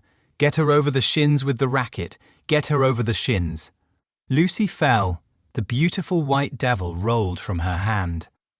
Mr. Beebe picked it up and said, "The name of this ball is Vittoria Corombona, please." But his correction passed unheeded. Freddie possessed to a high degree the power of lashing little girls to fury, and in half a minute he had transformed Minnie from a well-mannered child into a howling wilderness. Up in the house Cecil heard them, and, though he was full of entertaining news, he did not come down to impart it, in case he got hurt. He was not a coward and bore necessary pain as well as any man, but he hated the physical violence of the young. How right it was. Sure enough, it ended in a cry. "I wish the Miss Allens could see this," observed Mr. Beebe, just as Lucy, who was nursing the injured Minnie, was in turn lifted off her feet by her brother. "Who are the Miss Allens?" Freddie panted. "They have taken Sissy Villa. That wasn't the name here." His foot slipped, and they all fell most agreeably onto the grass. An interval elapses. "Wasn't what name?" asked Lucy, with her brother's head in her lap. "Alan wasn't the name of the people Sir Harry's let to." "Nonsense, Freddie. You know nothing about it. Nonsense yourself. I've this minute seen him. He said to me—" "Ahem! Honeychurch." Freddie was an indifferent mimic-ahem. "Ahem! I have at last procured really desirable tenants," I said. "Hooray, old boy!" and slapped him on the back. "Exactly." "The Miss Allens?" "Rather not. More like Anderson." "Oh, good gracious, there isn't going to be another muddle." Mrs. Honeychurch exclaimed, "Do you notice, Lucy? I'm always right. I said, don't interfere with Sissy Villa. I'm always right. I'm quite uneasy at being always right so often. It's only another muddle of Freddie's. Freddie doesn't even know the name of the people he pretends have taken it. Instead, yes, I do. I've got it. Emerson." "What name?" "Emerson. I'll bet you anything you like." "What a weathercock Sir Harry is," said Lucy quietly. "I wish I had never bothered over it at all." Then she lay on her back and gazed at the cloudless sky. Mr. Beebe, whose opinion of her rose daily, whispered to his niece that was the proper way to behave if any little thing went wrong. Meanwhile, the name of the new tenants had diverted Mrs. Honeychurch from the contemplation of her own abilities. "Emerson, Freddie? Do you know what Emersons they are?" "I don't know whether they're any Emersons," retorted Freddie, who was democratic. Like his sister, and like most young people, he was naturally attracted by the idea of equality, and the undeniable fact that there are different kinds of Emersons annoyed him beyond measure. "I trust they are the right sort of person." "All right, Lucy." She was sitting up again. "I see you looking down your nose and thinking your mother's a snob. But there is a right sort and a wrong sort, and it's affectation to pretend there isn't. Emerson's a common enough name," Lucy remarked. She was gazing sideways. Seated on a promontory herself, she could see the pine-clad promontories descending one beyond another into the Weald. The further one descended the garden, the more glorious was this lateral view. "I was merely going to remark, Freddie, that I trusted they were no relations of Emerson the philosopher, a most trying man. Pray, does that satisfy you?" "Oh, yes," he grumbled. "And you will be satisfied too, for they're friends of Cecil, so elaborate ironie, and the other country families will be able to call in perfect safety." "Cecil?" exclaimed Lucy. "Don't be rude, dear," said his mother placidly. "Lucy, don't screech. It's a new bad habit you're getting into." "But has Cecily friends of Cecil's?" he repeated. "And so really, desire rebel. Ahem. Honeychurch, I have just telegraphed to them." She got up. "From the grass." It was hard on Lucy. Mr. Beebe sympathized with her very much. While she believed that her snub about the Miss Allens came from Sir Harry Otway, she had borne it like a good girl. She might well screech when she heard that it came partly from her lover. Mr. Vyse was a tease something worse than a tease. He took a malicious pleasure in thwarting people. The clergyman, knowing this, looked at Miss Honeychurch with more than his usual kindness. When she exclaimed, "But Cecil's Emersons, they can't possibly be the same ones there, is that—" He did not consider that the exclamation was strange, but saw in it an opportunity of diverting the conversation while she recovered her composure. He diverted it as follows. "The Emersons who were at Florence, do you mean?" "No, I don't suppose it will prove to be them. It is probably a long cry from them to friends of Mr. Viz's. Oh, Mrs. Honeychurch, the oddest people, the queerest people. For our part, we liked them, didn't we?" He appealed to Lucy. There was a great scene over some violets. They picked violets and filled all the vases in the room of these very Miss Allens, who have failed to come to Sissy Villa. Poor little ladies, so shocked and so pleased.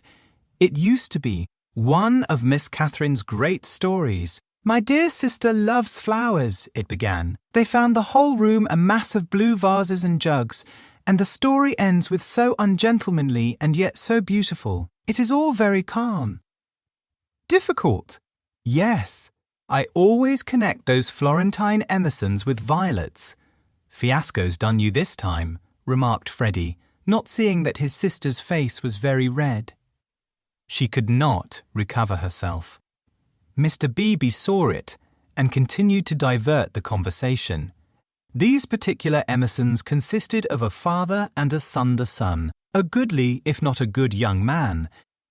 Not a fool, I fancy, but very immature pessimism, etc.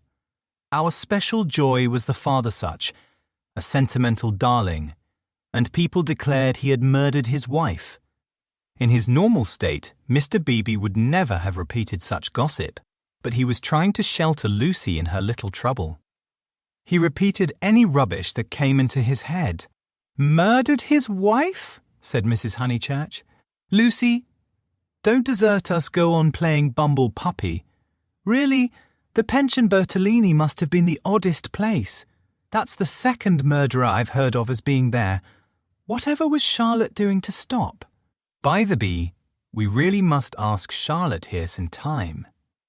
Mr. Beebe could recall no second murderer. He suggested that his hostess was mistaken. At the hint of opposition, she warmed. She was perfectly sure that there had been a second tourist of whom the same story had been told. The name escaped her.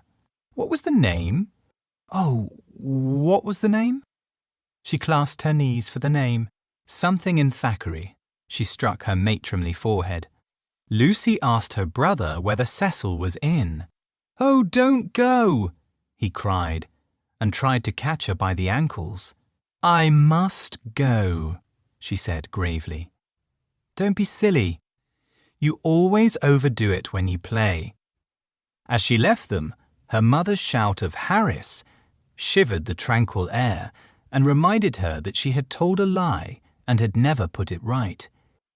Such a senseless lie, too, yet it shattered her nerves and made her connect these Emersons, friends of Cecil's, with a pair of nondescript tourists. Hitherto, truth had come to her naturally. She saw that for the future she must be more vigilant and be absolutely truthful.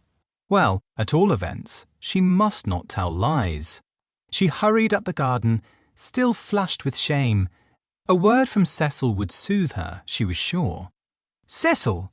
Hello!" he called, and leant out of the smoking-room window. He seemed in high spirits. "I was hoping you'd come. I heard you all bear gardening, but there's better fun up here. Even I, have won a great victory for the Comic News. George Meredith's right the cause of comedy and the cause of truth of really the same. And even I, have found tenants for the distressful Sissy Villa. Don't be angry! Don't be angry! You'll forgive me when you hear it all." He looked very attractive when his face was bright and he dispelled her ridiculous forebodings at once. "I have heard," she said. "Freddie has told us." "Naughty Cecil! I suppose I must forgive you. Just think of all the trouble I took for nothing. Certainly the Miss Allens are a little tiresome, and I'd rather have nice friends of yours. But you oughtn't to tease one so." "Friends of mine?" He laughed.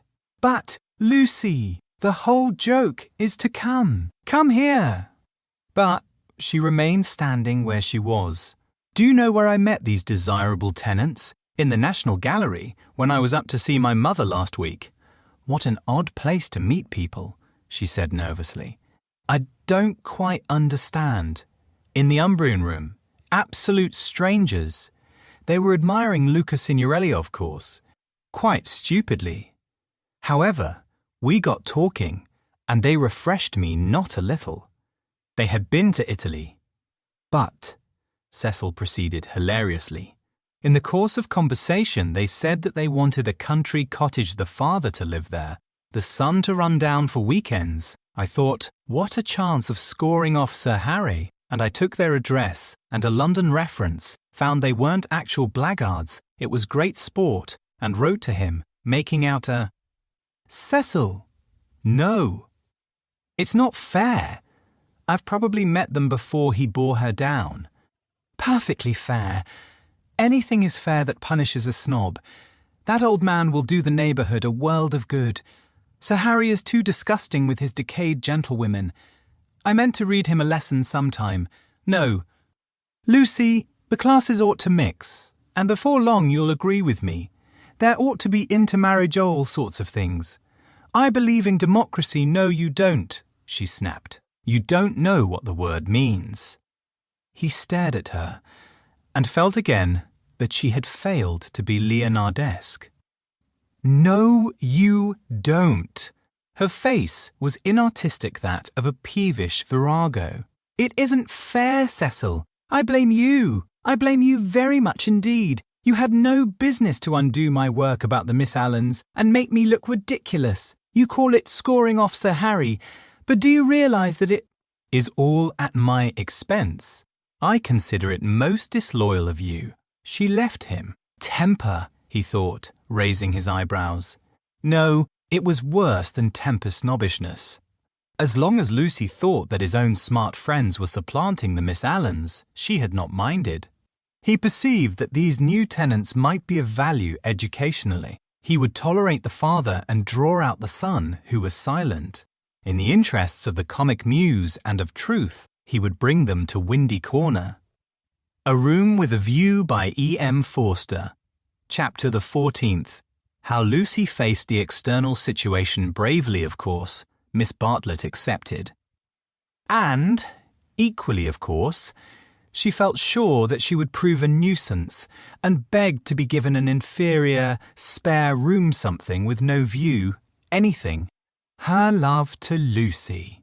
And, equally of course, George Emerson could come to tennis on the Sunday week. Lucy faced the situation bravely, though like most of us, she only faced the situation that encompassed her. She never gazed inwards. If at times strange images rose from the depths, she put them down to nerves. When Cecil brought the Emersons to Summer Street, it had upset her nerves. Charlotte would burnish up past foolishness, and this might upset her nerves. She was nervous at night. When she talked to George, they met again almost immediately. At the rectory his voice moved her deeply, and she wished to remain near him. How dreadful if she really wished to remain near him. Of course, the wish was due to nerves, which love to play such perverse tricks upon us. Once she had suffered from things that came out of nothing and meant she didn't know what.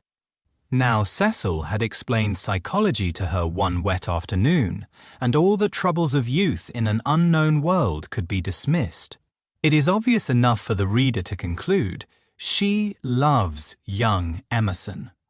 A reader in Lucy's place would not find it obvious.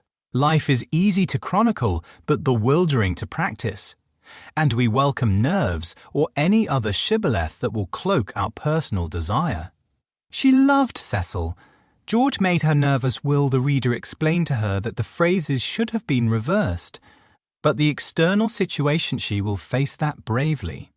The meeting at the rectory had passed off well enough. Standing between Mr. Beebe and Cecil, she had made a few temperate allusions to Italy, and George had replied. She was anxious to show that she was not shy, and was glad that he did not seem shy either. "A nice fellow," said Mr. Beebe afterwards. "He will work off his crudities in time. I rather mistrust young men who slip into life gracefully." Lucy said, "He seems in better spirits. He laughs more." "Yes," replied the clergyman, "he is waking up." That was all. But, as the week wore on, more of her defences fell, and she entertained an image that had physical beauty. In spite of the clearest directions, Miss Bartlett contrived to bungle her arrival. She was due at the southeastern station at Dorking, whither Mrs. Honeychurch drove to meet her. She arrived at the London and Brighton station, and had to hire a cab up. No one was at home except Freddie and his friend, who had to stop their tennis and to entertain her for a solid hour. Cecil and Lucy turned up at 4 o'clock, and these, with little Minnie Beebe, made a somewhat lugubrious sextet upon the upper lawn for tea. "I shall never forgive myself," said Miss Bartlett, who kept on rising from her seat, and had to be begged by the United Company to remain. "I have upset everything, bursting in on young people, but I insist on paying for my cab up. Grant that."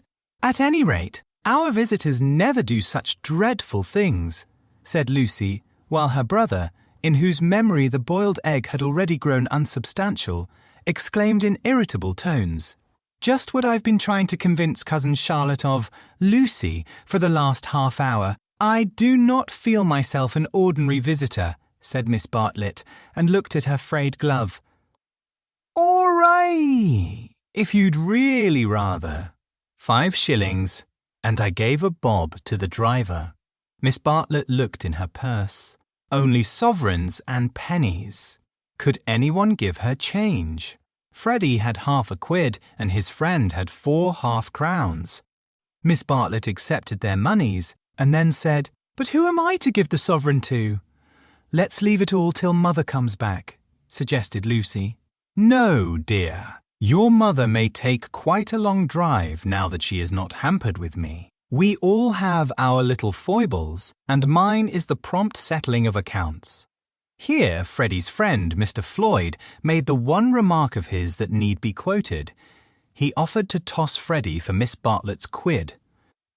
A solution seemed in sight, and even Cecil, who had been ostentatiously drinking his tea at the view, felt the eternal attraction of chance, and turned round. But this did not do either. Please, I know I am a sad spoil-sport, but it would make me wretched. I should practically be robbing the one who lost. "Freddie owes me 15 shillings, interposed Cecil. "So it will work out right if you give the pound to me." 15 shillings, said Miss Bartlett dubiously. "How is that, Mr. Vyse? Because, don't you see, Freddie paid your cab. Give me the pound, and we shall avoid this deplorable gambling." Miss Bartlett, who was poor at figures, became bewildered and rendered up the sovereign amidst the suppressed gurgles of the other youths. For a moment Cecil was happy. He was playing at nonsense among his peers. Then he glanced at Lucy, in whose face petty anxieties had marred the smiles. In January he would rescue his Leonardo from this stupefying twaddle. "But I don't see that!" exclaimed Minnie Beebe, who had narrowly watched the iniquitous transaction. "I don't see why Mr. Vyse is to have the quid, because of the 15 shillings and the 5, they said solemnly. 15 shillings and 5 shillings make £1, you see. But I don't see they tried to stifle her with cake." "No, thank you, I'm done. I don't see why Freddie don't poke me. Miss Honeychurch, your brother's hurting me. Oh, what about Mr. Floyd's 10 shillings? "Oh, no, I don't see, and I never shall see, Why, Miss What's-her-name shouldn't pay that bob for the driver. I had forgotten the driver, said Miss Bartlett, reddening. Thank you, dear, for reminding me. A shilling, was it? Can anyone give me change for half a crown? I'll get it, said the young hostess, rising with decision.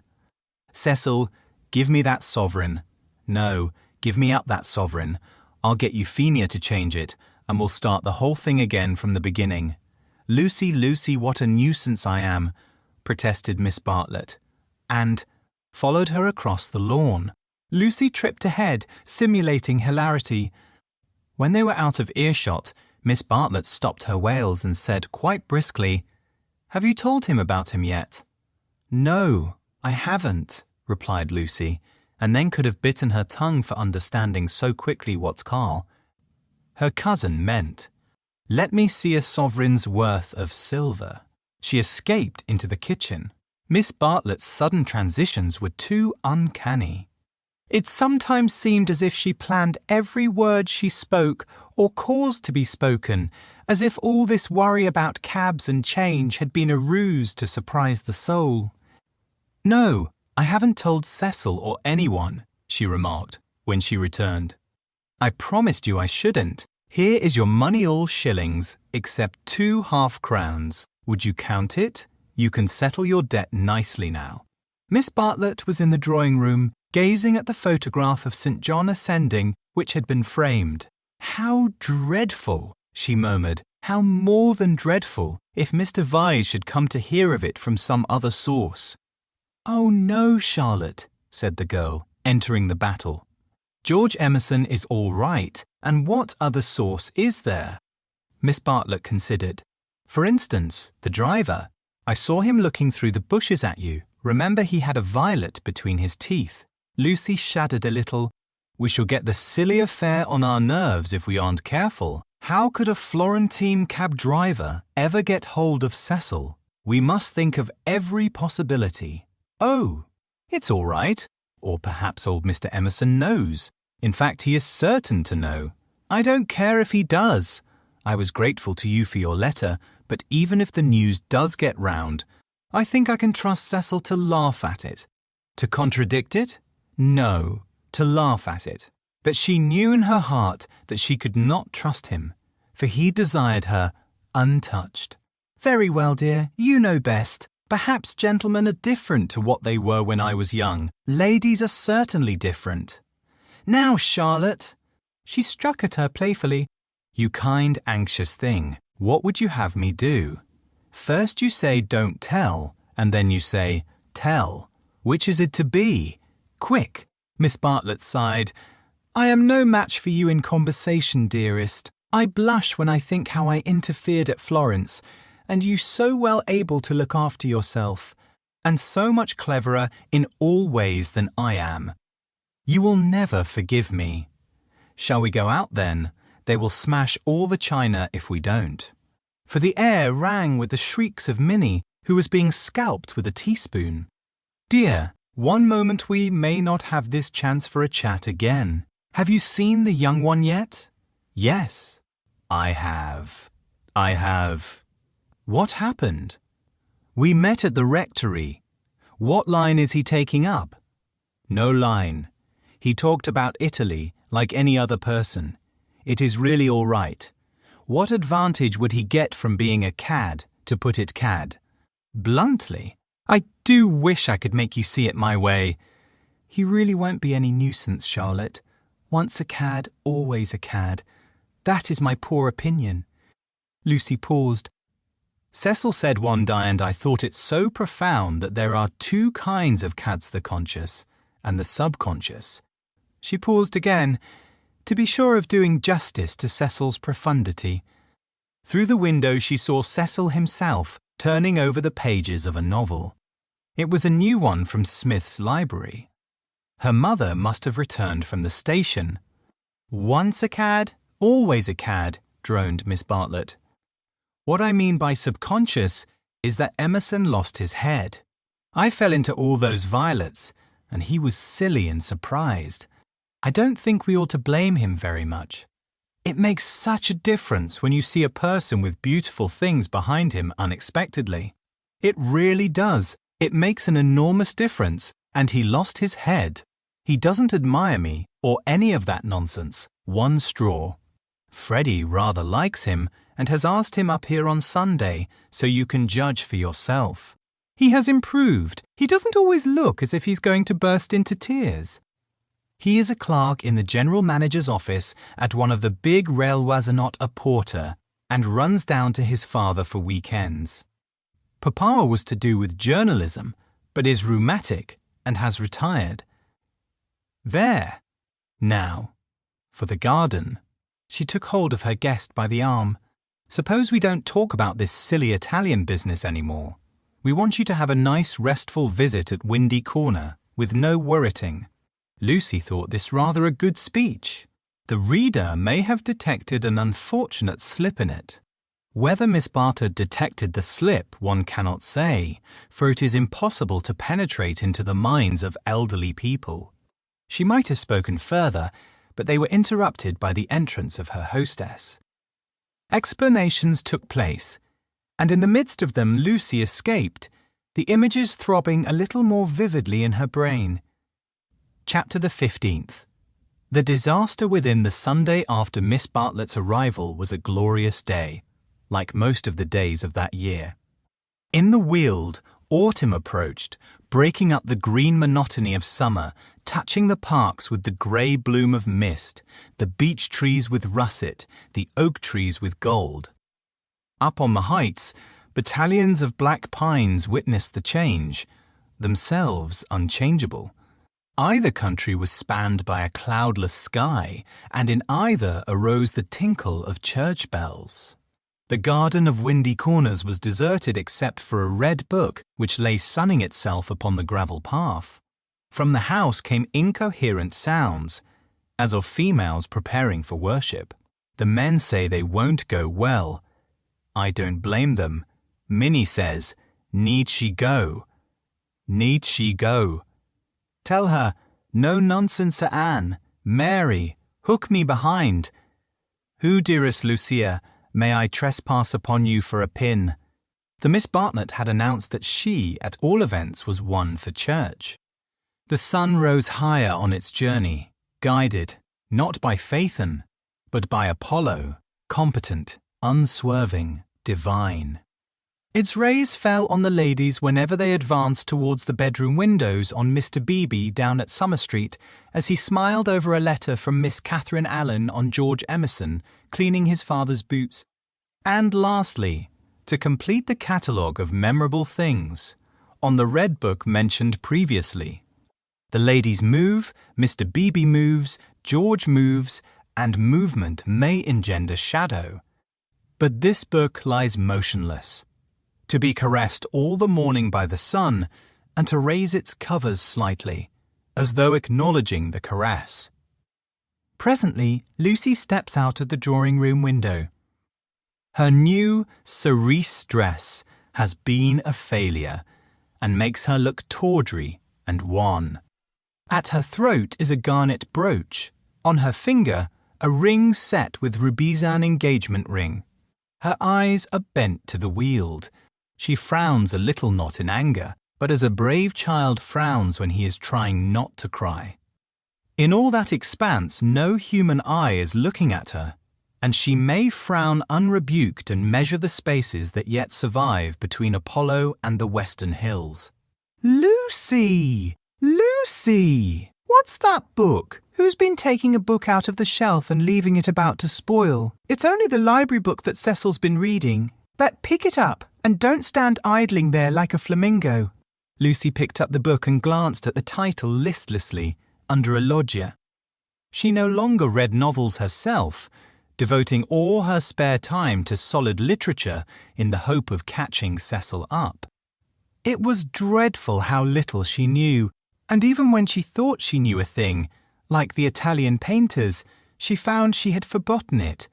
Only this morning she had confused Francesco Francia with Piero della Francesca, and Cecil had said, "What?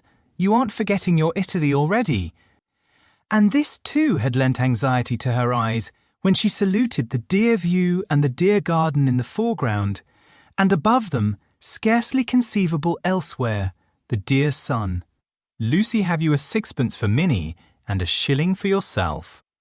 She hastened in to her mother, who was rapidly working herself into a Sunday fluster. It's a special collection, I forget what for. I do beg, no vulgar clinking in the plate with half me see that Minnie has a nice bright sixpence. Where is the child? Minnie, that book's all warped. Gracious, how plain you look. Put it under the atlas to press. Minnie. Oh, Mrs. Honeychurch from the upper regions. Minnie, don't be late. Here comes the horse-it, was always the horse, never the carriage. Where's Charlotte? Run up and hurry her. Why is she so long? She had nothing to do. She never brings anything but blouses. Poor Charlotte Howe. I do detest blouses. Minnie. Paganism is infectious, more infectious than diphtheria, or Pietiand, the rector's niece, was taken to church protesting. As usual, she didn't see why. Why shouldn't she sit in the sun with the young men? The young men who had now appeared mocked her with ungenerous words. Mrs. Honeychurch defended orthodoxy, and in the midst of the confusion, Miss Bartlett, dressed in the very height of the fashion, came strolling down the stairs. Dear Marianne, I am very sorry, but I have no small change, nothing but sovereigns and half-crowns. Could anyone give me easily? Jump in, gracious me. How smart you look. What a lovely frock. You put us all to shame. If I did not wear my best rags and tatters now, when should I wear them? Said Miss Bartlett reproachfully. She got into the Victoria and placed herself with her back to the horse. The necessary roar ensued, and then they drove off. Goodbye, be good, called out Cecil.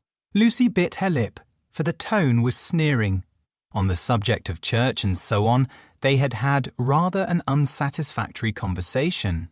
He had said that people ought to overhaul themselves, and she did not want to overhaul herself. She did not know it was done. Honest orthodoxy Cecil respected, but he always assumed that honesty is the result of a spiritual crisis. He could not imagine it as a natural birthright that might grow heavenward like flowers. All that he said on this subject pained her, though he exuded tolerance from every pore. Somehow the Emersons were different. She saw the Emersons after church. There was a line of carriages down the road, and the Honeychurch vehicle happened to be opposite Sissy Villa. To save time, they walked over the green to it, and found father and son smoking in the garden. Introduce me, said her mother. Unless the young man considers that he knows me already. He probably did, but Lucy ignored the sacred lake and introduced them formally. Old Mr. Emerson claimed her with much warmth and said how glad he was that she was going to be married. She said yes, she was glad too. And then, as Miss Bartlett and Minnie were lingering behind with Mr. Beebe, she turned the conversation to a less disturbing topic and asked him how he liked his new house. Very much, he replied, but there was a note of offence in his voice she had never known him offended before. He added, We find, though, that the Miss Allens were coming, and that we have turned them out. Women mind such a thing. I am very much upset about it. I believe that there was some misunderstanding, said Mrs. Honeychurch, uneasily. Our landlord was told that we should be a different type of person, said George, who seemed disposed to carry the matter further. He thought we should be artistic. He is disappointed. And I wonder whether we ought to write to the Miss Allens and offer to give it up. What do you think? He appealed to Lucy. Oh, stop now, you have come, said Lucy lightly. She must avoid censuring Cecil, for it was on Cecil that the little episode turned, though his name was never mentioned. So George says. He says that the Miss Allens must go to the wall, yet it does seem so unkind. There is only a certain amount of kindness in the world, said George, watching the sunlight flash on the panels of the passing carriages. Yes, exclaimed Mrs. Honeychurch. That's exactly what I say. Why all this twiddling and twaddling over two Miss Allens? There is a certain amount of kindness, just as there is a certain amount of light, he continued in measured tones. We cast a shadow on something wherever we stand, and it is no good moving from place to place to save things. Because the shadow always follows. Choose a place where you won't do harm, yes. Choose a place where you won't do very much harm, and stand in it for all you are worth, facing the sunshine. Oh, Mr. Emerson, I see you're clever. Aye, eh? Aye, I see you're going to be clever. I hope you didn't go behaving like that to poor Freddie. George's eyes laughed, and Lucy suspected that he and her mother would get on rather well. No, I didn't, he said. He behaved that way to me. It is his philosophy. Only he starts life with it, and I have tried the note of interrogation first. What do you mean? No! Never mind what you mean. Don't explain. He looks forward to seeing you this afternoon. Do you play tennis? Do you mind tennis on Sunday? George mind tennis on Sunday. George, after his education, distinguished between Sunday very well. George doesn't mind tennis on Sunday. No more do I. That's settled. Mr. Emerson, if you could come with your son, we should be so pleased. He thanked her, but the walk sounded rather far. He could only potter about in these days. She turned to George. And then he wants to give up his house to the Miss Allens. I know, said George, and put his arm round his father's neck. The kindness that Mr. Beebe and Lucy had always known to exist in him came out suddenly, like sunlight touching a vast landscape, a touch of the morning sun. She remembered that in all his perversities he had never spoken against affection. Miss Bartlett approached. You know, our cousin, Miss Bartlett, said Mrs. Honeychurch pleasantly. You met her with my daughter in Florence. Yes, indeed, said the old man, and made as if he would come out of the garden to meet the lady. Miss Bartlett promptly got into the Victoria. Thus entrenched, she emitted a formal bow. It was the pension Bertolini again, the dining table with the decanters of water and wine. It was the old battle of the room with the view. George did not respond to the bow. Like any boy, he blushed and was ashamed he knew that the chaperone remembered. He said, I'll come up to tennis if I can manage it, and went into the house. Perhaps anything that he did would have pleased Lucy, but his awkwardness went straight to her heart. Men were not gods after all, but as human and as clumsy as girls. Even men might suffer from unexplained desires, need help.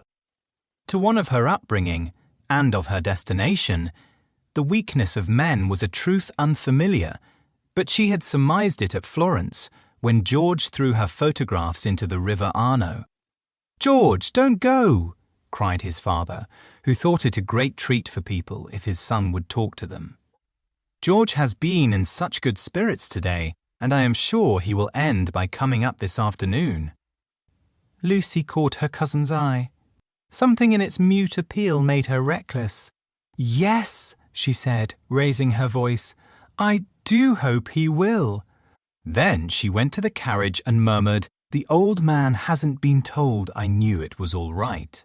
Mrs. Honeychurch followed her, and they drove away. Satisfactory that Mr. Emerson had not been told of the Florence escapade, yet Lucy's spirits should not have leapt up as if she had sighted the ramparts of heaven. Satisfactory, yet surely she greeted it with disproportionate joy. All the way home the horse's hooves sang a tune to her. He has not told, he has not told. Her brain expanded the melody. He has not told his father Tar, whom he tells all things. It was not an exploit. He did not laugh at me when I had gone. She raised her hand to her cheek. He does not love me. No, how terrible if he did, but he has not told. He will not tell. She longed to shout the words. It is all right. It's a secret between us two forever. Cecil will never hear. She was even glad that Miss Bartlett had made her promise secrecy, that last dark evening at Florence when they had knelt packing in his room. The secret, big or little, was guarded. Only 3 English people knew of it in the world. Thus, she interpreted her joy. She greeted Cecil with unusual radiance because she felt so safe. As he helped her out of the carriage, she said, "The Emersons have been so nice. George Emerson has improved enormously." "How are my protégés?" asked Cecil, who took no real interest in them and had long since forgotten his resolution to bring them to Windy. "Corner for educational purposes." "Protégés," she exclaimed with some warmth, for the only relationship which Cecil conceived was feudal, that of protector and protected. He had no glimpse of the comradeship after which the girl's soul yearned. "You shall see for yourself how your protégés are. George Emerson is coming up this afternoon. He is a most interesting man to talk to. Only don't Carl." She nearly said, "Don't protect him." But the bell was ringing for lunch, and, as often happened, Cecil had paid no great attention to her remarks. Charm, not argument, was to be her forte. Lunch was a cheerful meal. Generally, Lucy was depressed at meals. Someone had to be soothed, either Cecil or Miss Bartlett, or a being not visible to the mortal eye being who whispered to her soul, "It will not last, this cheerfulness. In January you must go to London to entertain the grandchildren of celebrated men." But today she felt she had received a guarantee. Her mother would always sit there, her brother here. The sun, though it had moved a little since the morning, would never be hidden behind the western hills. After luncheon they asked her to play. She had seen Gluck's Armite that year and played from memory the music of the enchanted garden, the music to which Renaud approaches, beneath the light of an eternal dawn, the music that never gains, never wanes, but ripples forever like the tideless seas of fairyland. Such music is not for the piano, and her audience began to get restive, and Cecil, sharing the discontent, called out, "Now play us the other garden, the one in Parsifal." She closed the instrument. "Not very dutiful," said her mother's voice. Fearing that she had offended Cecil, she turned quickly round. There George was. He had crept in without interrupting her. "Oh, I had no idea," she exclaimed, getting very red, and then, without a word of greeting, she reopened the piano. Cecil should have the Parsifal and anything else that he liked. "Our performer has changed her mind," said Miss Bartlett, perhaps implying, "She will play the music to Mr. Emerson." Lucy did not know what to do, nor even what she wanted to do. She played a few bars of the Flower Maiden song very badly, and then she stopped. "I vote tennis," said Freddie, disgusted at the scrappy entertainment. "Yes, so do I." Once more she closed the unfortunate piano. "I vote you have a men's 4. "All right." "Not for me, thank you," said Cecil. "I will not spoil the set." He never realized that it may be an act of kindness in a bag player to make up a 4th. "Oh, come along, Cecil." "I'm bad. Floyd's rotten, and so I dare say's Emerson." George corrected him. "I am not bad." One looked down one's nose at this. "Then certainly I won't play," said Cecil, while Miss Bartlett, under the impression that she was snubbing George, added, "I agree with you, Mr. Vyse. You had much better not play. Much better not." Minnie, rushing in where Cecil feared to tread, announced that she would play. "I shall miss every ball anyway, so what does it matter?" But Sunday intervened and stamped heavily upon the kindly suggestion. "Then it will have to be Lucy," said Mrs. Honeychurch. "You must fall back on Lucy. There is no other way out of it. Lucy, go and change your frock." Lucy's Sabbath was generally of this amphibious nature. She kept it without hypocrisy in the morning and broke it without reluctance in the afternoon. As she changed her frock, she wondered whether Cecil was sneering at her. Really, she must overhaul herself and settle everything up before she married him. Mr. Floyd was her partner. She liked music, but how much better tennis seemed. How much better to run about in comfortable clothes than to sit at the piano and feel girt under the arms. Once more music appeared to her the employment of a child. George served and surprised her by his anxiety to win. She remembered how he had sighed among the tombs at Santa Croce because things wouldn't fit, how after the death of that obscure Italian he had leant over the parapet by the Arno and said to her, "I shall want to live, I tell you." He wanted to live now, to win at tennis, to stand for all he was worth in the sun, which had begun to decline and was shining in her eyes, and he did win. Ah, how beautiful the Weald looked!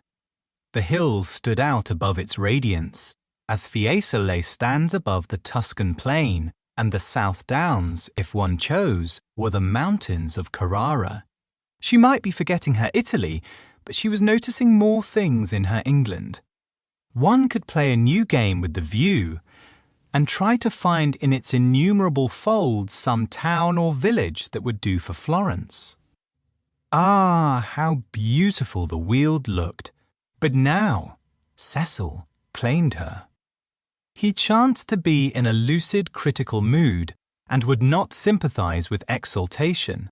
He had been rather a nuisance all through the tennis, for the novel that he was reading was so bad that he was obliged to read it aloud to others. He would stroll round the precincts of the court and call out, "I say, listen to this, Lucy, 3 split infinitives." "Dreadful," said Lucy, and missed her stroke. When they had finished their set, he still went on reading there was some murder scene, and really everyone must listen to it. Freddie and Mr. Floyd were obliged to hunt for a lost ball in the laurels, but the other two acquiesced. The scene is laid in Florence. What fun, Cecil! Read away. Come, Mr. Emerson, sit down after all your energy. She had forgiven George, as she put it, and she made a point of being pleasant to him. He jumped over the net and sat down at her feet, asking, "One day, you tired?" "Of course I'm not. Do you mind being beaten?" She was going to answer, "No," when it struck her that she did mind. So she answered, "Yes." She added merrily, "I don't see you're such a splendid player. Though, the light was behind you, and it was in my eyes." "I never said I was." "Yeah, why you did." "You didn't attend. You didn't attend. You said, 'Oh, don't go in for accuracy at this house. We all exaggerate. And we get very angry with people who don't.'" "The scene is laid in Florence," repeated Cecil, with an upward note. Lucy recollected herself. Sunset. Leonora was speeding. Lucy interrupted. "Leonora? Is Leonora the heroine? Who's the book by?" "Joseph Emery Prank. Sunset. Leonora speeding across the square. Pray the saints she might not arrive too late. Sunset the sunset of Italy, under Orcagna's loggia, the Loggia de Lanzi." As we sometimes call it now, Lucy burst into laughter. "Joseph Emery Prank indeed! Why, it's Miss Lavish. It's Miss Lavish's novel, and she's publishing it under somebody else's name. Who may Miss Lavish be? Oh, a dreadful person, Mr. Emerson. You remember Miss Lavish?" "Aye." Excited by her pleasant afternoon, she clapped her hands. George looked up. "Of course I do. I saw her the day I arrived at Summer Street. It was she who told me that you lived here. Weren't you pleased?" She meant to see Miss Lavish, but when he bent down to the grass without replying, it struck her that she could mean something else. She watched his head, which was almost resting against her knee, and she thought that the ears were reddening. "No wonder the novel's bad," she added. "I never liked Miss Lavish, but I suppose one ought to read it as one's met her." "Oh!" Modern books are bad, said Cecil, who was annoyed at her inattention and vented his annoyance on literature. Everyone writes for money in these days. Oh, Cecil, it is so. I will inflict Joseph Emery prank on you no longer. Cecil, this afternoon seemed such a twittering sparrow. The ups and downs in his voice were noticeable, but they did not affect her. She had dwelt amongst melody and movement, and her nerves refused to answer to the clang of his. Leaving him to be annoyed, she gazed at the black head again. She did not want to stroke it, but she saw herself wanting to stroke it. The sensation was curious. How do you like this view of ours, Mr. Emerson? I never notice much difference in views. What do you mean? Because they're all alike, because all that matters in them is distance and air. Said Cecil, uncertain whether the remark was striking or not. My father, he looked up at her, and he was a little flushed, says that there is only one perfect view, the view of the sky straight over our heads, and that all these views on earth are but bungled copies of it. I expect your father has been reading Dante, said Cecil, fingering the novel, which alone permitted him to lead the conversation. He told us another day that views are really crowds of trees and houses and hills, and are bound to resemble each other, like human crowds, and that the power they have over us is sometimes supernatural for the chew. Same reason. Lucy's lips parted. For a crowd is more than the people who make it up. Something gets added to it, no one knows how, just as something has got added to those hills. He pointed with his racket to the South Downs. What a splendid idea, she murmured. I shall enjoy hearing your father talk again. I'm so sorry he's not so well. No, he isn't well. There's an absurd account of a view in this book, said Cecil.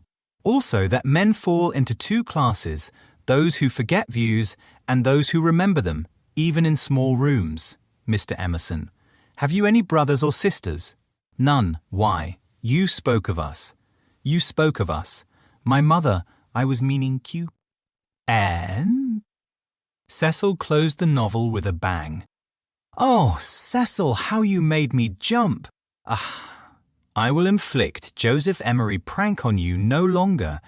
I can just remember us all three going into the country for the day and seeing as far as Hindhead.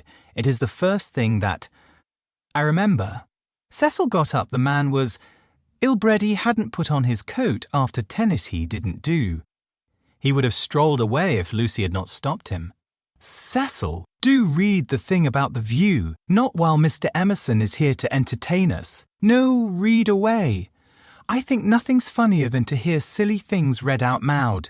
If Mr. Emerson thinks us frivolous, he can go. This struck Cecil as subtle, and pleased him. It put their visitor in the position of a prig. Somewhat mollified, he sat down again. Mr. Emerson, go and find tennis balls. She opened the book. Cecil must have his reading and anything else that he liked. But her attention wandered to George's mother, who according to Mr. Eager had been murdered in the sight of God, and according to her son had seen as far as Hindhead. Am I really to go? Asked George. No, of course not really, she answered. Chapter 2, said Cecil, yawning. Find me Chapter 2 if it isn't bothering you. Chapter 2 was found, and she glanced at its opening sentences. She thought she had gone mad. Here, hand me the book. She heard her voice saying, It isn't worth reading, it's too silly to read. I never saw such rubbish, it oughtn't to be allowed to be printed. He took the book from her. Leonora, he read, sat pensive and alone. Before her lay the rich champaign of Tuscany, dotted over with many a smiling village. The season was spring. Miss Lavish knew somehow, and had printed the past in draggled prose, for Cecil to read and for George to hear. A golden haze, he read. He read, afar off the towers of Florence, while the bank on which she sat was carpeted with violets. All unobserved, Antonio stole up behind her lest Cecil should see her face. She turned to George and saw his, quote, face. He read. There came from his lips no wordy protestation such as formal lovers use. No eloquence was his, nor did he suffer from the lack of it. He simply enfolded her in his manly arms. This isn't the passage I wanted, he informed them. There is another much funnier, further on. He turned over the leaves. Should we go in to tea? Said Lucy, whose voice remained steady. She led the way up the garden, Cecil following her, George last. She thought a disaster was averted. But when they entered the shrubbery, it came. The book, as if it had not worked mischief enough, had been forgotten, and Cecil must go back for it, and George, who loved passionately, must blunder against her in the narrow path.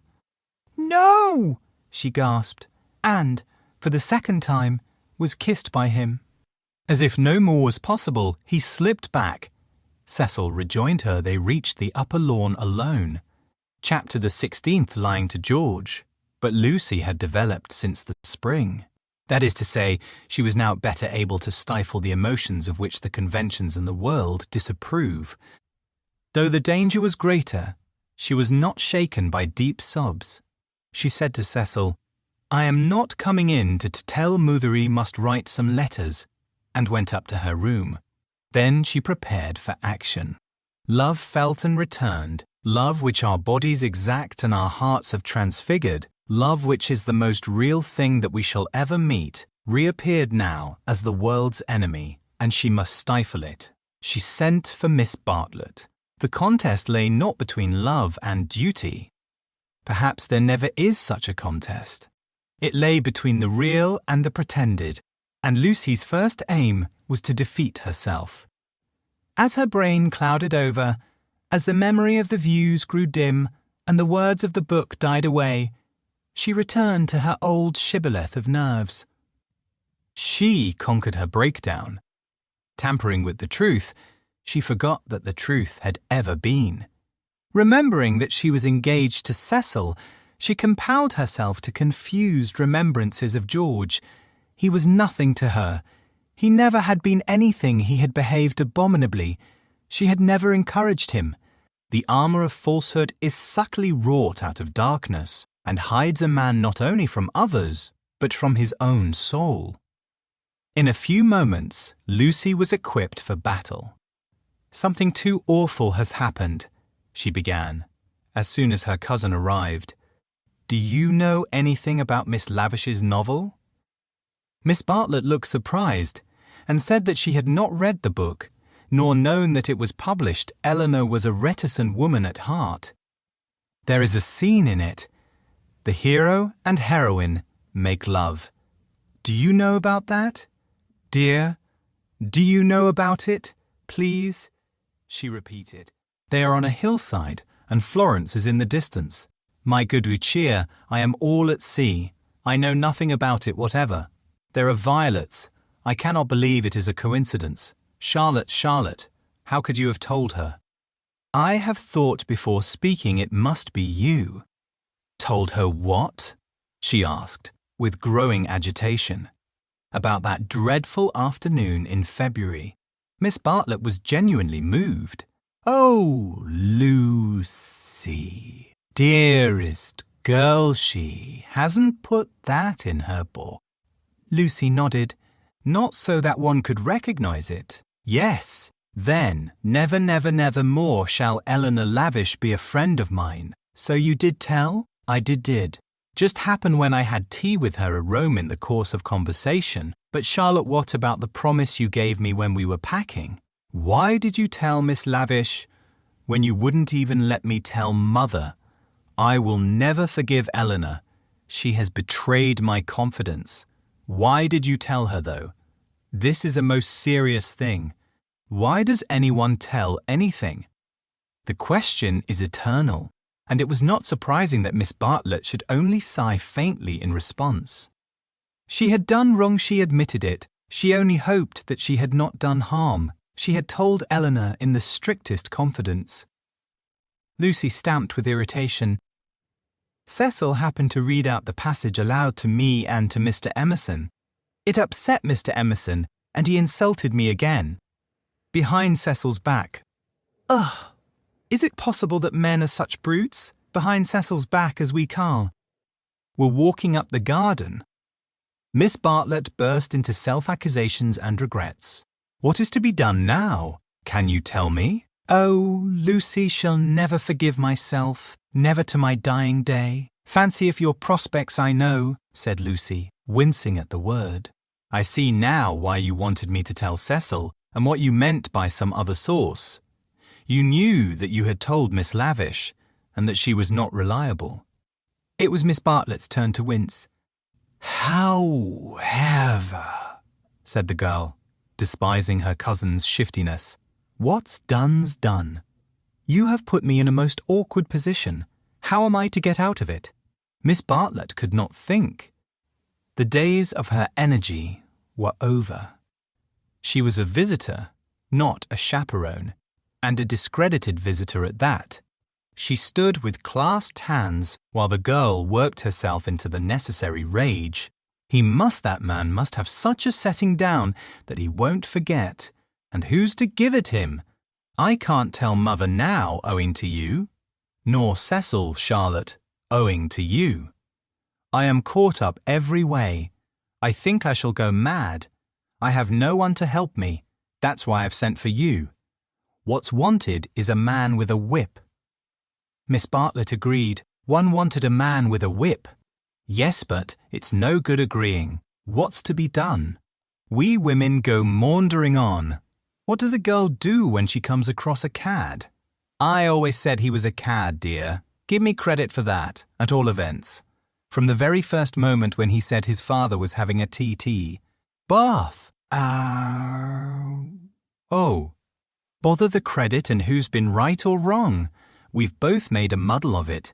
George Emerson is still down the garden there, and is he to be left unpunished, or isn't he? I want to know. Miss Bartlett was absolutely helpless. Her own exposure had unnerved her, and thoughts were colliding painfully in her brain.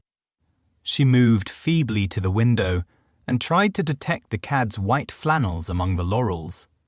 You were ready enough at the Bertolini when you rushed me off to Rome. Can't you speak again to him now? Willingly would I move heaven and earth. I want something more definite, said Lucy contemptuously. Would you speak to him?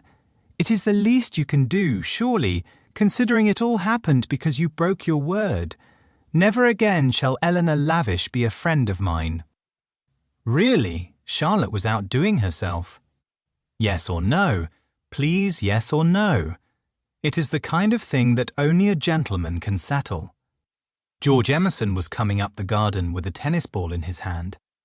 Very well, said Lucy, with an angry gesture. No one will help me. I will speak to him myself.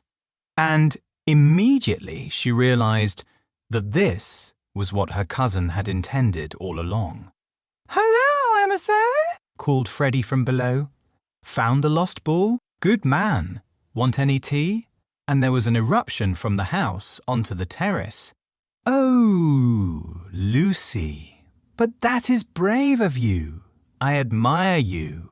They had gathered round George, who beckoned, she felt, over the rubbish, the sloppy thoughts, the furtive yearnings that were beginning to cumber her soul. Her anger faded at the sight of him. The Eversons were fine people in their way. She had to subdue a rush in her blood before saying, Freddie has taken him into the dining room. The others are going down the garden. Come, let us get this over quickly. Come, I want you in the room. Of course. Lucy, do you mind doing it? How can you ask such a ridiculous question? Poor Lucy. She stretched out her hand. I seem to bring nothing but misfortune wherever I go. Lucy nodded. She remembered their last evening at Florence, the packing, the candle, the shadow of Miss Bartlett's toque on the door. She was not to be trapped by pathos a second time. Eluding her cousin's caress, she led the way downstairs. "Try the jam," Freddie was saying. "The jam's jolly good." George, looking big and dishevelled, was pacing up and down the dining room.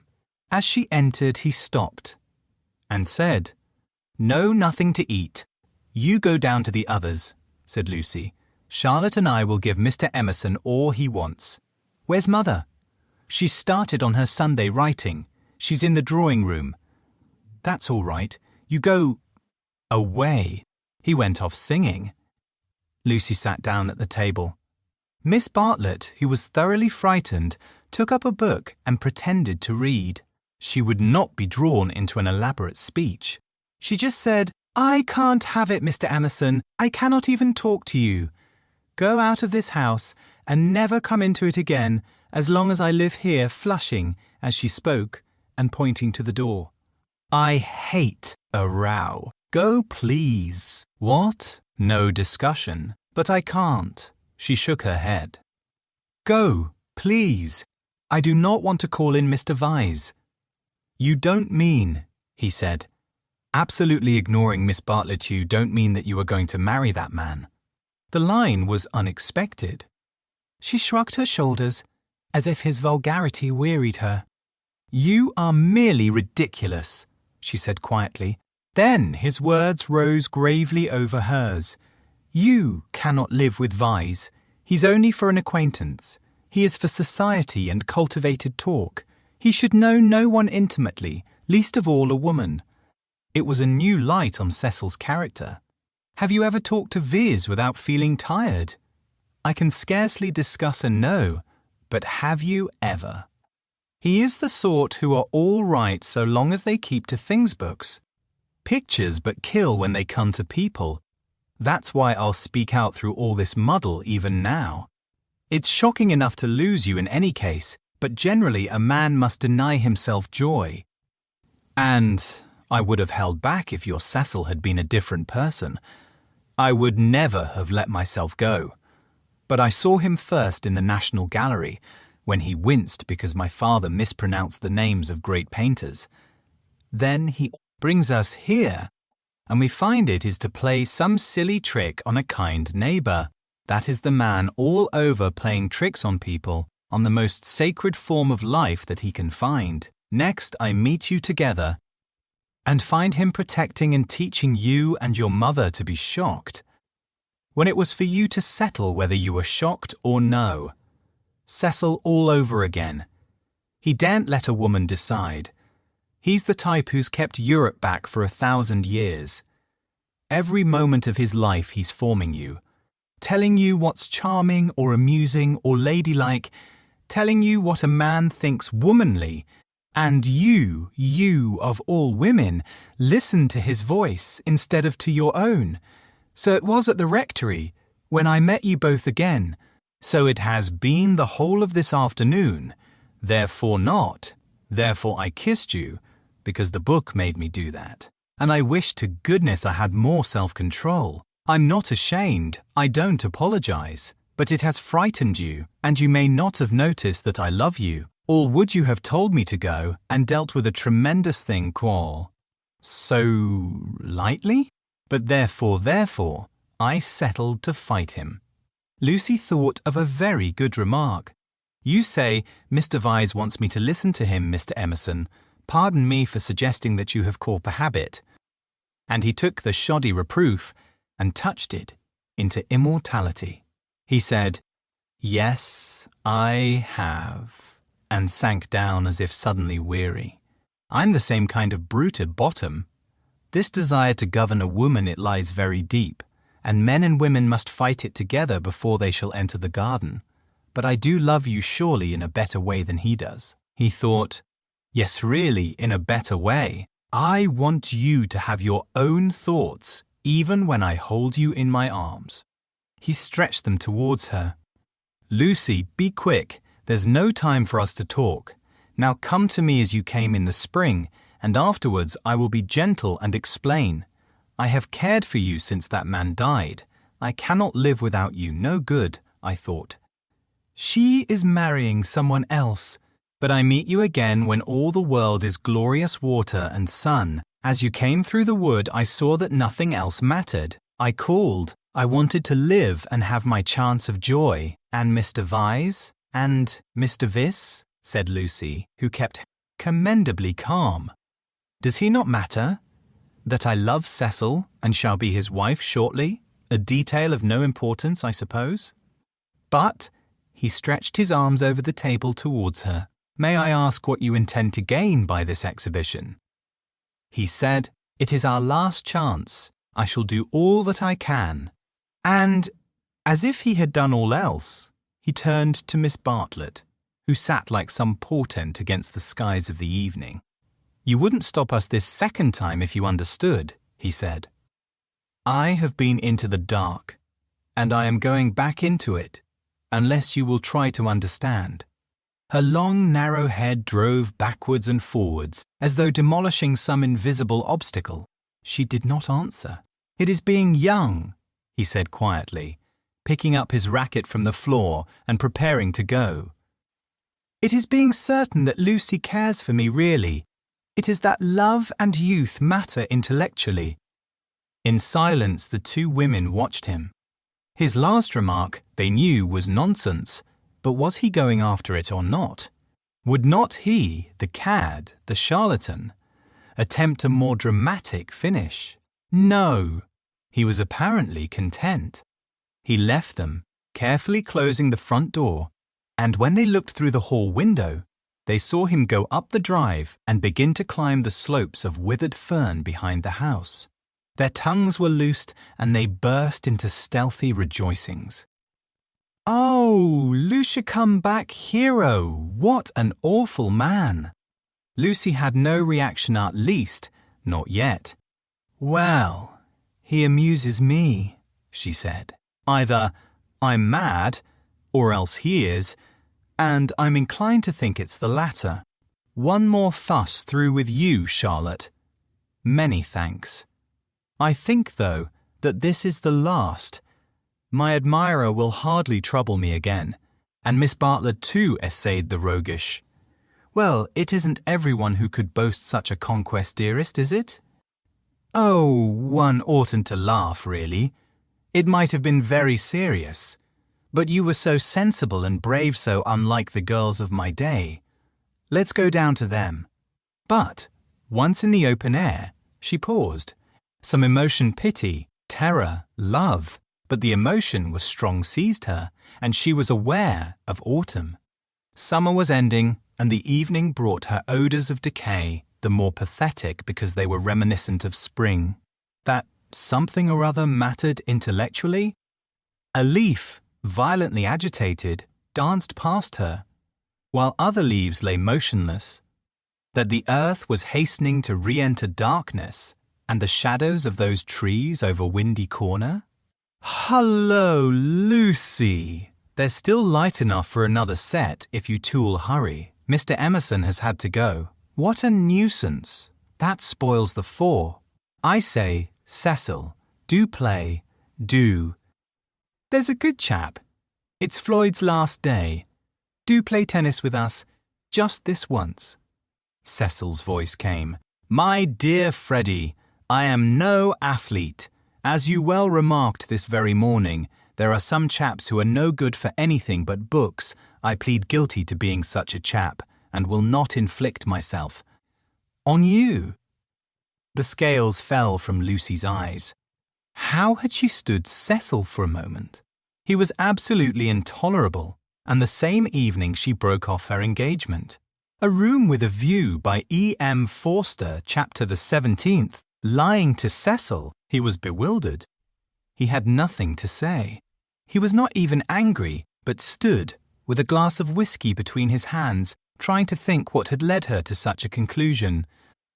She had chosen the moment before bed, when, in accordance with their bourgeois habit, she always dispensed drinks to the men. Freddie and Mr. Floyd were sure to retire with their glasses, while Cecil invariably lingered, sipping at his while she locked up the sideboard. I am very sorry about it, she said. I have carefully thought things over. We are too different. I must ask you to release me. and try to forget that there ever was such a foolish girl. It was a suitable speech, but she was more angry than sorry, and her voice showed it. Different how? I haven't had a really good education, for one thing, she continued, still on her knees by the sideboard. My Italian trip came too late, and I am forgetting all that I learnt there. I shall never be able to talk to your friends, or behave as a wife of yours should. I don't understand you. You aren't like yourself. You're tired, Lucy. Tired, she retorted, kindling at once. That is exactly like you.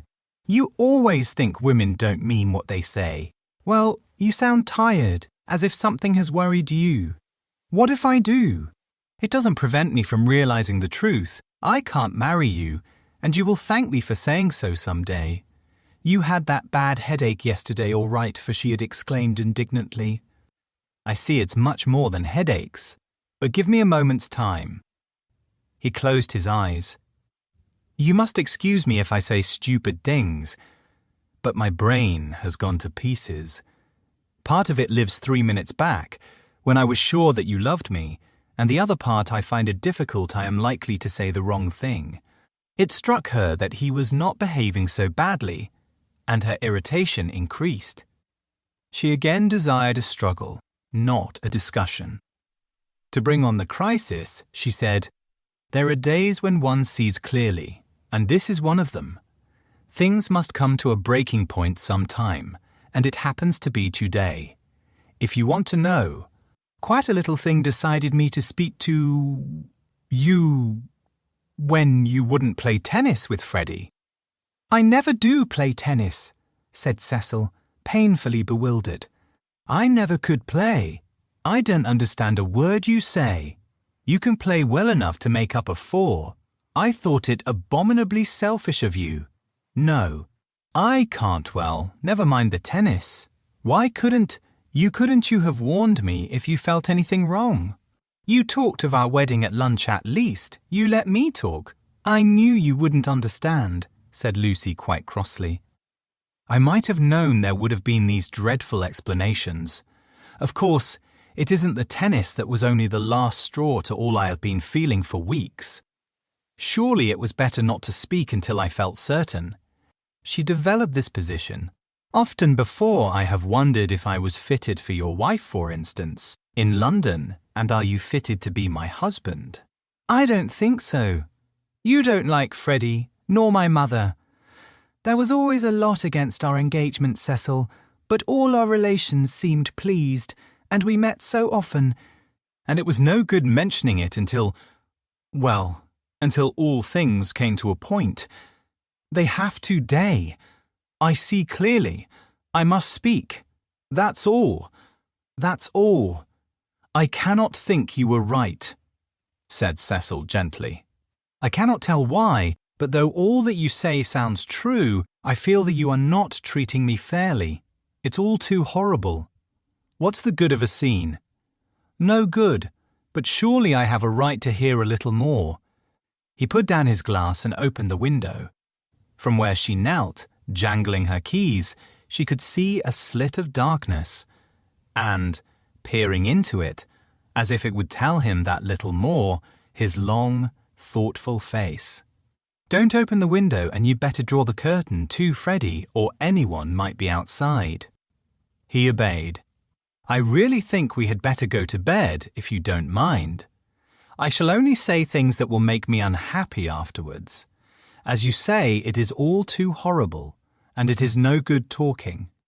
But to Cecil, now that he was about to lose her, she seemed each moment more desirable. He looked at her, instead of through her, for the first time since they were engaged.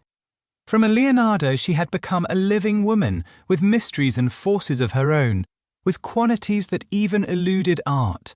His brain recovered from the shock, and, in a burst of genuine devotion, he cried, But I love you, and I did think you loved me. I did not, she said. I thought I did at first. I am sorry, and ought to have refused you this last time too. He began to walk up and down the room, and she grew more and more vexed at his dignified behaviour. She had counted on his being petty.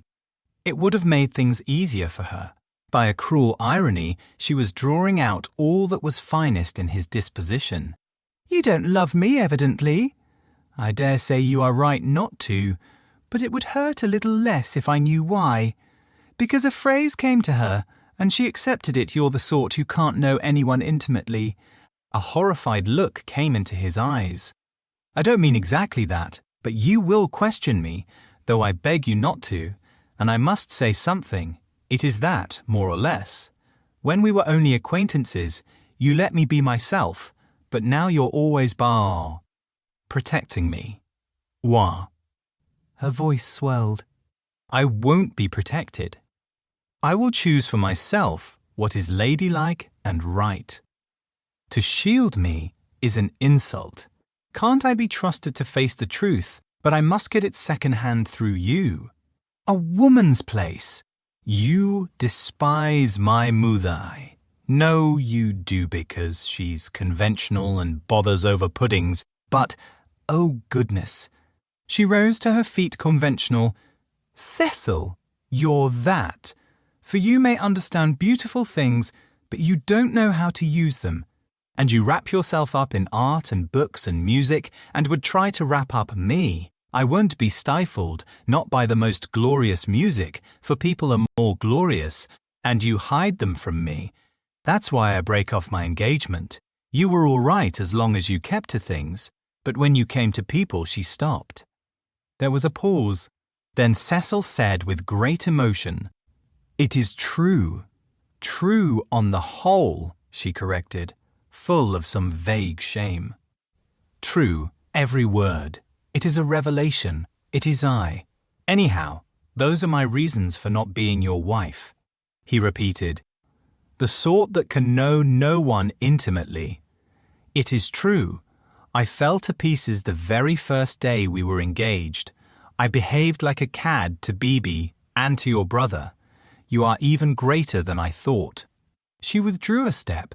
"I'm not going to worry you. You are far too good to me. I shall never forget your insight, and, dear, I only blame you for this. You might have warned me in the early stages, before you felt you wouldn't marry me, and so have given me a chance to improve. I have never known you till this evening. I have just used you as a peg for my silly notions of what a woman should be.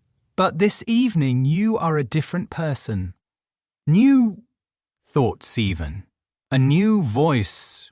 What do you mean by a new voice?" she asked, seized with incontrollable anger. "I mean that a new person seems speaking through you," said he. Then she lost her balance. She cried, "If you think I am in love with someone else, you are very much mistaken." "Of course I don't think that. You are not that kind, Lucy." "Oh, yes, you do think it. It's your old idea." "The idea that has kept Europe Bakai mean the idea that women are always thinking of men. If a girl breaks off her engagement, everyone says, 'Oh, she had someone else in her mind, she hopes to get someone else.' It's disgusting, brutal, as if a girl can't break it off for the sake of freedom." He answered reverently, "I may have said that in the past. I shall never say it again. You have taught me better." She began to redden and pretended to examine the windows again. "Of course there is no question of someone else in this. No jilting or any such nauseous stupidity. I beg your pardon most humbly if my words suggested that there was. I only meant that there was a force in you that I hadn't known of up till now." "All right, Cecil. That will do. Don't apologize to me. It was my mistake. It is a question between ideals. Yours and mine pure abstract ideals, and yours are the nobler. I was bound up in the old vicious notions, and all the time, you were splendid and new, Fi." His voice broke. "I must actually thank you for what you have done for showing me what I really am. Solemnly, I thank you for showing me a true woman. Will you shake hands?" Of course I will," said Lucy, twisting up her other hand in the curtains. "Good night, Cecil. Goodbye." That's all right. I'm sorry about it. Thank you very much for your gentleness. Let me light your candle, shall I? They went into the hall. Thank you. Good night again. God bless you, Lucy. Goodbye, Cecil. She watched him steal upstairs while the shadows from 3 banisters passed over her face like the beat of wings. On the landing, he paused strong in his renunciation and gave her a look of memorable beauty. For all his culture, Cecil was an ascetic at heart, and nothing in his love became him like the leaving of it. She could never marry. In the tumult of her soul, that stood firm. Cecil believed in her. She must someday believe in herself. She must be one of the women whom she had praised so eloquently, who care for liberty and not for men. She must forget that George loved her, that George had been thinking through her and gained her this honourable release, that George had gone away into what was it? The darkness. She put out the lamp. It did not do to think, nor, for the matter of that, to feel. She gave up trying to understand herself and joined the vast armies of the benighted who follow neither the heart nor the brain and march to their destiny by catchwords. The armies are full of pleasant and pious folk, but they have yielded to the only enemy that matters, the enemy within. They have sinned against passion and truth, and vain will be their strife after virtue. As the years pass, they are censured. Their pleasantry and their piety show cracks, their wit becomes cynicism, their unselfishness, hypocrisy. They feel and produce discomfort wherever they go. They have sinned against Eros and against Pallas Athene, and not by any heavenly intervention, but by the ordinary course of nature. Those allied deities will be avenged. Lucy entered this army when she pretended to George that she did not love him and pretended to Cecil that she loved no one. The night received her as it had received Miss Bartlett 30 years before. Chapter the 18th. Lying to Mr. Beebe, Mrs. Honeychurch, Freddie and the servants' windy corner, lay, not on the summit of the ridge, but a few hundred feet down the southern slope at the springing of one of the great calm buttresses that supported the hill. On either side of it was a shallow ravine filled with ferns and pine trees, and down the ravine on the left ran the highway into the Weald. Whenever Mr. Bede crossed the ridge and caught sight of these noble dispositions of the earth, and, poised in the middle of them, windy corner, he laughed. The situation was so glorious, the house so commonplace, not to say impertinent. The late Mr. Honeychurch had affected the cube because it gave him the most accommodation for his money, and the only addition made by his widow had been a small turret shaped like a rhinoceros horn, where she could sit in wet weather and watch the carts going up and down the road. So, impertinentande, yet the house did, for it was the home of people who loved their surroundings honestly. Other houses in the neighbourhood had been built by expensive architects. Over others their inmates had fidgeted sedulously, yet all these suggested the accidental, the temporary Sarah, while Windy Corner seemed as inevitable as an ugliness of nature's own creation. One might laugh at the house, but one never shuddered. Mr. Beebe was bicycling over this Monday afternoon with a piece of gossip. He had heard from the Miss Allens. These admirable ladies, since they could not go to Sissy Villa, had changed their plans. They were going to Greece instead. Since Florence did my poor sister so much good, wrote Miss Catherine, we do not see why we should not try Athens this winter. Of course Athens is a plunge, and the doctor has ordered her special digestive bread. But, after all, we can take that with us, and it is only getting first into a steamer and then into a train. But is there an English church? And the letter went on to say, I do not expect we shall go any further than Athens, but if you knew of a really comfortable pension at Constantinople, we should be so grateful. Lucy would enjoy this letter, and the smile with which Mr. Beebe greeted Windy Corner was partly for her. She would see the fun of it, and some of its beauty, for she must see some beauty. that she was hopeless about pictures, and though she dressed so unevenly, that cerise frock yesterday at church, she must see some beauty in life, or she could not play the piano as she did. He had a theory that musicians are incredibly complex and know far less than other artists what they want and what they are, that they puzzle themselves as well as their friends, that their psychology is a modern development and has not yet been understood. This theory, had he known it, had possibly just been illustrated by facts.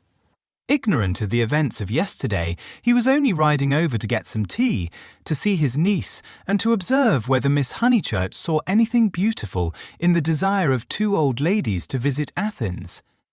A carriage was drawn up outside Windy Corner, and just as he caught sight of the house it started, bowled up the drive and stopped abruptly when it reached the main road. Therefore, it must be the horse, who always expected people to walk up the hill in case they tired him. The door opened obediently, and two men emerged, whom Mr. Beebe recognized as Cecil and Freddie.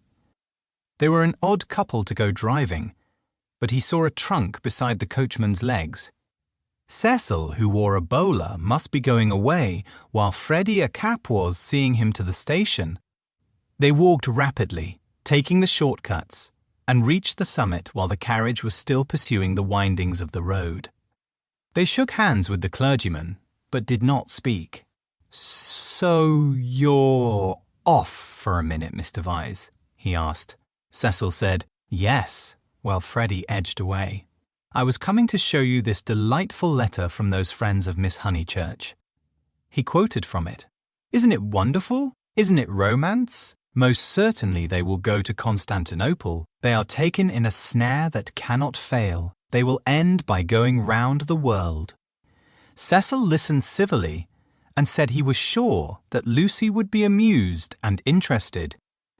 "Isn't romance capricious? I never notice it in you young people. You do nothing but play lawn tennis and say that romance is dead, while the Miss Allens are struggling with all the weapons of propriety against the terrible thing, a really comfortable pension at Constantinople, so they call it, out of decency. But in their hearts they want a pension with magic windows opening on the foam of perilous seas in fairyland forlorn. No, ordinary view will content the Miss Allens. They want the pension Keats." "I'm awfully sorry to interrupt, Mr. Beebe," said Freddie. "But have you any matches?" "I have," said Cecil, and it did not escape Mr. Beebe's notice that he spoke to the boy more kindly. "You have never met these Miss Allens, have you, Mr. Vyse?" "Never." "Then you don't see the wonder of this Greek visit. I haven't been to Greece myself and don't mean to go, and I can't imagine any of my friends going. It is altogether too big for our little lot, don't you think so? Italy is just about as much as we can manage. Italy is heroic, but Greece is godlike or devilish, I am not sure which, and in either case absolutely out of our suburban focus." "All right, Freddie, I am not being clever, upon my word. I am noti I took the idea from another fellow cant. And give me those matches when you've done with them." He lit a cigarette and went on talking to the two young men. "I was saying, if our poor little Cockney lives must have a background, let it be Italian, big enough in all conscience. The ceiling of the Sistine Chapel for me. There the contrast is just as much as I can realize, but not the Parthenon, not the frieze of Phidias at any price. And here comes the Victoria." "You're quite right," said Cecil.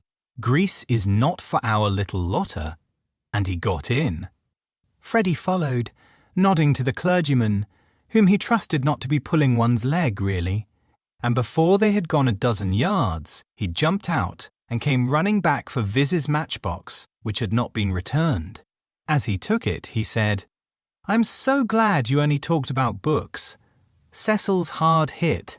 Lucy won't marry him. If you'd gone on about her, as you did about them, he might have broken down. But, when late last night, I must go. Perhaps they won't want me down there. No, go on. Goodbye." goodbye. Thank goodness, exclaimed Mr. Beebe to himself, and struck the saddle of his bicycle approvingly. It was the one foolish thing she ever did. Oh, what a glorious riddance! And, after a little thought, he negotiated the slope into Windy Corner, light of heart. The house was again as it ought to be yut off forever from Cecil's pretentious world. He would find Miss Minnie down in the garden. In the drawing-room, Lucy was tinkling at a Mozart sonata. He hesitated a moment, but went down the garden as requested. There he found a mournful company. It was a blustering day, and the wind had taken and broken the dahlias.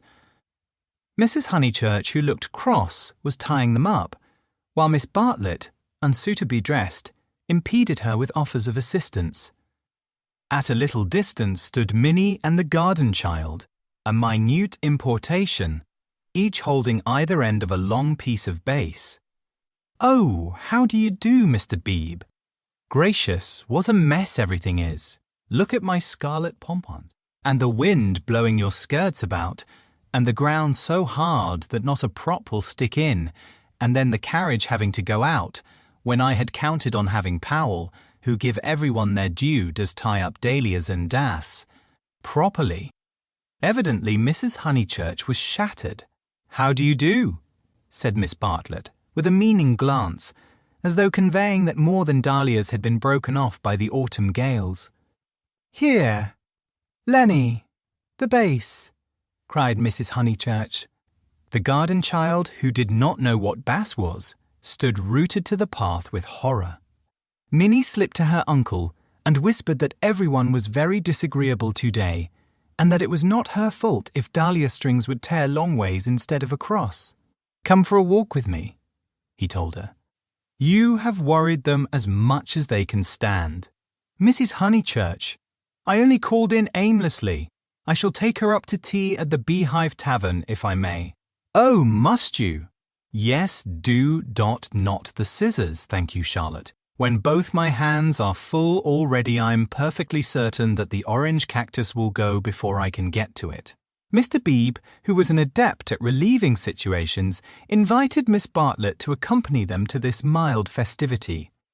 "Yes, Charlotte, I don't want you to go. There's nothing to stop about for, either in the house or out of it."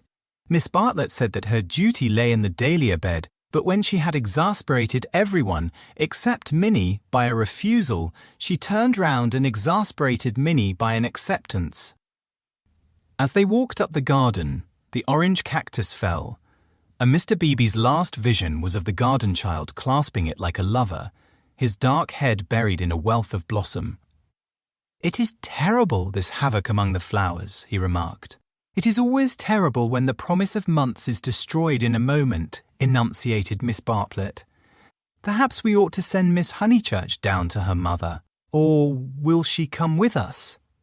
"I think we had better leave Lucy to herself and to her own pursuits. They're angry with Miss Honeychurch because she was late for breakfast," whispered Minnie. "And Floyd has gone, and Mr. Vyse has gone, and Freddie won't play with me. In fact, Uncle Arthur, the house is not at all what it was yesterday." "Don't be a prig," said her Uncle Arthur. "Go and put on your boots." He stepped into the drawing-room, where Lucy was still attentively pursuing the sonatas of Mozart. She stopped when he entered. "How do you do? Miss Bartlett and Minnie are coming with me to tea at the Beehive. Would you come too?" "I don't think I will, thank you. No, I didn't suppose you would care too much." Lucy turned to the piano and struck a few chords. "How delicate those sonatas are," said Mr. Beebe, though at the bottom of his heart he thought them silly little things. Lucy passed into Schumann. "Miss Honeychurch." "Yes, I met them on the hill. Your brother told me." "Oh, he did?" She sounded annoyed. Mr. Beebe felt hurt, for he had thought that she would like him to be told. "I needn't say that it will go no further. Mother, Charlotte, Cecil, Freddie, you," said Lucy, playing a note for each person who knew, and then playing a sixth note. If you'll let me say so, I am very glad, and I am certain that you have done the right thing. So I hoped other people would think. But they don't seem to. I could see that Miss Bartlett thought it unwise. So does Mother. Mother minds dreadfully. I am very sorry for that, said Mr. Beebe with feeling. Mrs. Honeychurch, who hated all changes, did mind, but not nearly as much as her daughter pretended, and only for the minute. It was really a ruse of Lucy's to justify her despondency ruse, of which she was not herself conscious, for she was marching in the armies of darkness. And Freddie minds. Still, Freddie never hit it off with Vyse much, did he? I gathered that he disliked the engagement and felt it might separate him from you. Boys are so odd. Minnie could be heard arguing with Miss Bartlett through the floor. Tea at the Beehive apparently involved a complete change of apparel. Mr. Beebe saw that Lucifer properly did not wish to discuss her action, so after a sincere expression of sympathy, he said, I have had an absurd letter from Miss Allen. That was really what brought me over. I thought it might amuse you all. How delightful, said Lucy in a dull voice. For the sake of something to do, he began to read her the letter. After a few words, her eyes grew alert, and soon she interrupted him with going abroad. When do they start? Next week, I gather. Did Freddie say whether he was driving straight back? No, he didn't. Because I won.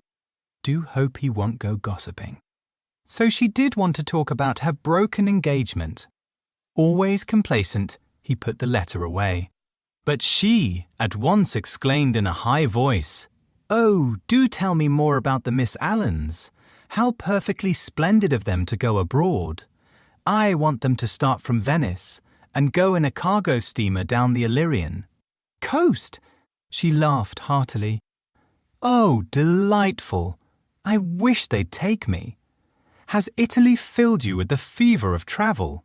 Perhaps George Emerson is right. He says that Italy is only an euphemism for fate. Oh, not Italy, but Constantinople. I have always longed to go to Constantinople. Constantinople is practically Asia, isn't it? Mr. Beebe reminded her that Constantinople was still unlikely, and that the Miss Allens only aimed at Athens, with Delphi perhaps, if the roads are safe. But this made no difference to her enthusiasm. She had always longed to go to Greece even more, it seemed. He saw, to his surprise, that she was apparently serious. I didn't realize that you and the Miss Allens were still such friends after Sissy Villa. Oh, that's nothing, I assure you. Sissy Villa's nothing to me. I would give anything to go with them. Would your mother spare you again so soon? You have scarcely been home 3 months. She must spare me, cried Lucy, in growing excitement. I simply must go away.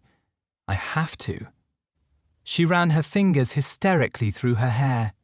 Don't you see that I have to go away? I didn't realize at the time.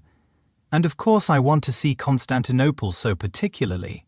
You mean that since you have broken off your engagement, you feel a yes. I knew he'd understand. Mr. Beebe did not quite understand. Why could not Miss Honeychurch repose in the bosom of her family? Cecil had evidently taken up the dignified line and was not going to annoy her.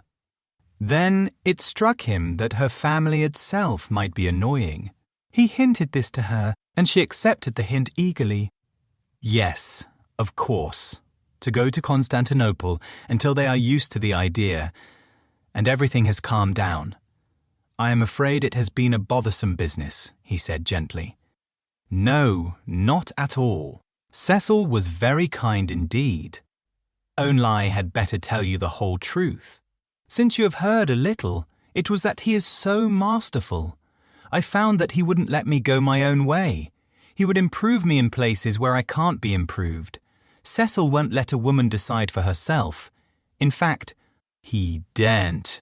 What nonsense I do talk. But that is the kind of thing. It is what I gathered from my own observation of Mr. Vyse. It is what I gather from all that I have known of you. I do sympathize and agree most profoundly. I agree so much that you must let me make one little criticism. Is it worthwhile rushing off to Greece? But I must go somewhere, she cried. I have been worrying all the morning, and here comes the very thing. She struck her knees with clenched fists and repeated, I must, and the time I shall have with Mother and all the money she spent on me last spring. You all think much too highly of me. I wish you weren't so kind. At this moment, Miss Bartlett entered, and her nervousness increased. I must get away, ever so far. I must know my own mind, and where I want to go. Come along, T, said Mr. Beebe, and bustled his guests out of the front door. He hustled them so quickly that he forgot his hat. When he returned for it, he heard, to his relief and surprise, the tinkling of a Mozart sonata. She is playing again, he said to Miss Bartlett. Lucy can always play, was the acid reply. One is very thankful that she has such a resource. She is evidently much worried, as, of course, she ought to be. I know all about it. The marriage was so near that it must have been a hard struggle before she could wind herself up. To speak. Miss Bartlett gave a kind of wriggle, and he prepared for a discussion. He had never fathomed Miss Bartlett. As he had put it to himself at Florence, she might yet reveal depths of strangeness, if not of meaning. But she was so unsympathetic that she must be reliable. He assumed that much, and he had no hesitation in discussing Lucy with her. Minnie was fortunately collecting ferns. She opened a discussion with, "We had much better let the matter drop. I wonder. It is of the highest importance that there should be no gossip in Summer Street. It would be death to gossip about Mr. V.'s dismissal at the fee." Present moment. Mr. Beebe raised his eyebrows. Death is a strong word, surely too strong. There was no question of tragedy. He said, "Of course, Miss Hullychurch will make the fact public in her own way, and when she chooses. Freddie only told me because he knew she would not mind." "Ah?" "I know," said Miss Bartlett civilly. "Yet Freddie ought not to have told even you. One cannot be too careful." "Quite so. I do implore absolute secrecy. A chance word to a chattering friend, and exactly." He was used to these nervous old maids, and to the exaggerated importance that they attach to words. A rector lives in a web of petty secrets and confidences and warnings, and the wiser he is, the less he will regard them. He will change the subject, as did Mr. Beebe, saying cheerfully, "Have you heard from any Bertolini people lately? I believe you keep up with Miss Lavish. It is odd how we, of that pension, who seem such a fortuitous collection, have been working into one another's lives. 2, 3, 4, 6 of us know, 8. I had forgotten the Emersons have kept more or less in touch. We must really give the Signora a testimonial." And, Miss Bartlett not favouring the scheme, they walked up the hill in a silence which was only broken by the rector naming some fern. On the summit, they paused. The sky had grown wilder since he stood there last hour, giving to the land the tragic greatness that is rare in Surrey. Grey clouds were charging across tissues of white, which stretched and shredded and tore slowly, until through their final layers there gleamed a hint of the disappearing blue. Summer was retreating. The wind roared, the trees groaned, yet the noise seemed insufficient for those vast operations in heaven. The weather was breaking up, broken, and it is a sense of the fit rather than of the supernatural that equips such crises with the salvos of angelic artillery. Mr. Beebe's eyes rested on Windy Corner, where Lucy sat, practising Mozart. No smile came to his lips, and, changing the subject again, he said, "We shan't have rain, but we shall have darkness, so let us hurry on. The darkness last night was appalling. They reached the Beehive Tavern at about 5 o'clock. That amiable hostelry possesses a veranda in which the young and the unwise do dearly love to sit, while guests of more mature years seek a pleasant sanded room and have tea at a table comfortably. Mr. Beebe saw that Miss Bartlett would be cold if she sat out, and that Minnie would be dull if she sat in, so he proposed a division of forces. They would hand the child her food through the window. Thus he was incidentally enabled to discuss the fortunes of Lucy. "I have been thinking, Miss Bartlett," he said, "and, unless you very much object, I would like to reopen that discussion." She bowed. "Nothing about the past. I know little and care less about that. I am absolutely certain that it is to your cousin's credit. She has acted loftily and rightly, and it is like her gentle modesty to say that we think too highly of her. But the future, seriously, what do you think of this Greek plan?" He pulled out the letter again. "I don't know whether you overheard, but she wants to join the Miss Allens in their mad career. It's owl I can't explain it's wrong." Miss Bartlett read the letter in silence, laid it down, seemed to hesitate, and then read it again. "I can't see the point of it myself." To his astonishment, she replied, "There I cannot agree with you. In it I spy Lucy's salvation. Really. Now, why? She wanted to leave Windy Corner. I know, but it seems so odd, so unlike her, so, I was going to say selfish. It is natural, surely after such painful scenes, that she should desire a change." Here, apparently, was one of those points that the male intellect misses, Mr. Beebe exclaimed.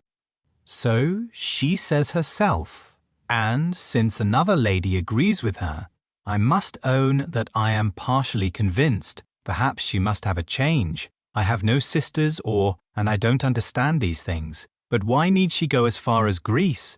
"You may well ask that," replied Miss Bartlett, who was evidently interested, and had almost dropped her evasive manner. "Why Greece? What is it, Minnie Dear Jam? Why not Tunbridge Wells?" "Oh, Mr. Beebe! I had a long and most unsatisfactory interview with dear Lucy this morning. I cannot help her. I will say no more. Perhaps I have already said too much. I am not to talk. I wanted her to spend 6 months with me at Tunbridge Wells, and she refused." Mr. Beebe poked at a crumb with his knife. "But my feelings are of no importance. I know too well that I get on Lucy's nerves. Our tour was a failure. She wanted to leave Florence, and when we got to Rome she did not want to be in Rome, and all the time I felt that I was spending her mother's money." "Let us keep to the future, though," interrupted Mr. Beebe. "I want your advice." "Very well," said Charlotte, with a choky abruptness that was new to him, though familiar to Lucy. "I, for one, will help her to go to Greece. Will you?" Mr. Beebe considered. "It is absolutely necessary," she continued, lowering her veil and whispering through it with a passion, an intensity, that surprised him. "I know." The darkness was coming on, and he felt that this odd woman really did know. She must not stop here a moment, and we must keep quiet till she goes. I trust that the servants know nothing.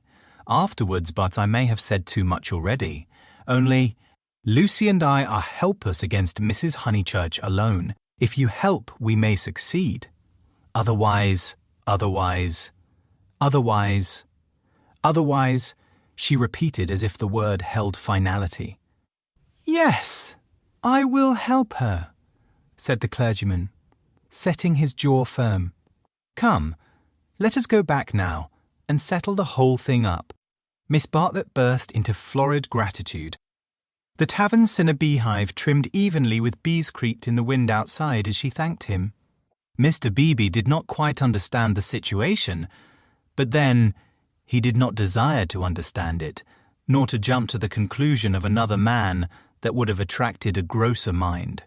He only felt that Miss Bartlett knew of some vague influence from which the girl desired to be delivered and which might well be clothed in the fleshly form. Its very vagueness spurred him into knight-errantry. His belief in celibacy, so reticent, so carefully concealed beneath his tolerance and culture, now came to the surface and expanded like some delicate flower. They that marry do well, but they that refrain do better. So ran his belief, and he never heard that an engagement was broken off, but with a slight feeling of pleasure. In the case of Lucy, the feeling was intensified through dislike of Cecil, and he was willing to go further to place her out of danger until she could confirm her resolution of virginity. The feeling was very subtle and quite undogmatic, and he never imparted it to any other of the characters in this entanglement. Yet it existed, and it alone explains his action subsequently and his influence on the action of others. The compact that he made with Miss Bartlett in the tavern was to help not only Lucy, but religion also. They hurried home through a world of black and grey. He conversed on indifferent topics: the Emersons' need of a housekeeper, servants, Italian servants, novels about Italy, novels with a purpose. Could literature influence life? Windy Corner glimmered. In the garden, Mrs. Honeychurch, now helped by Freddie, still wrestled with the lives of her flowers. "It gets too dark," she said hopelessly. "This comes of putting off. We might have known the weather would break up soon. And now Lucy wants to go to Greece. I don't know what the world's coming to." "Mrs. Honeychurch," he said, "go to Greece she must. Come up to the house and let's talk it over. Do you, in the first place, mind her breaking with Vyse? Mr. Beebe, I'm thankful, simply thankful." "So am I," said Freddie. "Good. Now come up to the house." They conferred in the dining room for half an hour. Lucy would never have carried the Greek scheme alone. It was expensive and dramatic, both qualities that her mother loathed. Nor would Charlotte have succeeded. The honours of the day rested with Mr. Beebe. By his tact and common sense, and by his influence as a clergyman, for a clergyman who was not a fool, influenced Mrs. Honeychurch greatly. He bent her to their purpose. "I don't see why Greece is necessary." She said, "But as you do, I suppose it is all right. It must be something I can't understand." "Lucy, let's tell her. Lucy." "She is playing the piano," Mr. Beebe said. He opened the door and heard the words of a song. "Look not thou on beauties charming." I didn't know that Miss Honeychurch sang too. "Sit thou still when kings are arming.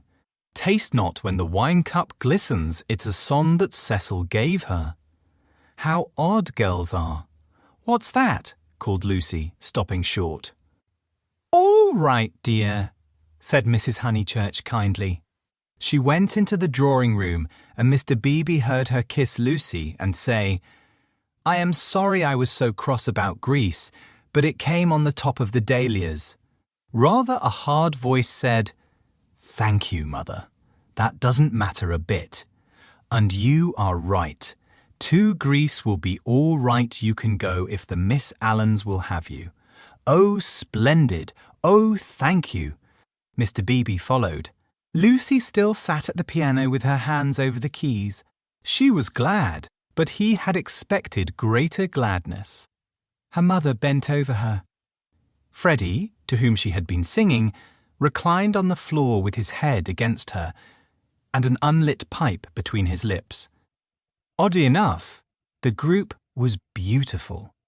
Mr. Beebe, who loved the art of the past, was reminded of a favourite theme, the Santa Conversazione, in which people who care for one another are painted chatting together about noble things, a theme neither sensual nor sensational, and therefore ignored by the art of today.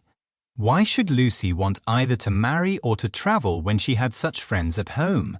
"Taste not when the wine cup glistens, speak not when the people listens," she continued. "Here's Mr. Beebe. Mr. Beebe knows my rude ways." "It's a beautiful psalm and a wise one," said he. "Go on." "It isn't very good," she said listlessly. "I forget why harmony or something. I suspected it was unscholarly. It's so beautiful. It's so beautiful. The tune's right enough, said Freddie, but the words are rotten. Why throw up the sponge? How stupidly you talk, said his Andan. Sister! The Santa Conversazione was broken up. After all, there was no reason that Lucy should talk about Greece or thank him for persuading her mother, so he said goodbye. Freddie lit his bicycle lamp for him in the porch, and with his usual felicity of phrase, said, "This has been a day and a half. Stop thine ear against the singer. Wait a minute, she is finishing. From the red gold keep thy finger vacant heart and hand, and I easy live and quiet die. I love weather like this. I love weather," said Freddie. Mr. Beebe passed into it. The two main facts were clear. She had behaved splendidly, and he had helped her. He could not expect to master the details of so big a change in a girl's life. If here and there he was dissatisfied or puzzled, he must acquiesce she was choosing the better part. Vacant heart and hand and eye. Perhaps the psalm stated the better part rather too strongly. He half fancied that the soaring accompaniment which he did not lose in the shout of the gale really agreed with Freddie and was gently criticizing the words that it adorned. Vacant heart and hand and eye easy live and quiet die. However, for the fourth time Windy Corner lay poised below him now as a beacon in the roaring tides of darkness. Chapter the 19th line to Mr. Emerson. The Miss Allens were found in their beloved Temperance Hotel near Bloomsbury, a clean, airless establishment much patronized by provincial England. They always perched there before crossing the great seas, and for a week or two would fidget gently over clothes, guidebooks, Mackintosh squares, digestive bread, and other continental necessaries. That there are shops abroad, even in Athens, never occurred to them, for they regarded travel as a species of warfare only to be undertaken by those who have been fully armed at the Haymarket stores. Miss Honeychurch, they trusted, would take care to equip herself duly. Quinine could now be obtained in tabloids. Paper soap was a great help towards freshening up one's face in the train. Lucy promised, a little depressed, but, of course, you know all about these things, and you have Mr. V's to help you. A gentleman is such a standby. Mrs. Honeychurch, who had come up to town with her daughter, began to drum nervously upon her card case. "We think it's so good of Mr. Vyse to spare you," Miss Catherine continued. "It is not every young man who would be so unselfish, but perhaps he will come out and join you later on. Or does his work keep him in London?" said Miss Teresa, the more acute and less kindly of the two sisters. "However, we shall see him when he sees you off. I do so long to see him." "No one will see Lucy off," interposed Mrs. Honeychurch. "She doesn't like it." "No, I hate seeings off," said Lucy. "Really? How funny. I should have thought that in this case—" "Oh, Mrs. Honeychurch, you aren't going? It is such a pleasure to have met you." They escaped, and Lucy said with relief, "That's all right. We just got through that time." But her mother was annoyed.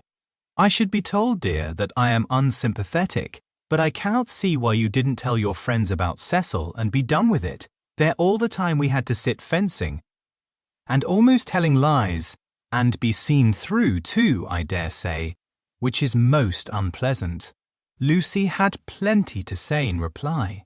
She described the Miss Allens' character. They were such gossips, and if one told them, the news would be everywhere in no time. But why shouldn't it be everywhere in no time? "Because I settled with Cecil not to announce it until I left England. I shall tell them then. It's much pleasanter. How wet it is. Let's turn in here." "Oh, sin here." Here was the British. "Museum." Mrs. Honeychurch refused. If they must take shelter, let it be in a shop. Lucy felt contemptuous, for she was on the tack of caring for Greek sculpture and had already borrowed a mythical dictionary from Mr. Beebe to get up the names of the goddesses and gods. Oh, well, let it be shop then. Let's go to Moody's. I'll buy a guidebook. You know, Lucy, you and Charlotte and Mr. Beebe all tell me I'm so stupid, so I suppose I am. But I shall never understand this Holland Corner work. You've got rid of Cecil well and good, and I'm thankful he's gone, though I did feel angry for the minute. But why not announce it? Why this hushing up and tiptoeing? It's only for a few days. But why at all? Lucy was silent. She was drifting away from her mother. It was quite easy to say, because George Emerson has been bothering me, and if he hears I've given up, Cecil may begin again quite easy, and it had the incidental advantage of being true. But she could not say it. She disliked confidences, for they might lead to self-knowledge and to that king of terror's light. Ever since that last evening at Florence, she had deemed it unwise to reveal her soul. Mrs. Honeychurch, too, was silent. She was thinking, my daughter won't answer me. She would rather be with those inquisitive old maids than with Freddie and me. Any rag, tag and bobtail apparently does if she can leave her home. And, as in her case, thoughts never remained unspoken long, she burst out with, "You're tired of Windy Corner." This was perfectly true. Lucy had hoped to return to Windy Corner when she escaped from Cecil, but she discovered that her home existed no longer. It might exist for Freddie, who still lived and thought straight, but not for one who had deliberately warped the brain. She did not acknowledge that her brain was warped, for the brain itself must assist in that acknowledgement, and she was disordering the very instruments of life. She only felt, I do not love George. I broke off my engagement because I did not love George. I must go to Greece because I do not love George. It is more important that I should look up gods in the dictionary than that I should help my mother. Everyone else is behaving very badly. She only felt irritable and petulant and anxious to do what she was not expected to do, and in this spirit she proceeded with the conversation. Oh, Mother, what rubbish you talk. Of course I'm not tired of Windy Corner. Then why not say so at once, instead of considering half an hour? She laughed faintly. Half a minute would be nearer. Perhaps you would like to stay away from your home altogether? Hush, Mother. People will hear you, for they had entered Moody's. She bought Baedeker and then continued. Of course I want to live at home, but as we are talking about it, I may as well say that I shall want to be away in the future more than I have been. You see, I come into my money next year. Tears came into her mother's eyes. Driven by nameless bewilderment, by what is in older people termed eccentricity, Lucy determined to make this point clear. I've seen the world so little, I felt so out of things in Italy. I have seen so little of life. One ought to come up to London more, not a cheap ticket like today, but to stop. I might even share a flat for a little with some other girl, and mess with typewriters and latch keys, exploded Mrs. Honeychurch.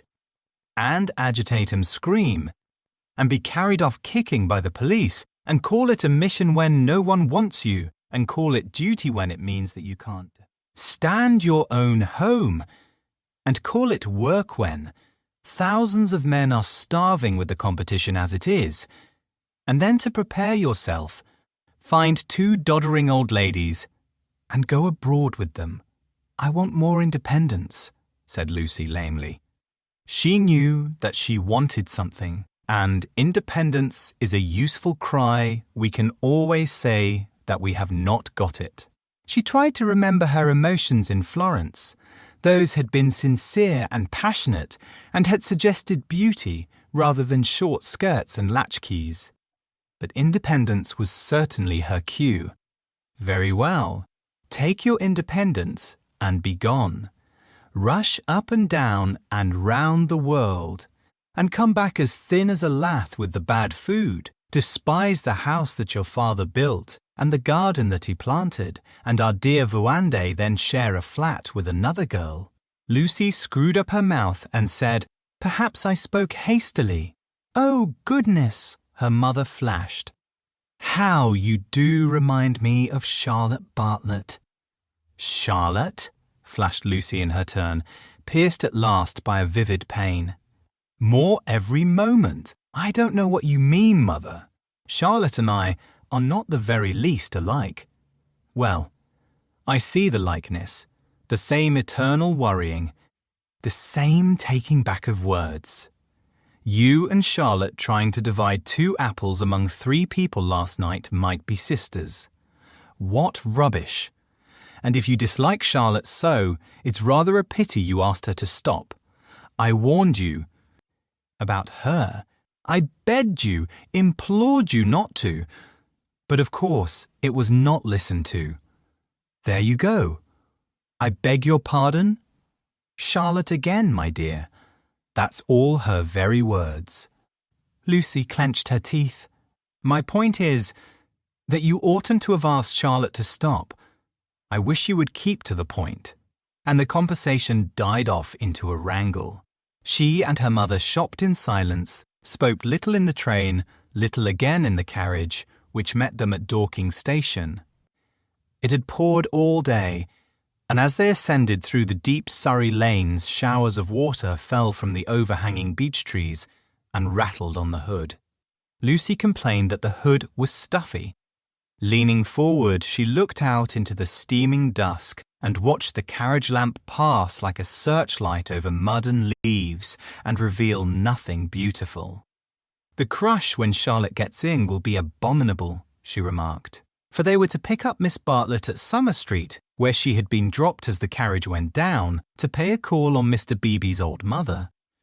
"We shall have to sit 3 aside because the trees drop, and yet it isn't raining. Oh, for a little air."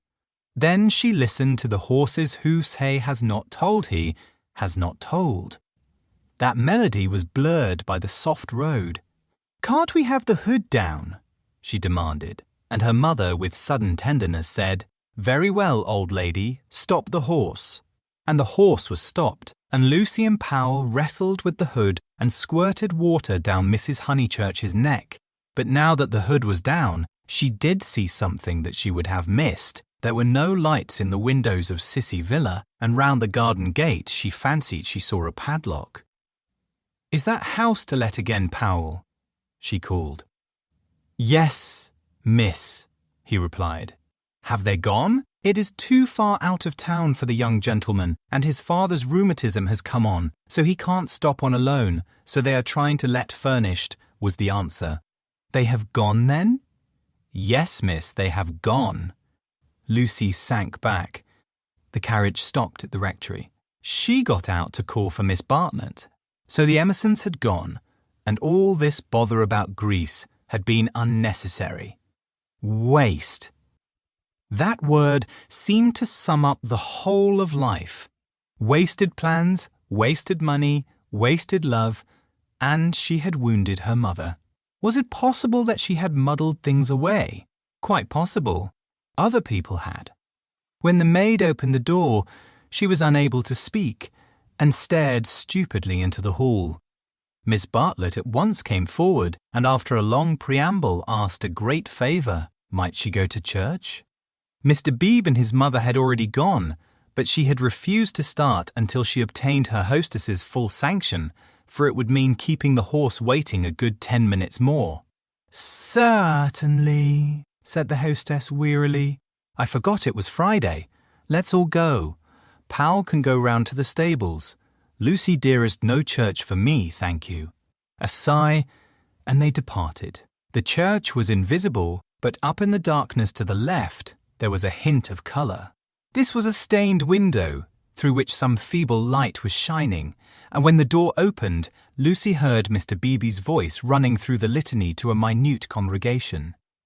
Even their church, built upon the slope of the hill so artfully, with its beautiful raised transept and its spire of silvery shingle even, their church had lost its charm. And the thing one never talked about religion was fading, like all the other things. She followed the maid into the rectory. Would she object to sitting in Mr. Beebe's study? There was only that one fire. She would not object. Someone was there already, for Lucy heard the words, "A lady to wait, sir." Old Mr. Emerson was sitting by the fire with his foot upon a gout stool. "Oh, Miss Honeychurch, that you should come," he quavered, and Lucy saw an alteration in him since last Sunday. Not a word would come to her lips. George she had faced, and could have faced again, but she had forgotten how to treat his father. "Miss Honeychurch, dear, we are so sorry. George is so sorry. He thought he had a right to try. I cannot blame my boy, and yet I wish he had told me first. He ought not to have tried. I knew nothing about it at all." If only she could remember how to behave. He held up his hand. "But you must not scold him." Lucy turned her back and began to look at Mr. Beebe's books. "I taught him," he quavered, "to trust in love. I said, 'When love comes, that is reality.' I said, 'Passion does not blind. No, passion is sanity, and the woman you love, she is the only person you will ever really understand.'" Sighed. "True, everlastingly true, though my day is over, and though there is the result.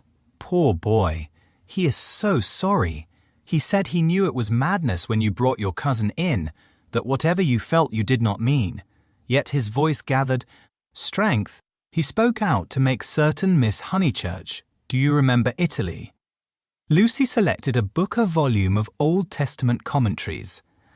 Holding it up to her eyes, she said, "I have no wish to discuss Italy or any subject connected with your son, but you do remember it. He has misbehaved himself from the first. I only was told that he loved you last Sunday. I never could judge Amal." "Behavior? I suppose he has." Feeling a little steadier, she put the book back and turned round to him. His face was drooping and swollen, but his eyes, though they were sunken deep, gleamed with a child's courage. "Why, he has behaved abominably," she said. "I am glad he is sorry. Do you know what he did?" "Not abominably," was the gentle correction. "He only tried when he should not have tried. You have all you want, Miss Honeychurch. You are going to marry the man you love. Do not go out of George's life saying he is abominable." "No, of course," said Lucy, ashamed at the reference to Cecil. "Abominable is much too strong. I am sorry I used it about your son. I think I will go to church after all. My mother and my cousin have gone. I shall not be so very late, especially as he has gone under," he said quietly. What was that? Gone under naturally. He beat his palms together in silence. His head fell on his chest. "I don't understand," as his mother did. "But, Mr. Emerson, what are you talking about? When I wouldn't have George baptized," said he. Lucy was frightened, and she agreed that baptism was nothing. But he caught that fever when he was 12, and she turned round. She thought it a judgment. He shuddered. "Oh, horrible, when we had given up that sort of thing and broken away from her parents. Oh, horrible, worst of all, worse than death, when you have made a little clearing in the wilderness, planted your little garden, let in your cassie. Sunlight, and then the weeds creep in again. A judgment. And our boy had typhoid because no clergyman had dropped water on him in church. Is it possible, Miss Honeychurch? Shall we slip back into the darkness forever?" "I don't know," gasped Lucy. "I don't understand this sort of thing. I was not meant to understand it. But Mr. Eagerhe came when I was out, and acted according to his principles. I don't blame him or anyone, but by the time George was well, she was ill. He made her think about sin, and she went on to thinking about it." It was thus that Mr. Emerson had murdered his wife in the sight of God. "Oh, how terrible," said Lucy, forgetting her own affairs at last. "He was not baptized," said the old man. "I did hold firm." and he looked with unwavering eyes at the rows of books, as if at what cost. He had won a victory over them. My boy shall go back to the earth untouched. She asked whether young Mr. Emerson was ill. All last Sunday, he started into the present. George last Sunday, no, not ill. Just gone under. He is never ill, but he is his mother's son. Her eyes were his, and she had that forehead that I think so beautiful, and he will not think it worthwhile to live. It was always touch and go. He will live N, but he will not think it worthwhile to live. He will never think anything worthwhile. You remember that church at Florence? Lucy did remember, and how she had suggested that George should collect postage stamps. After you left Florence, horrible. Then we took the house here, and he goes bathing with your brother, and became better. You saw him bathing. I am so sorry. But it is no good discussing this affair. I am deeply sorry about it. Then there came something about a novel. I didn't follow it at all. I had to hear so much, and he minded telling me. He finds me too old. Ah, well, one must have failures.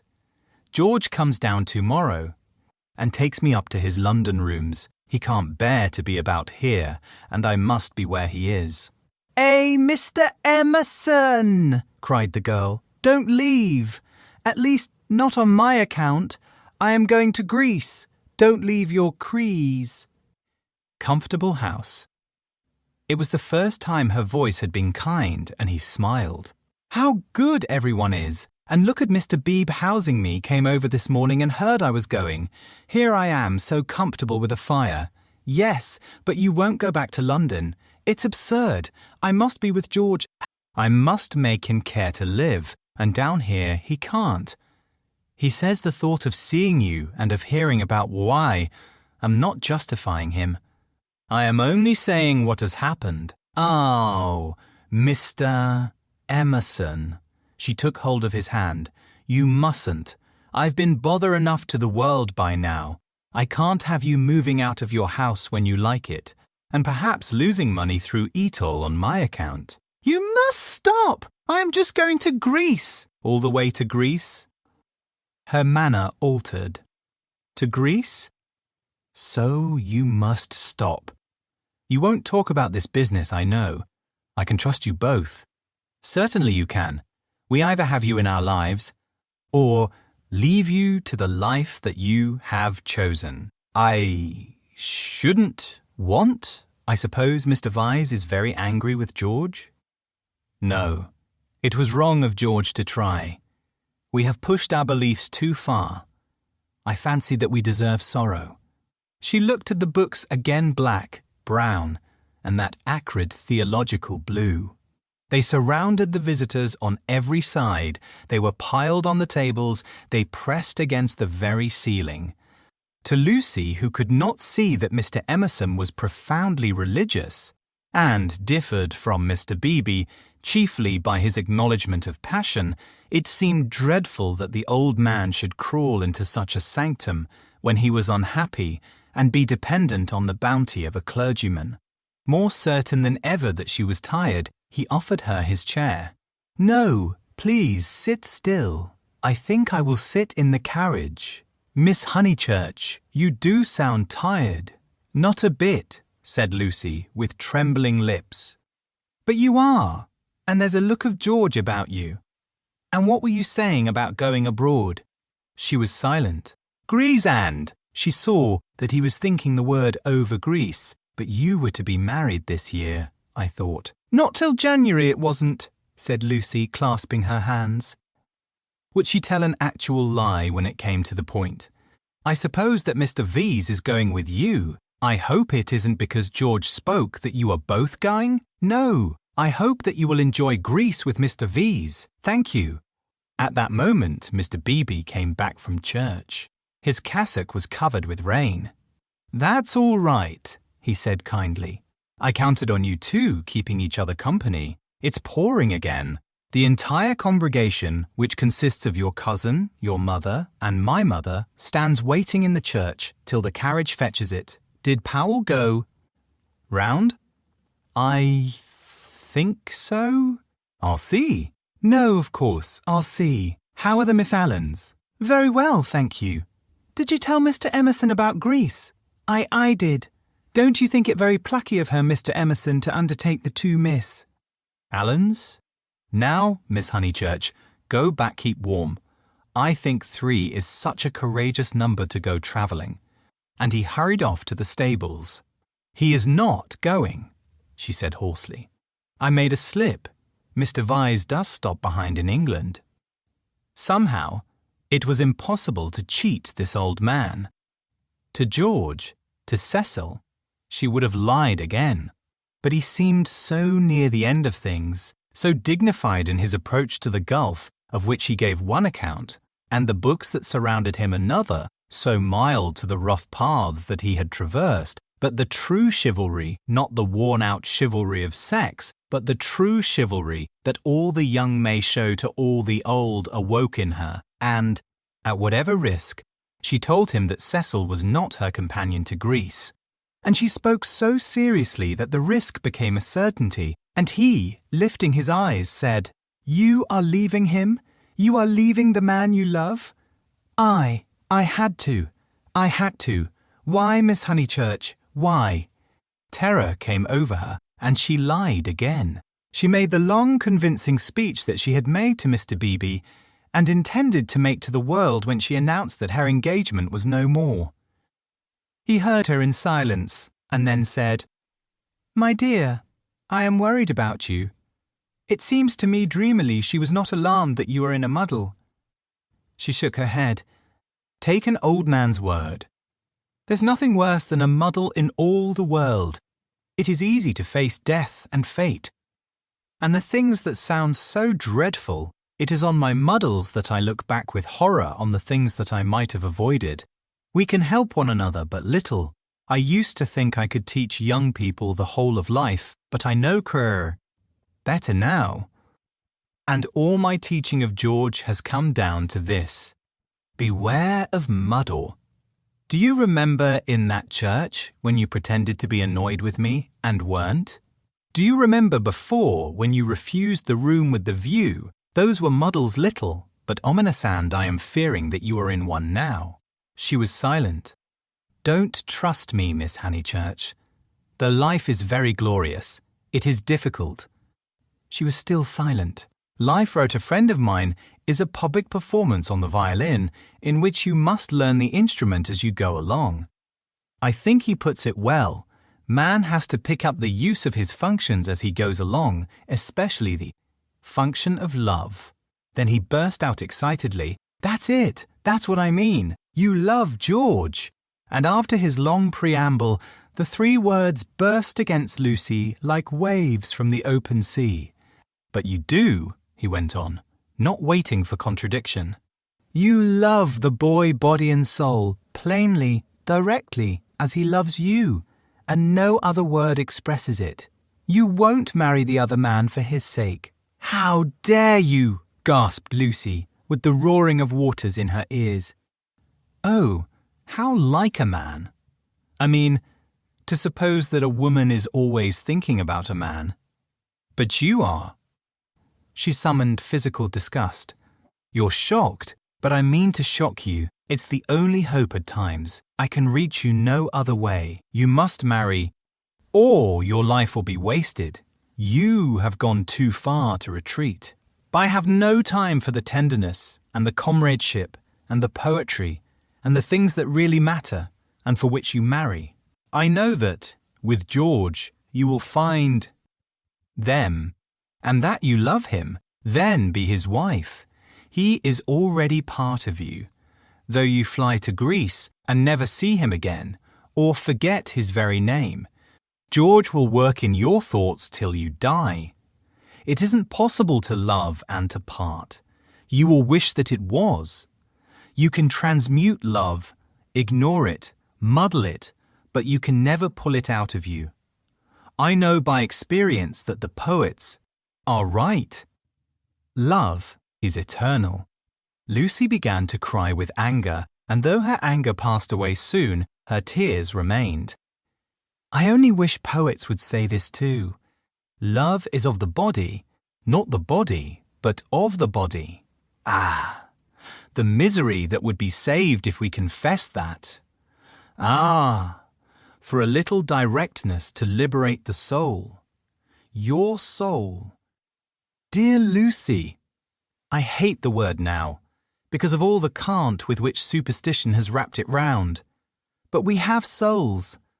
I cannot say how they came nor whither they go, but we have them, and I see you ruining yours. I cannot bear it. It is again the darkness creeping in. It is hell. Then he checked himself. What nonsense I have talked, how abstract and remote. And I have made you cry. Dear girl, forgive my prosiness. Marry my boy. When I think what life is, and how seldom love is answered by love, marry him, it is one of the moments for which the world was made. She could not understand him. The words were indeed remote. Yet as he spoke, the darkness was withdrawn, veil after veil, and she saw to the bottom of her soul. Then, Lucy, you frightened me, she moaned. Cecil Mr. Beebe the tickets bought everything. She fell sobbing into the chair. I'm caught in the tangle. I must suffer and grow old away from him. I cannot break the whole of life for his sake. They trusted me. A carriage drew up at the front door. Give George my love once only. Tell him muddle. Then she arranged her veil, while the tears poured over her cheeks inside. Lucy, no, they are in the hollow, please not, Mr. Emerson, nay, trust me, but why should they, when you have deceived them? Mr. Beebe opened the door, saying, Here's my mother. You're not worthy of their trust. What's that? Said Mr. Beebe sharply. I was saying, why should you trust her when she deceived you? 1 minute, mother. He came in and shut the door. I don't follow you, Mr. Emerson. To whom do you refer? Trust whom? I mean, she has pretended to you that she did not love George. They have loved one another all along. Mr. Beebe looked at the sobbing girl. He was very quiet, and his white face, with its ruddy whiskers, seemed suddenly inhuman. A long black column, he stood and awaited her reply. I shall never marry him, quavered Lucy. A look of contempt came over him, and he said, Why not? Oh, Mr. Beebe, I have misled you. I have misled myself, oh. Rubbish, Miss Honeychurch. It is not rubbish, said the old man hotly. It's the part of people that you don't understand. Mr. Beebe laid his hand on the old man's shoulder pleasantly. Lucy! Lucy! Called voices from the carriage. Mr. Beebe, could you help me? He looked amazed at the request and said in a low, stern voice, I am more grieved than I can possibly express. It is lamentable, lamentable, incredible. What's wrong with the boy? Fired up the other again. Nothing, Mr. Emerson, except that he no longer interests me. Marry George, Miss Honeychurch. He will do admirably. He walked out and left them. They heard him guiding his mother upstairs. Lucy! The voices called. She turned to Mr. Emerson in despair. But his face revived her. It was the face of a saint who understood. Now it is all dark. Now beauty and passion seem never to have existed. I know. But remember the mountains over Florence and the view. Ah, dear, if I were George and gave you one kiss, it would make you brave. You have to go cold into a battle that needs warmth, out into the muddle that you have made yourself, and your mother and all your friends will despise you, oh, my darling. And rightly, if it is ever right to despise. George still dark, all the tussle and the misery without a word from him. Am I justified? Into his own eyes tears came. Yes, for we fight for more than love or pleasure. There is truth. Truth counts. Truth does count. You kiss me, said the girl. You kiss me.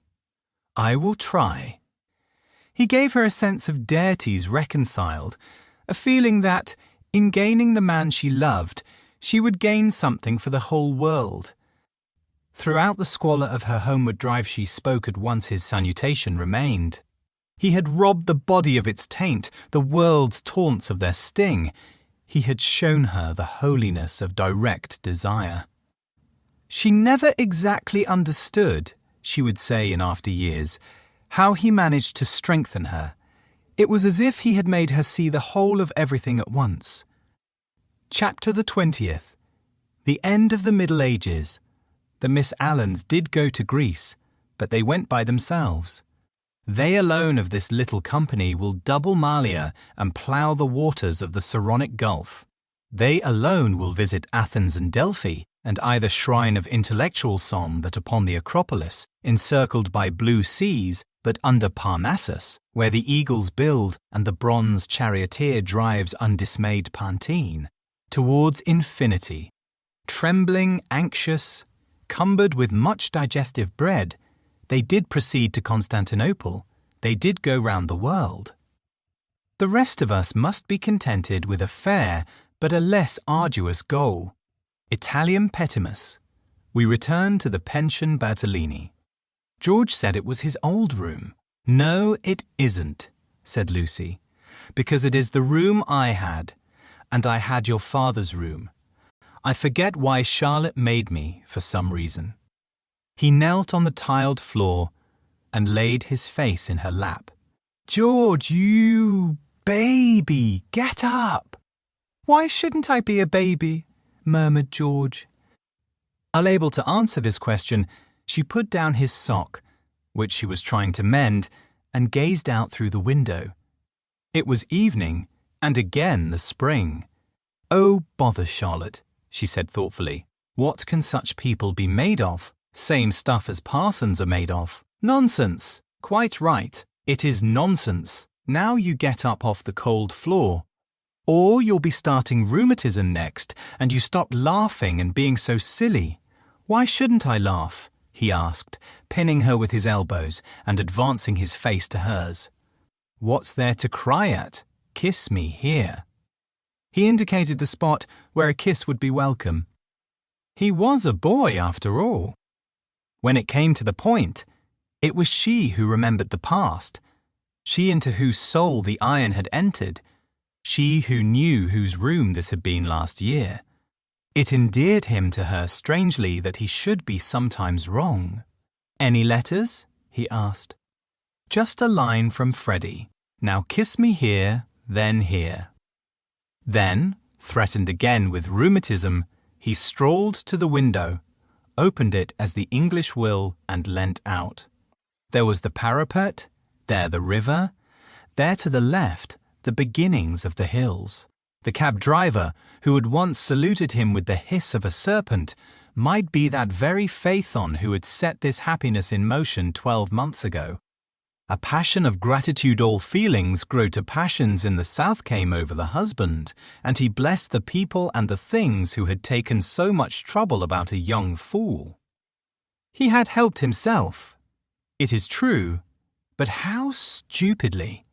All the fighting that mattered had been done by others, by Italy, by his father, by his wife.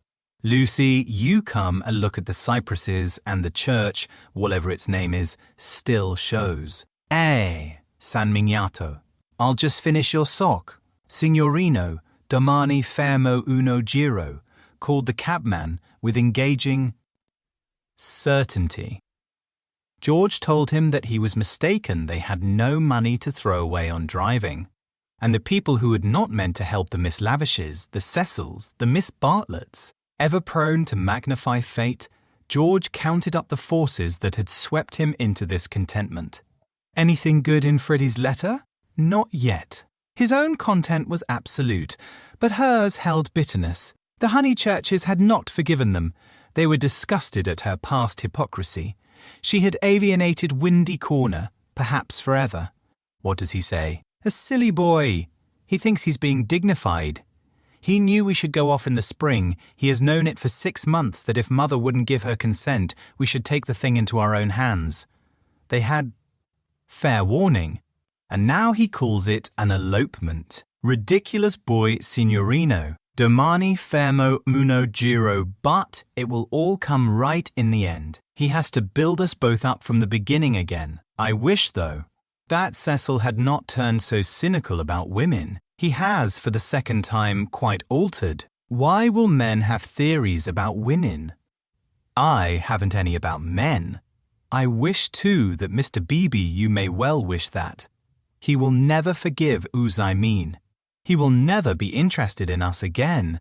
I wish that he did not influence them so much at Windy Corner. I wish he hadn't, but if we act the truth, the people who really love us are sure to come back to us in the long run. Ens cas. Perhaps. Then he said more gently, well, I acted the truth. The only thing I did doang you came back to me, so possibly you know. He turned back into the room. Nonsense with that sock. He carried her to the window so that she, too, saw all the view. They sank upon their knees, invisible from the road, they hoped, and began to whisper one another's names. Ah!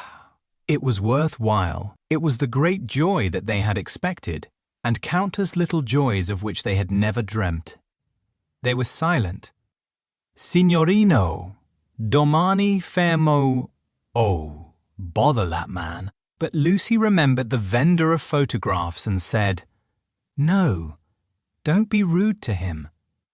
Then, with a catching of her breath, she murmured, Mr. Eager and Charlotte, dreadful frozen Charlotte, how cruel she would be to a man like that. Look at the lights going over the bridge. But this room reminds me of Charlotte. How horrible.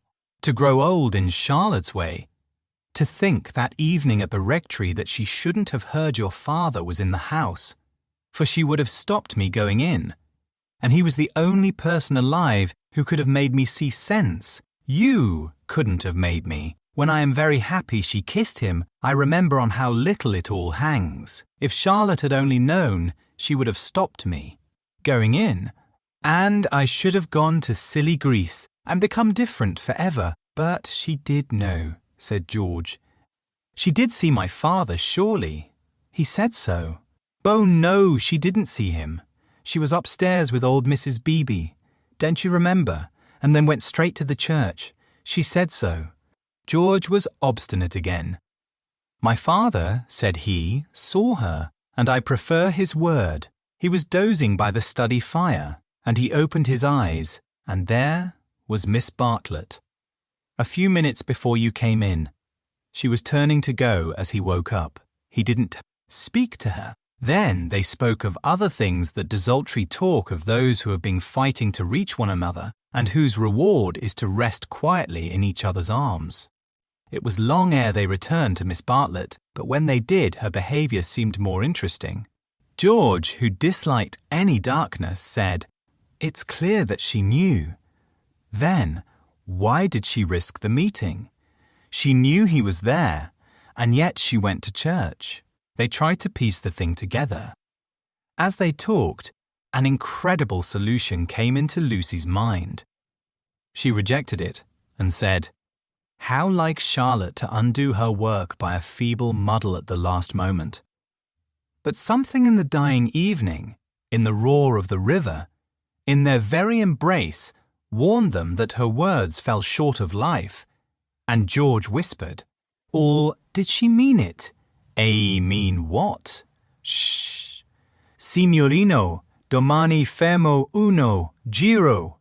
Lucy bent forward and said with gentleness, Lascia, prego, lascia. Siamo sposati, signos, cius. Replied in tones as gentle, and whipped up his horse. Buona sera grazie, niente. The cabman drove away singing. Mean what, George? He whispered, Is it this? Is this possible? I'll put a marvel to you. That your cousin has always hoped. That, from the very first moment we met, she hoped far down in her mind, that we should be like this. Of course, very far down. That she fought us on the surface, and yet she hoped. I can't explain her any other way. Can you? Look how she kept me alive in you all the summer, how she gave you no peace, how, month after month, she became more eccentric and unreliable. The sight of us haunted her, or she couldn't have described us as she did to her friend. There are details it burnt. I read the book afterwards. She is not. Frozen? Lucy, she is not withered up all through. She tore us apart twice, but in the rectory that evening she was given one more chance to make us happy. We can never make friends with her or thank her, but I do believe that, far down in her heart, far below all speech and behaviour, she is glad. It is impossible, murmured Lucy. And then, remembering the experiences of her own heart, she said, "No, it is just possible." Youth enwrapped them. The psalm of Phaethon announced, "Passion requited, love attained." But they were conscious of a love more mysterious than this. The song died away. They heard the river, bearing down the snows of winter into the Mediterranean.